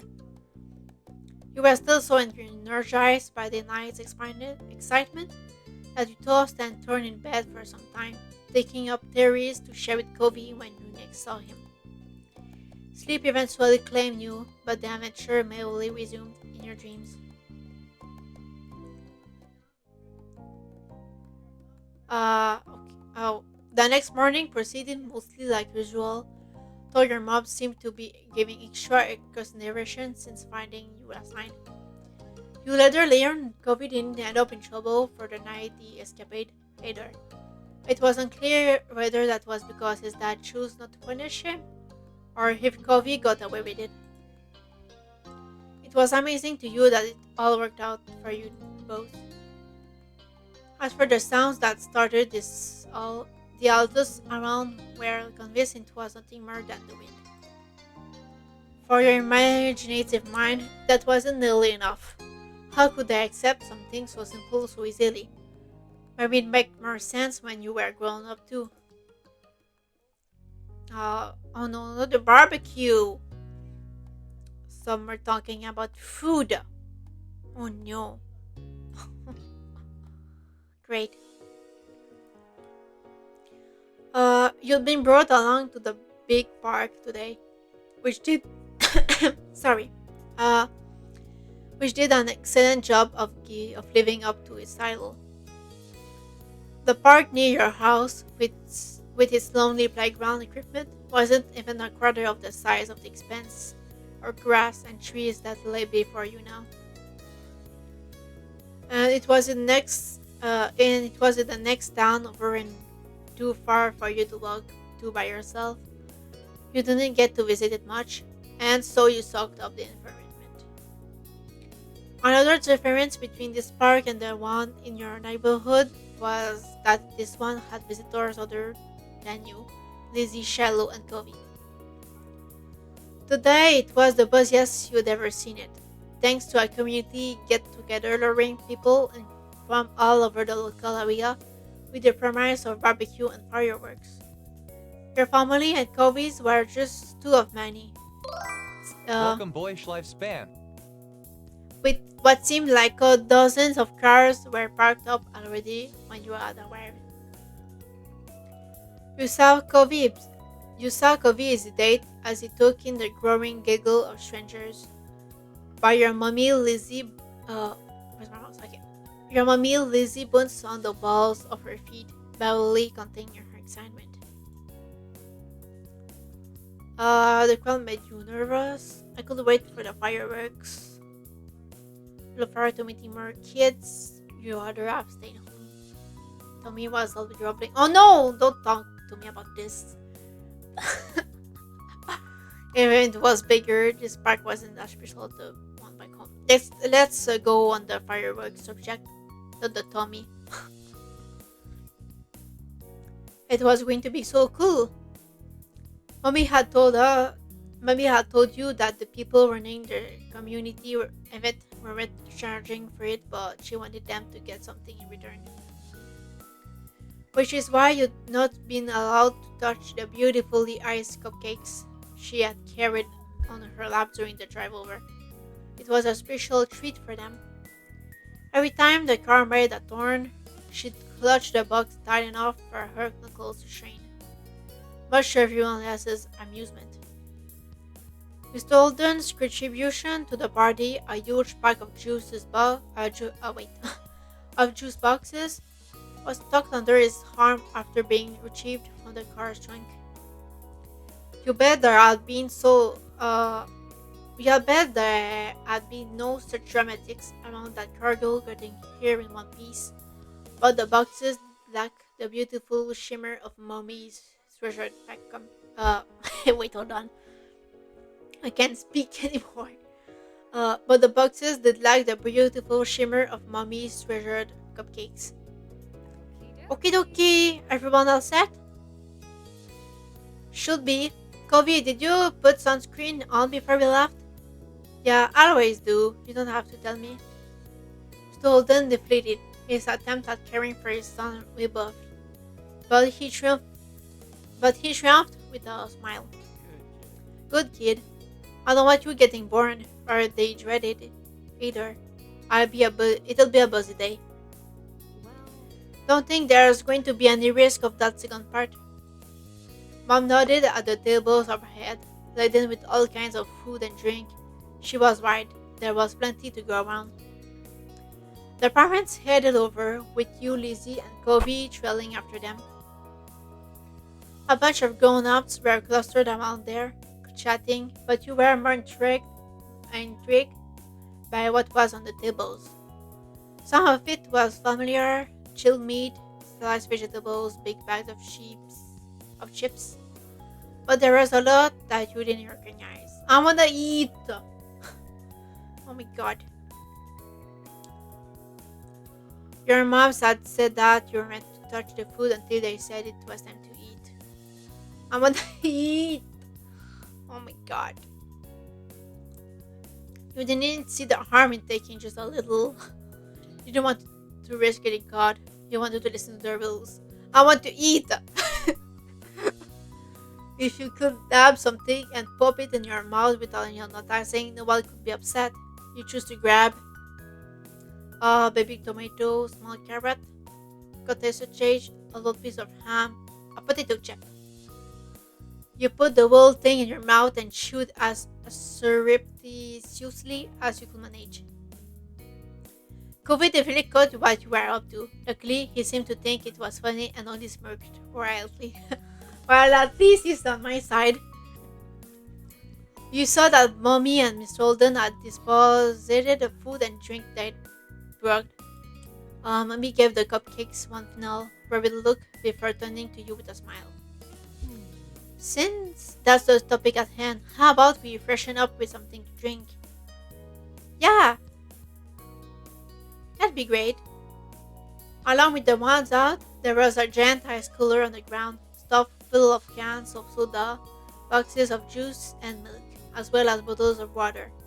Your drink was, I like water is too plain. Soda I don't like because I don't like Coke, sodas, and all the sort. Juice is nice. Milk, I like milk. Let's go with milk. You slurp the creamy lick through the straw until all too soon you are sucking up your only air. Your little group took a break while everyone quenched their thirst. Mr. Holden smacked his lips, pantomiming enjoyment. That hit the spot. But you kids should go have fun. You can take your stuff with you and join the other kids playing games. Just don't sorry. Just don't go too far from the tables. We'll be keeping an eye out, so don't even think about sneaking off. We're not going to the other parts of the park today. Lizzie huffed at her comments. They did sound directed at her, but she scanned her surroundings, nodding her head towards a group of kids like a general directing the battalion. She pointed the way. Come on! Come on, let's go over there. Kobe's mouth was downturned as he looked from the parents and the other adults to the new kids, clearly not favoring adoption. But ultimately, he hunched his shoulders and tagged along with them, long after Lizzie. Are you stuck with your parents? No, let's go play with them. Yeah. You followed after Lizzie and Covey, who were waiting for you on the outskirts of the group of parents. Hurry up! Oh, you picked up the pace, moving to a jog, but when Lizzie pelted away at full speed, and you and Covey had no choice but to break out into a run.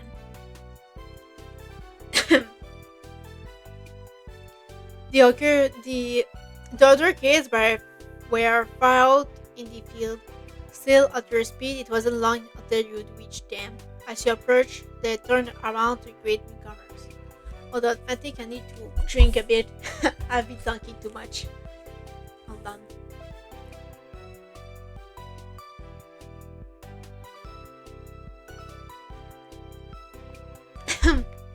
Okay, a bit better.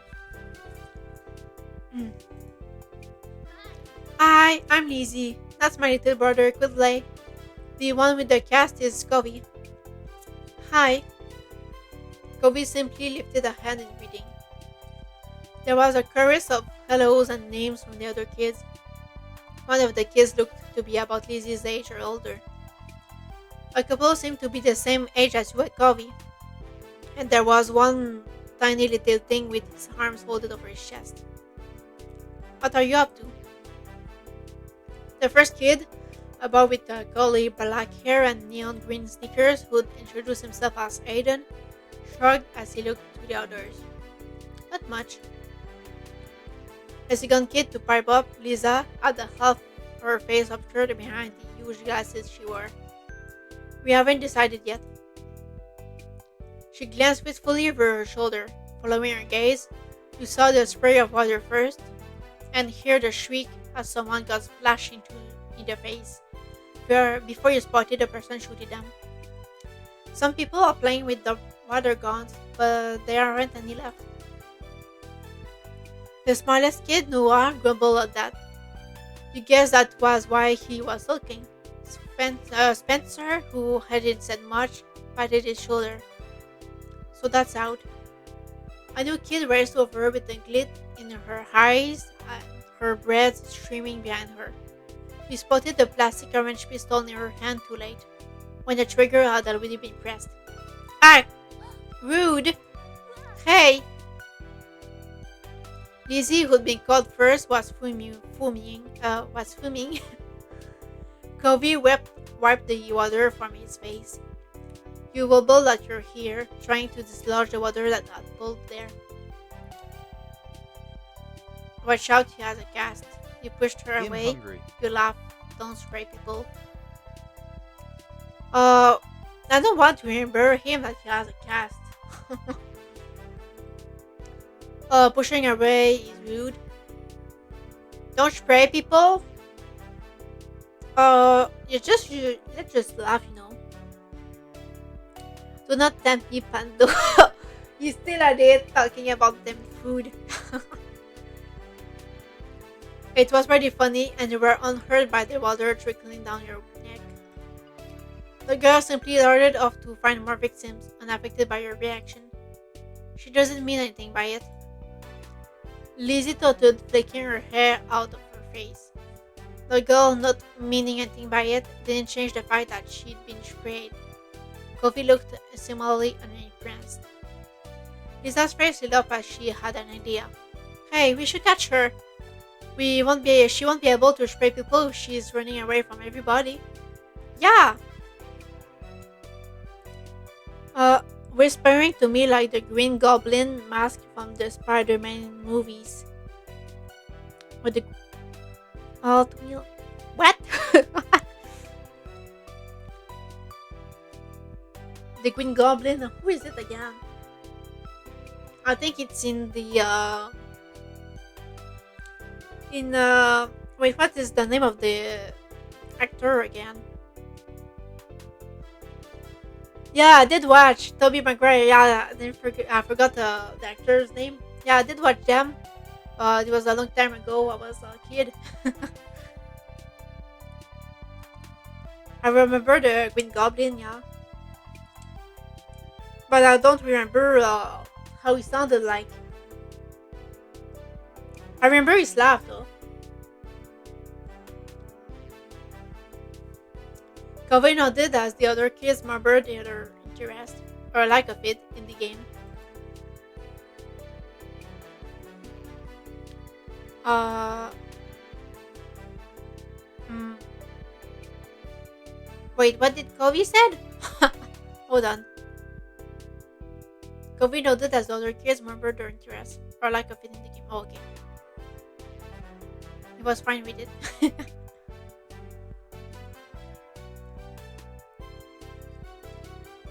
uh, yes, let's just note along. He joined a group of kids and tearing off after the girl with the pistol. Spotting you all over her shoulder, she laughed and shot her pistol in the air. Only a couple of drops squeezed out. She swirled, causing discord within your team as someone stood on your foot and you collided with Colby's shoulder. There is a scene where the mask whispers to Norman Obscurn to go to crime. Same with Pando whispering in my ear to go, oh yeah! That's when he's first going to go to become a villain. I remember that now. And yeah, I kinda wanna eat now. The food is remembering me that I need to eat, and Pando is remembering me that I need to eat. And my tummy follows along. She swirled, causing discord within your team as someone stood on your foot and you collided with Kobe's shoulder. Sorry. Kobe shot you a smile that gave you a feeling of camaraderie. It's okay. You were closing in on the girl, but you weren't alone. Lizzie's face was set with intent, and the two older kids were hot on her heels too.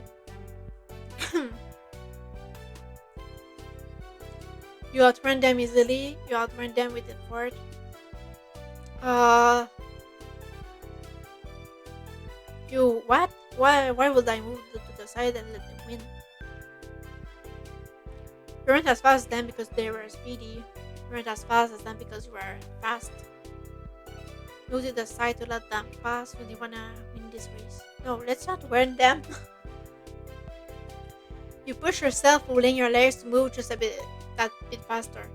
You were close, and then you tackled her to the ground. You did it! The girl who had been caught jiggled as she got to her feet, brushing strands of grass from her knees. Smiling, Kobe came to a stop at her side. Lizzie whooped with delight, clapping her hands. The boy with the bright sneakers grinned. You're it now. Catch us if you can. Yeah, I do it. You won't get away from me. With that, you all dispersed, squealing and laughing as you tried to evade capture. The sore mood familiar had evaporated entirely, replaced by a light and playful atmosphere. Several rounds later, when most of the kids had taken at least one turn as it, the scent of smoke wafted up to your nose. Oh no. Here it comes again with the food! Caught by surprise, you looked up and found that the brilliant blue of the sky had turned orange as the sun sunk down on the horizon. With all the excitement, you'd lost track of time completely. Looking over, you saw people standing over the grills and poking them to life. It was the only time to eat. We should get over there. I'm so hungry. Our parents are at different spots. Yeah. Bye, it was cool playing. Yep, bye. Bye. You waved goodbye to the other group of kids before hurrying over to your parents with Lizzie and Covey. A tickle unfurled in your throat, growing more persistent as you came closer to the source of the smoke. As the three of you approached the tables, your parents spotted you and came to join you halfway. You tried to greet them, but another cog obstructed your words. Whoa, that's quite a cog. Are you alright, sweetie? Uh, I just got. Wait, am I actually how do you feverish in the game? Uh,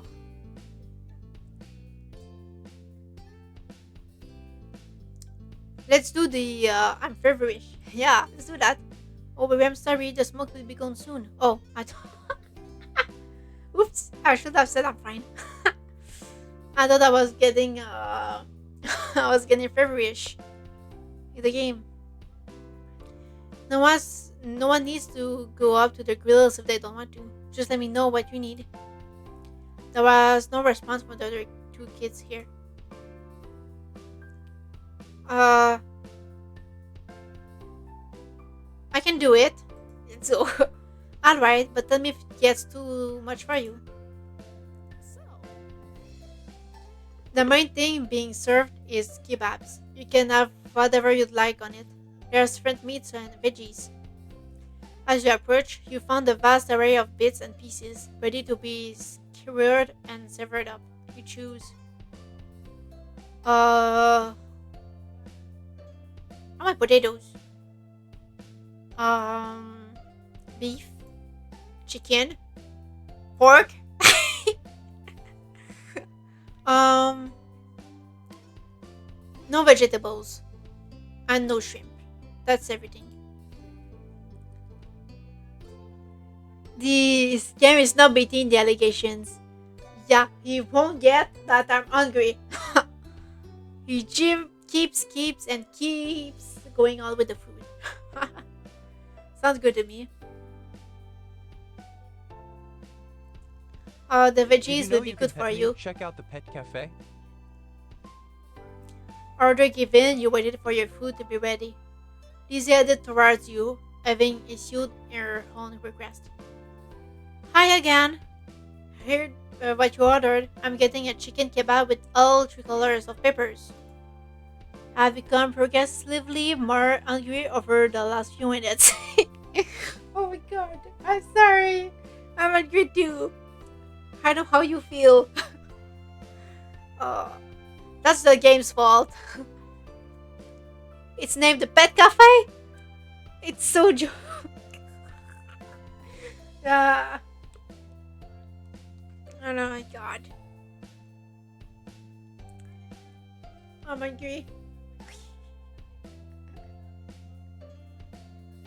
Uh, Not to say that key Covey approach, she turned to him. What are you having? why? Why does it matter? I don't know, I was just asking. I'm getting beef and shrimp with all the vegetables, except onions. Lizzie hummed while relating his response. That's okay, I guess, but chicken is definitely the better one. Then you can eat all the chicken. I'm going to. Uh, this is a stupid argument, but I won't say that because they're all gonna get mad at me. mm, I got chicken, so I'm fine. All the chicken in the world? No. No, that's dumb. You know what I mean. Lizzie peered over to the grills where the kebabs were being handed out. A growing assortment of kebabs collected in your parents' hands. They're coming over. They don't get jealous of mine when you realize you made the wrong choice, lovely. I didn't make the wrong choice. Uh, you all made good choices. It's just what kebab somebody eats. The person serving gave your mommy one final kebab. Then your parents moved over to rejoin you. With them, they were carrying 6 kebabs, one for each of you, including Kofi and Miss Holden. We've got the goods. Kofi's daddy is looking for a place we can sit. In the meantime, they began passing out the kebabs to their rightful owners. Lizzie smiled smugly as she received hers. Oh my god, I'm so done talking about food! Ah, these are pretty big. Be careful not to drop it. Try not to poke yourselves with the hand aider. They are sharper than you might think. Hearing that, you tentatively push the tip of the skewer against your finger. It felt like the point of a newly sharpened pencil. Why would you do that? Though it didn't hurt your hand, you wouldn't want it to scraping the roof of your mouth or jabbing your tongue. Mommy clawed her tongue. It would be nice if the options were a little easier to manage and less messy to eat, especially for smaller kids. There aren't and there aren't even plates for everyone, so we could set the food down for a second. True. That's what you get for the price of three, but we can hack it, right? Lisa nodded her head vigorously, clutching her kebab like a trophy. Your parents led you back to the tables. It was immediately evident why Miss Holden had been sent to scout one out. The benches had quickly filled up as people get their food. I want my food too! Where's mine? Give me some! Mr. Holden was standing over a corner section near the edges of the sitting area. He beckoned your group over to join him. You clambered onto the bench, taking care not to let your kebab slip from your fingers. Covey took a seat next to you, Lizzie to the other side. Your mom passed the final acclaimed kebab to Mr. Holden. Thank you. Thanks, this looks delicious. Thanks you for getting us a space out here. Oh, it's over for me. I wanna eat. Everyone tucked into their food. They gobbled up eagerly, only partially obstructed by the awkwardness of eating from a skewer. At least you get to eat! Don't complain. Running around with the other kids, I'll help you to work up an appetite. Mr. Holden, what do you do? Well, Well, I do a lot of things. Do you play golf? Only if you count mini golf. One look at Lizzie's stricken face confirmed that she did not. She could enjoy the occasional round at a mini golf place, especially if she had an urgence to impress, but your sister took her passion very seriously. Even then, it's been years since I gave it a shot. Kofi groaned at the feeble pun. Mom chuckled. You weren't sure if she was responding to the joke, Kofi's annoyance, or Lizzie's offense. Don't worry about it. Just as well, she'd be dragging you to the green every week. Food! Yeah, whatever, food! Oh, that's because I've got this skisher in a good drive or two to get far. Well, at least I'm not talking about the food right now. Mr. Holden nodded, clicking his tongue in appreciation. Kobe looked from his father to your sister, lost in the conversation. All class and golf and wit. I don't get it. A drive is a type of golf shot. You should give Will Golf a try. Maybe I even teach you some tricks. Don't try to change my dad to be more like you. Lizzie gave Kobe a dirty look at the accusation. Mummy felt the need to move to the topic head before it got headed. Oh, nice. That's really sweet of you, but I'm sure Mr. Holden is busy. He might not have time for another hobby. Yeah, I don't think I'm made for that. Still, the offer is appreciated. Why? Then tell me something you really do already. You just go away every day.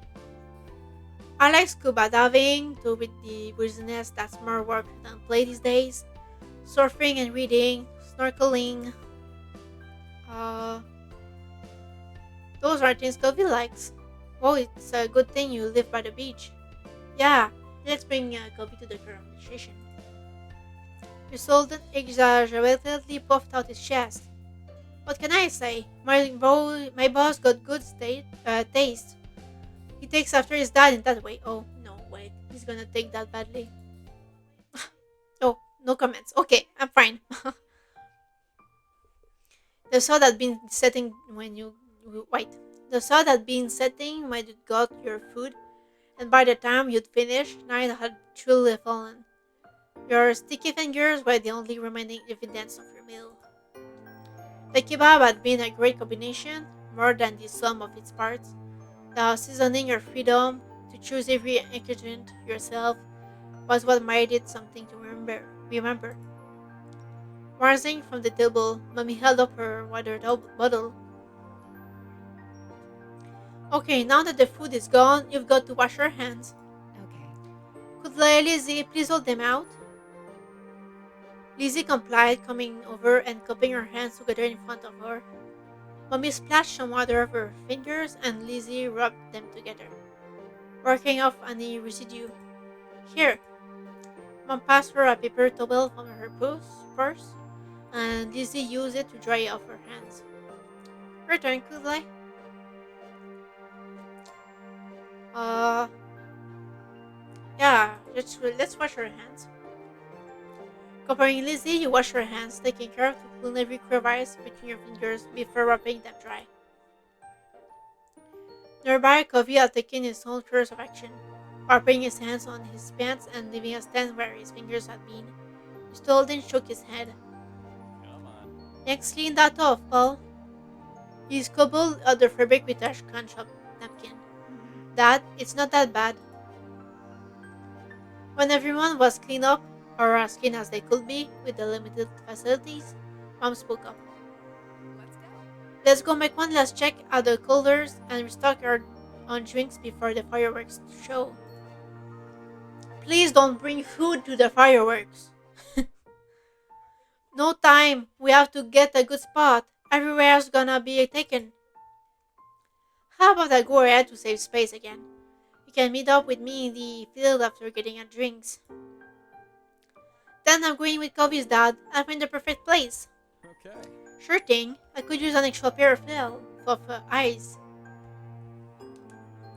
Mommy shook her head real full at Lizzie's even more enthusiastic than usual attitude. That's fine. Alright, me, Cliff, and Lizzie can go find a place to sit.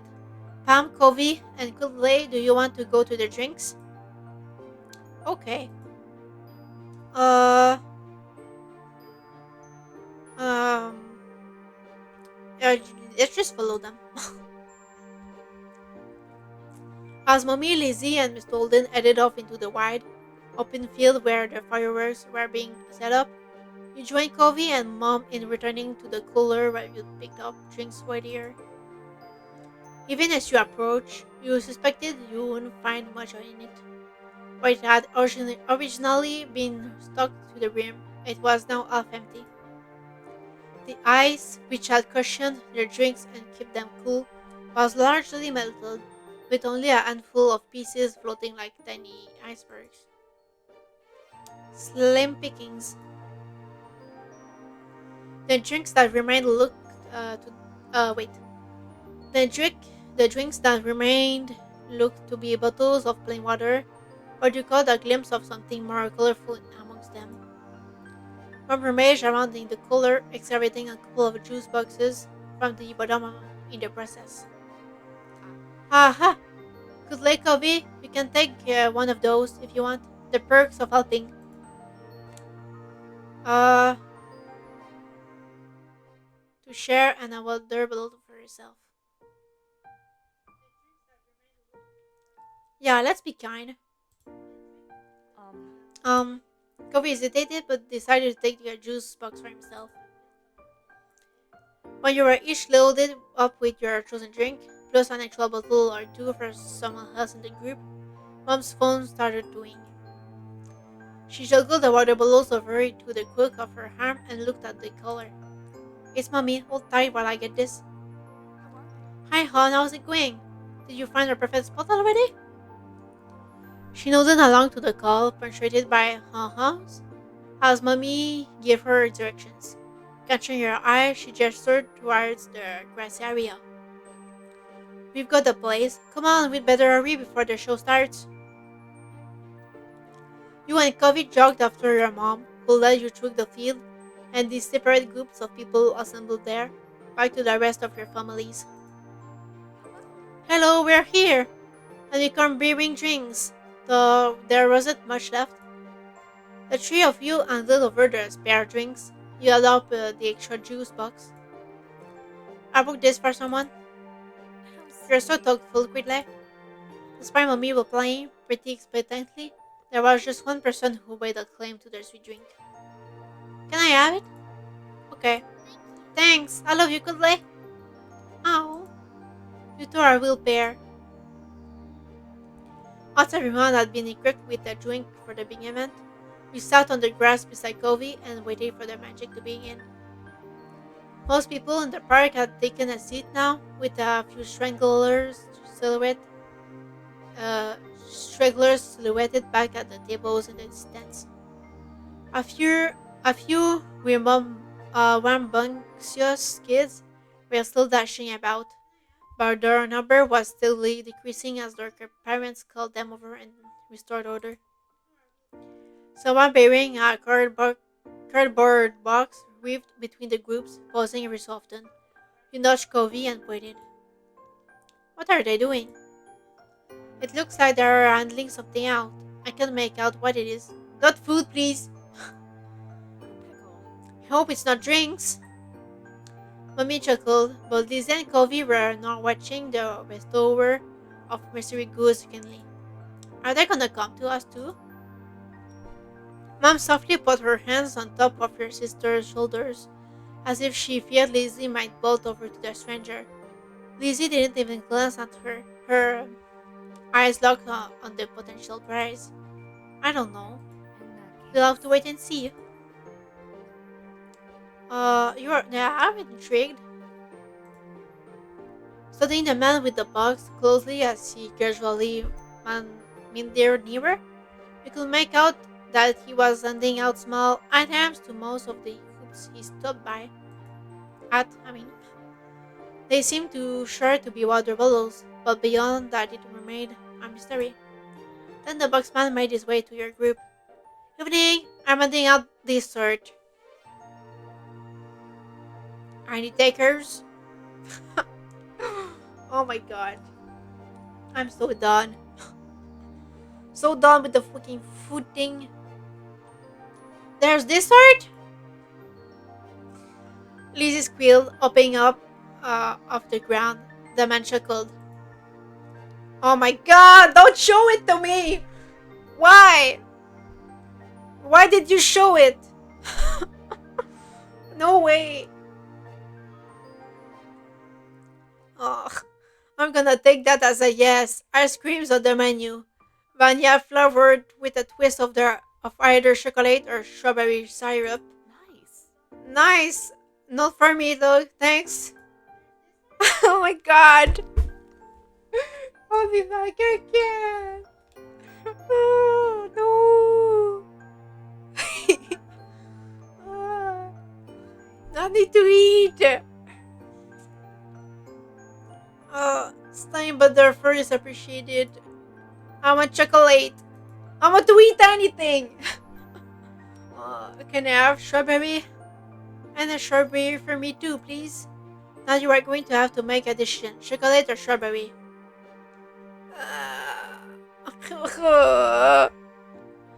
You know what? I will make food now. Don't say that to me. No, I want food. No. Help. Uh, oh my god. Someone help me.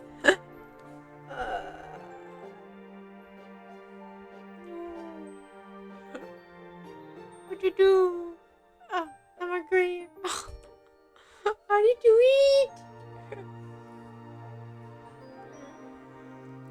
I want both of them. I want everything. Oh god.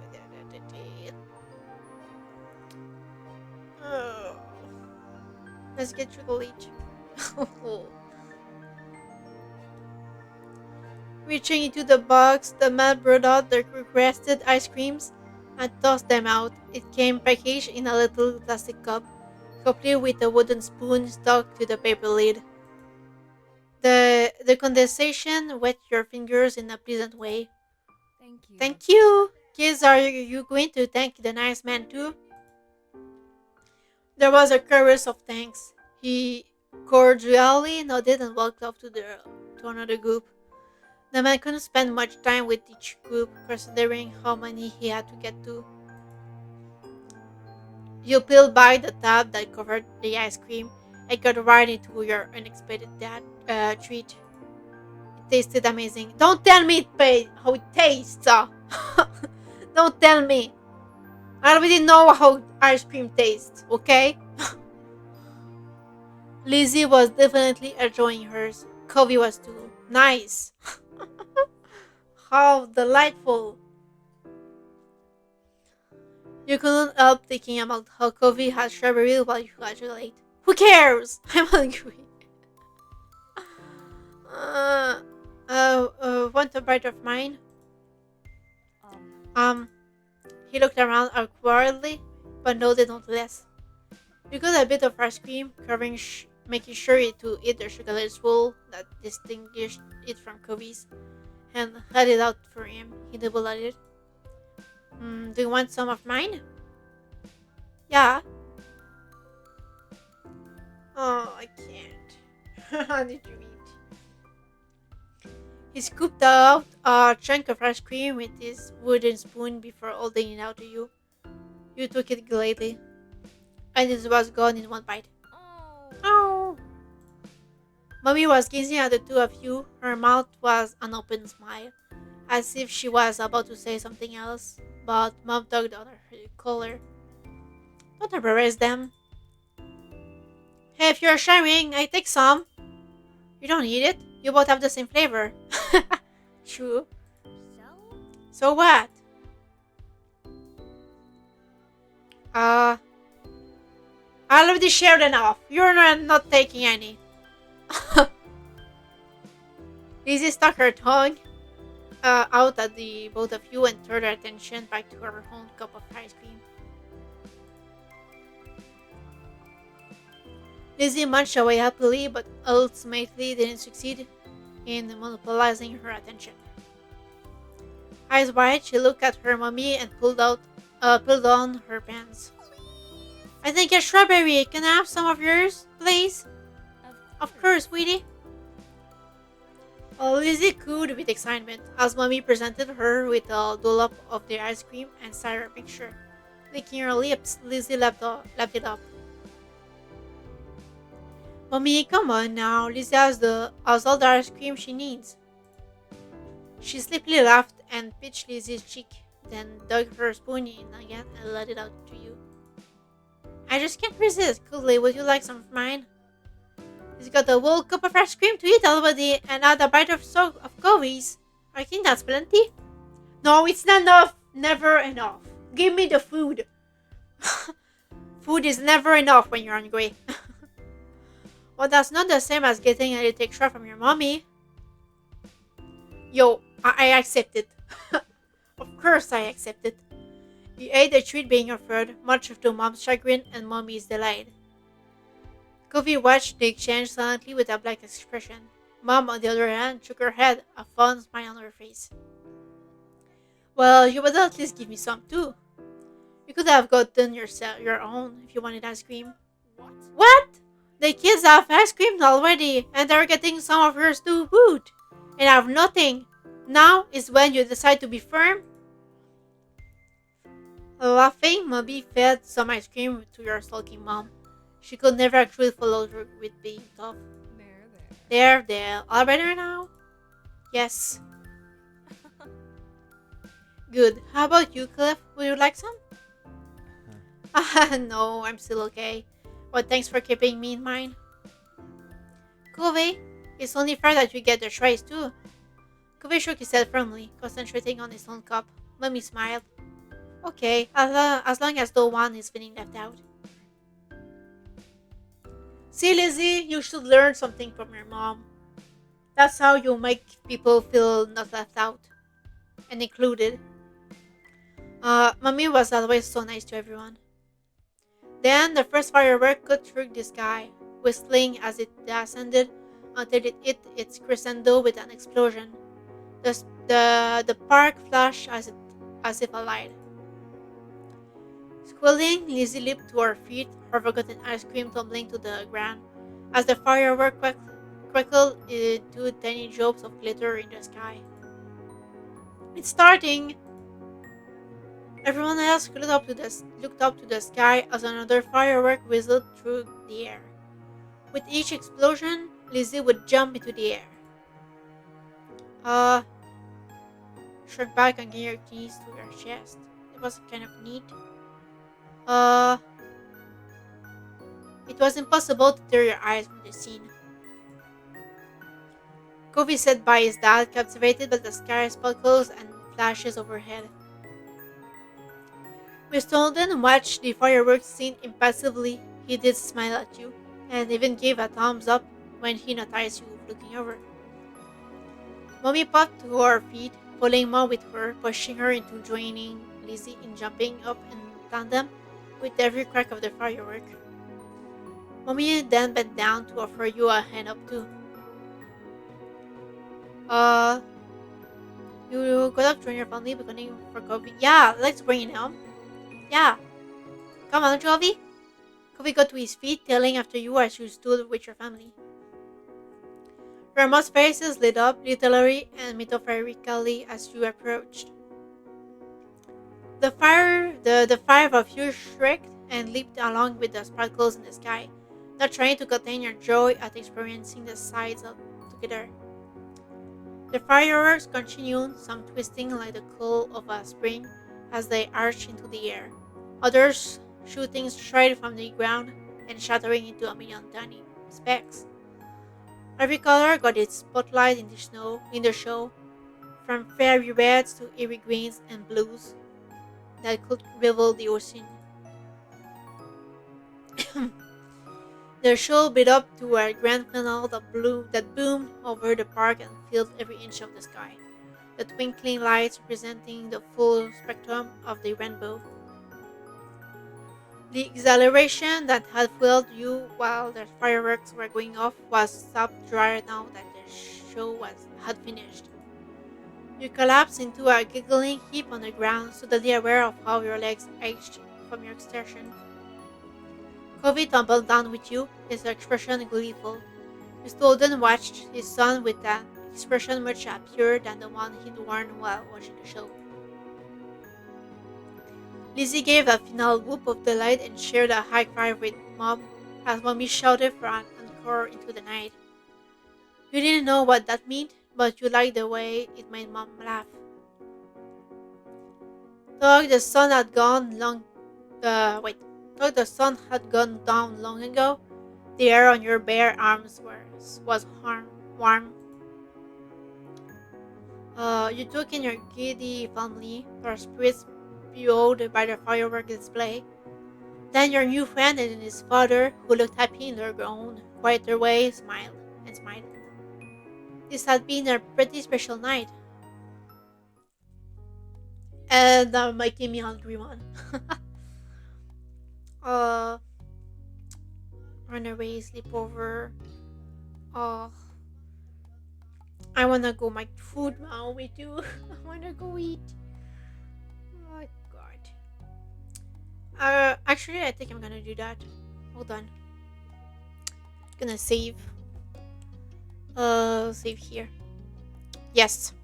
Okay. Yeah. I think I'm gonna quit for now. Um, in the stream because I need to eat. I'm so freaking hungry. This game, along with Pando, always saying he was hungry, uh, really made me wanna go eat. Thanks for the stream.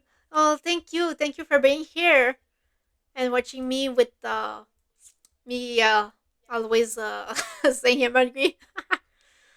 But no, yeah, I'm going to eat. I can't wait to go eat. I'm so hungry. So yeah, thanks for coming by and watching me. Uh, so see you tomorrow for our next stream. Maybe I play this game again, but only if I have um eaten before the game. There's no way I'm gonna play this game again while not having eating. Yeah, so I say goodbye for now. And Pando is remembering again that I need to go eat. So I'm gonna listen to Pando. Pando got me. I'm going to eat. So goodbye, and thank you for watching me. Hope you had a fun time. And thank you again. Bye bye.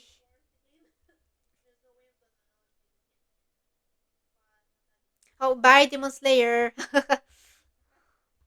Bye bye, everyone.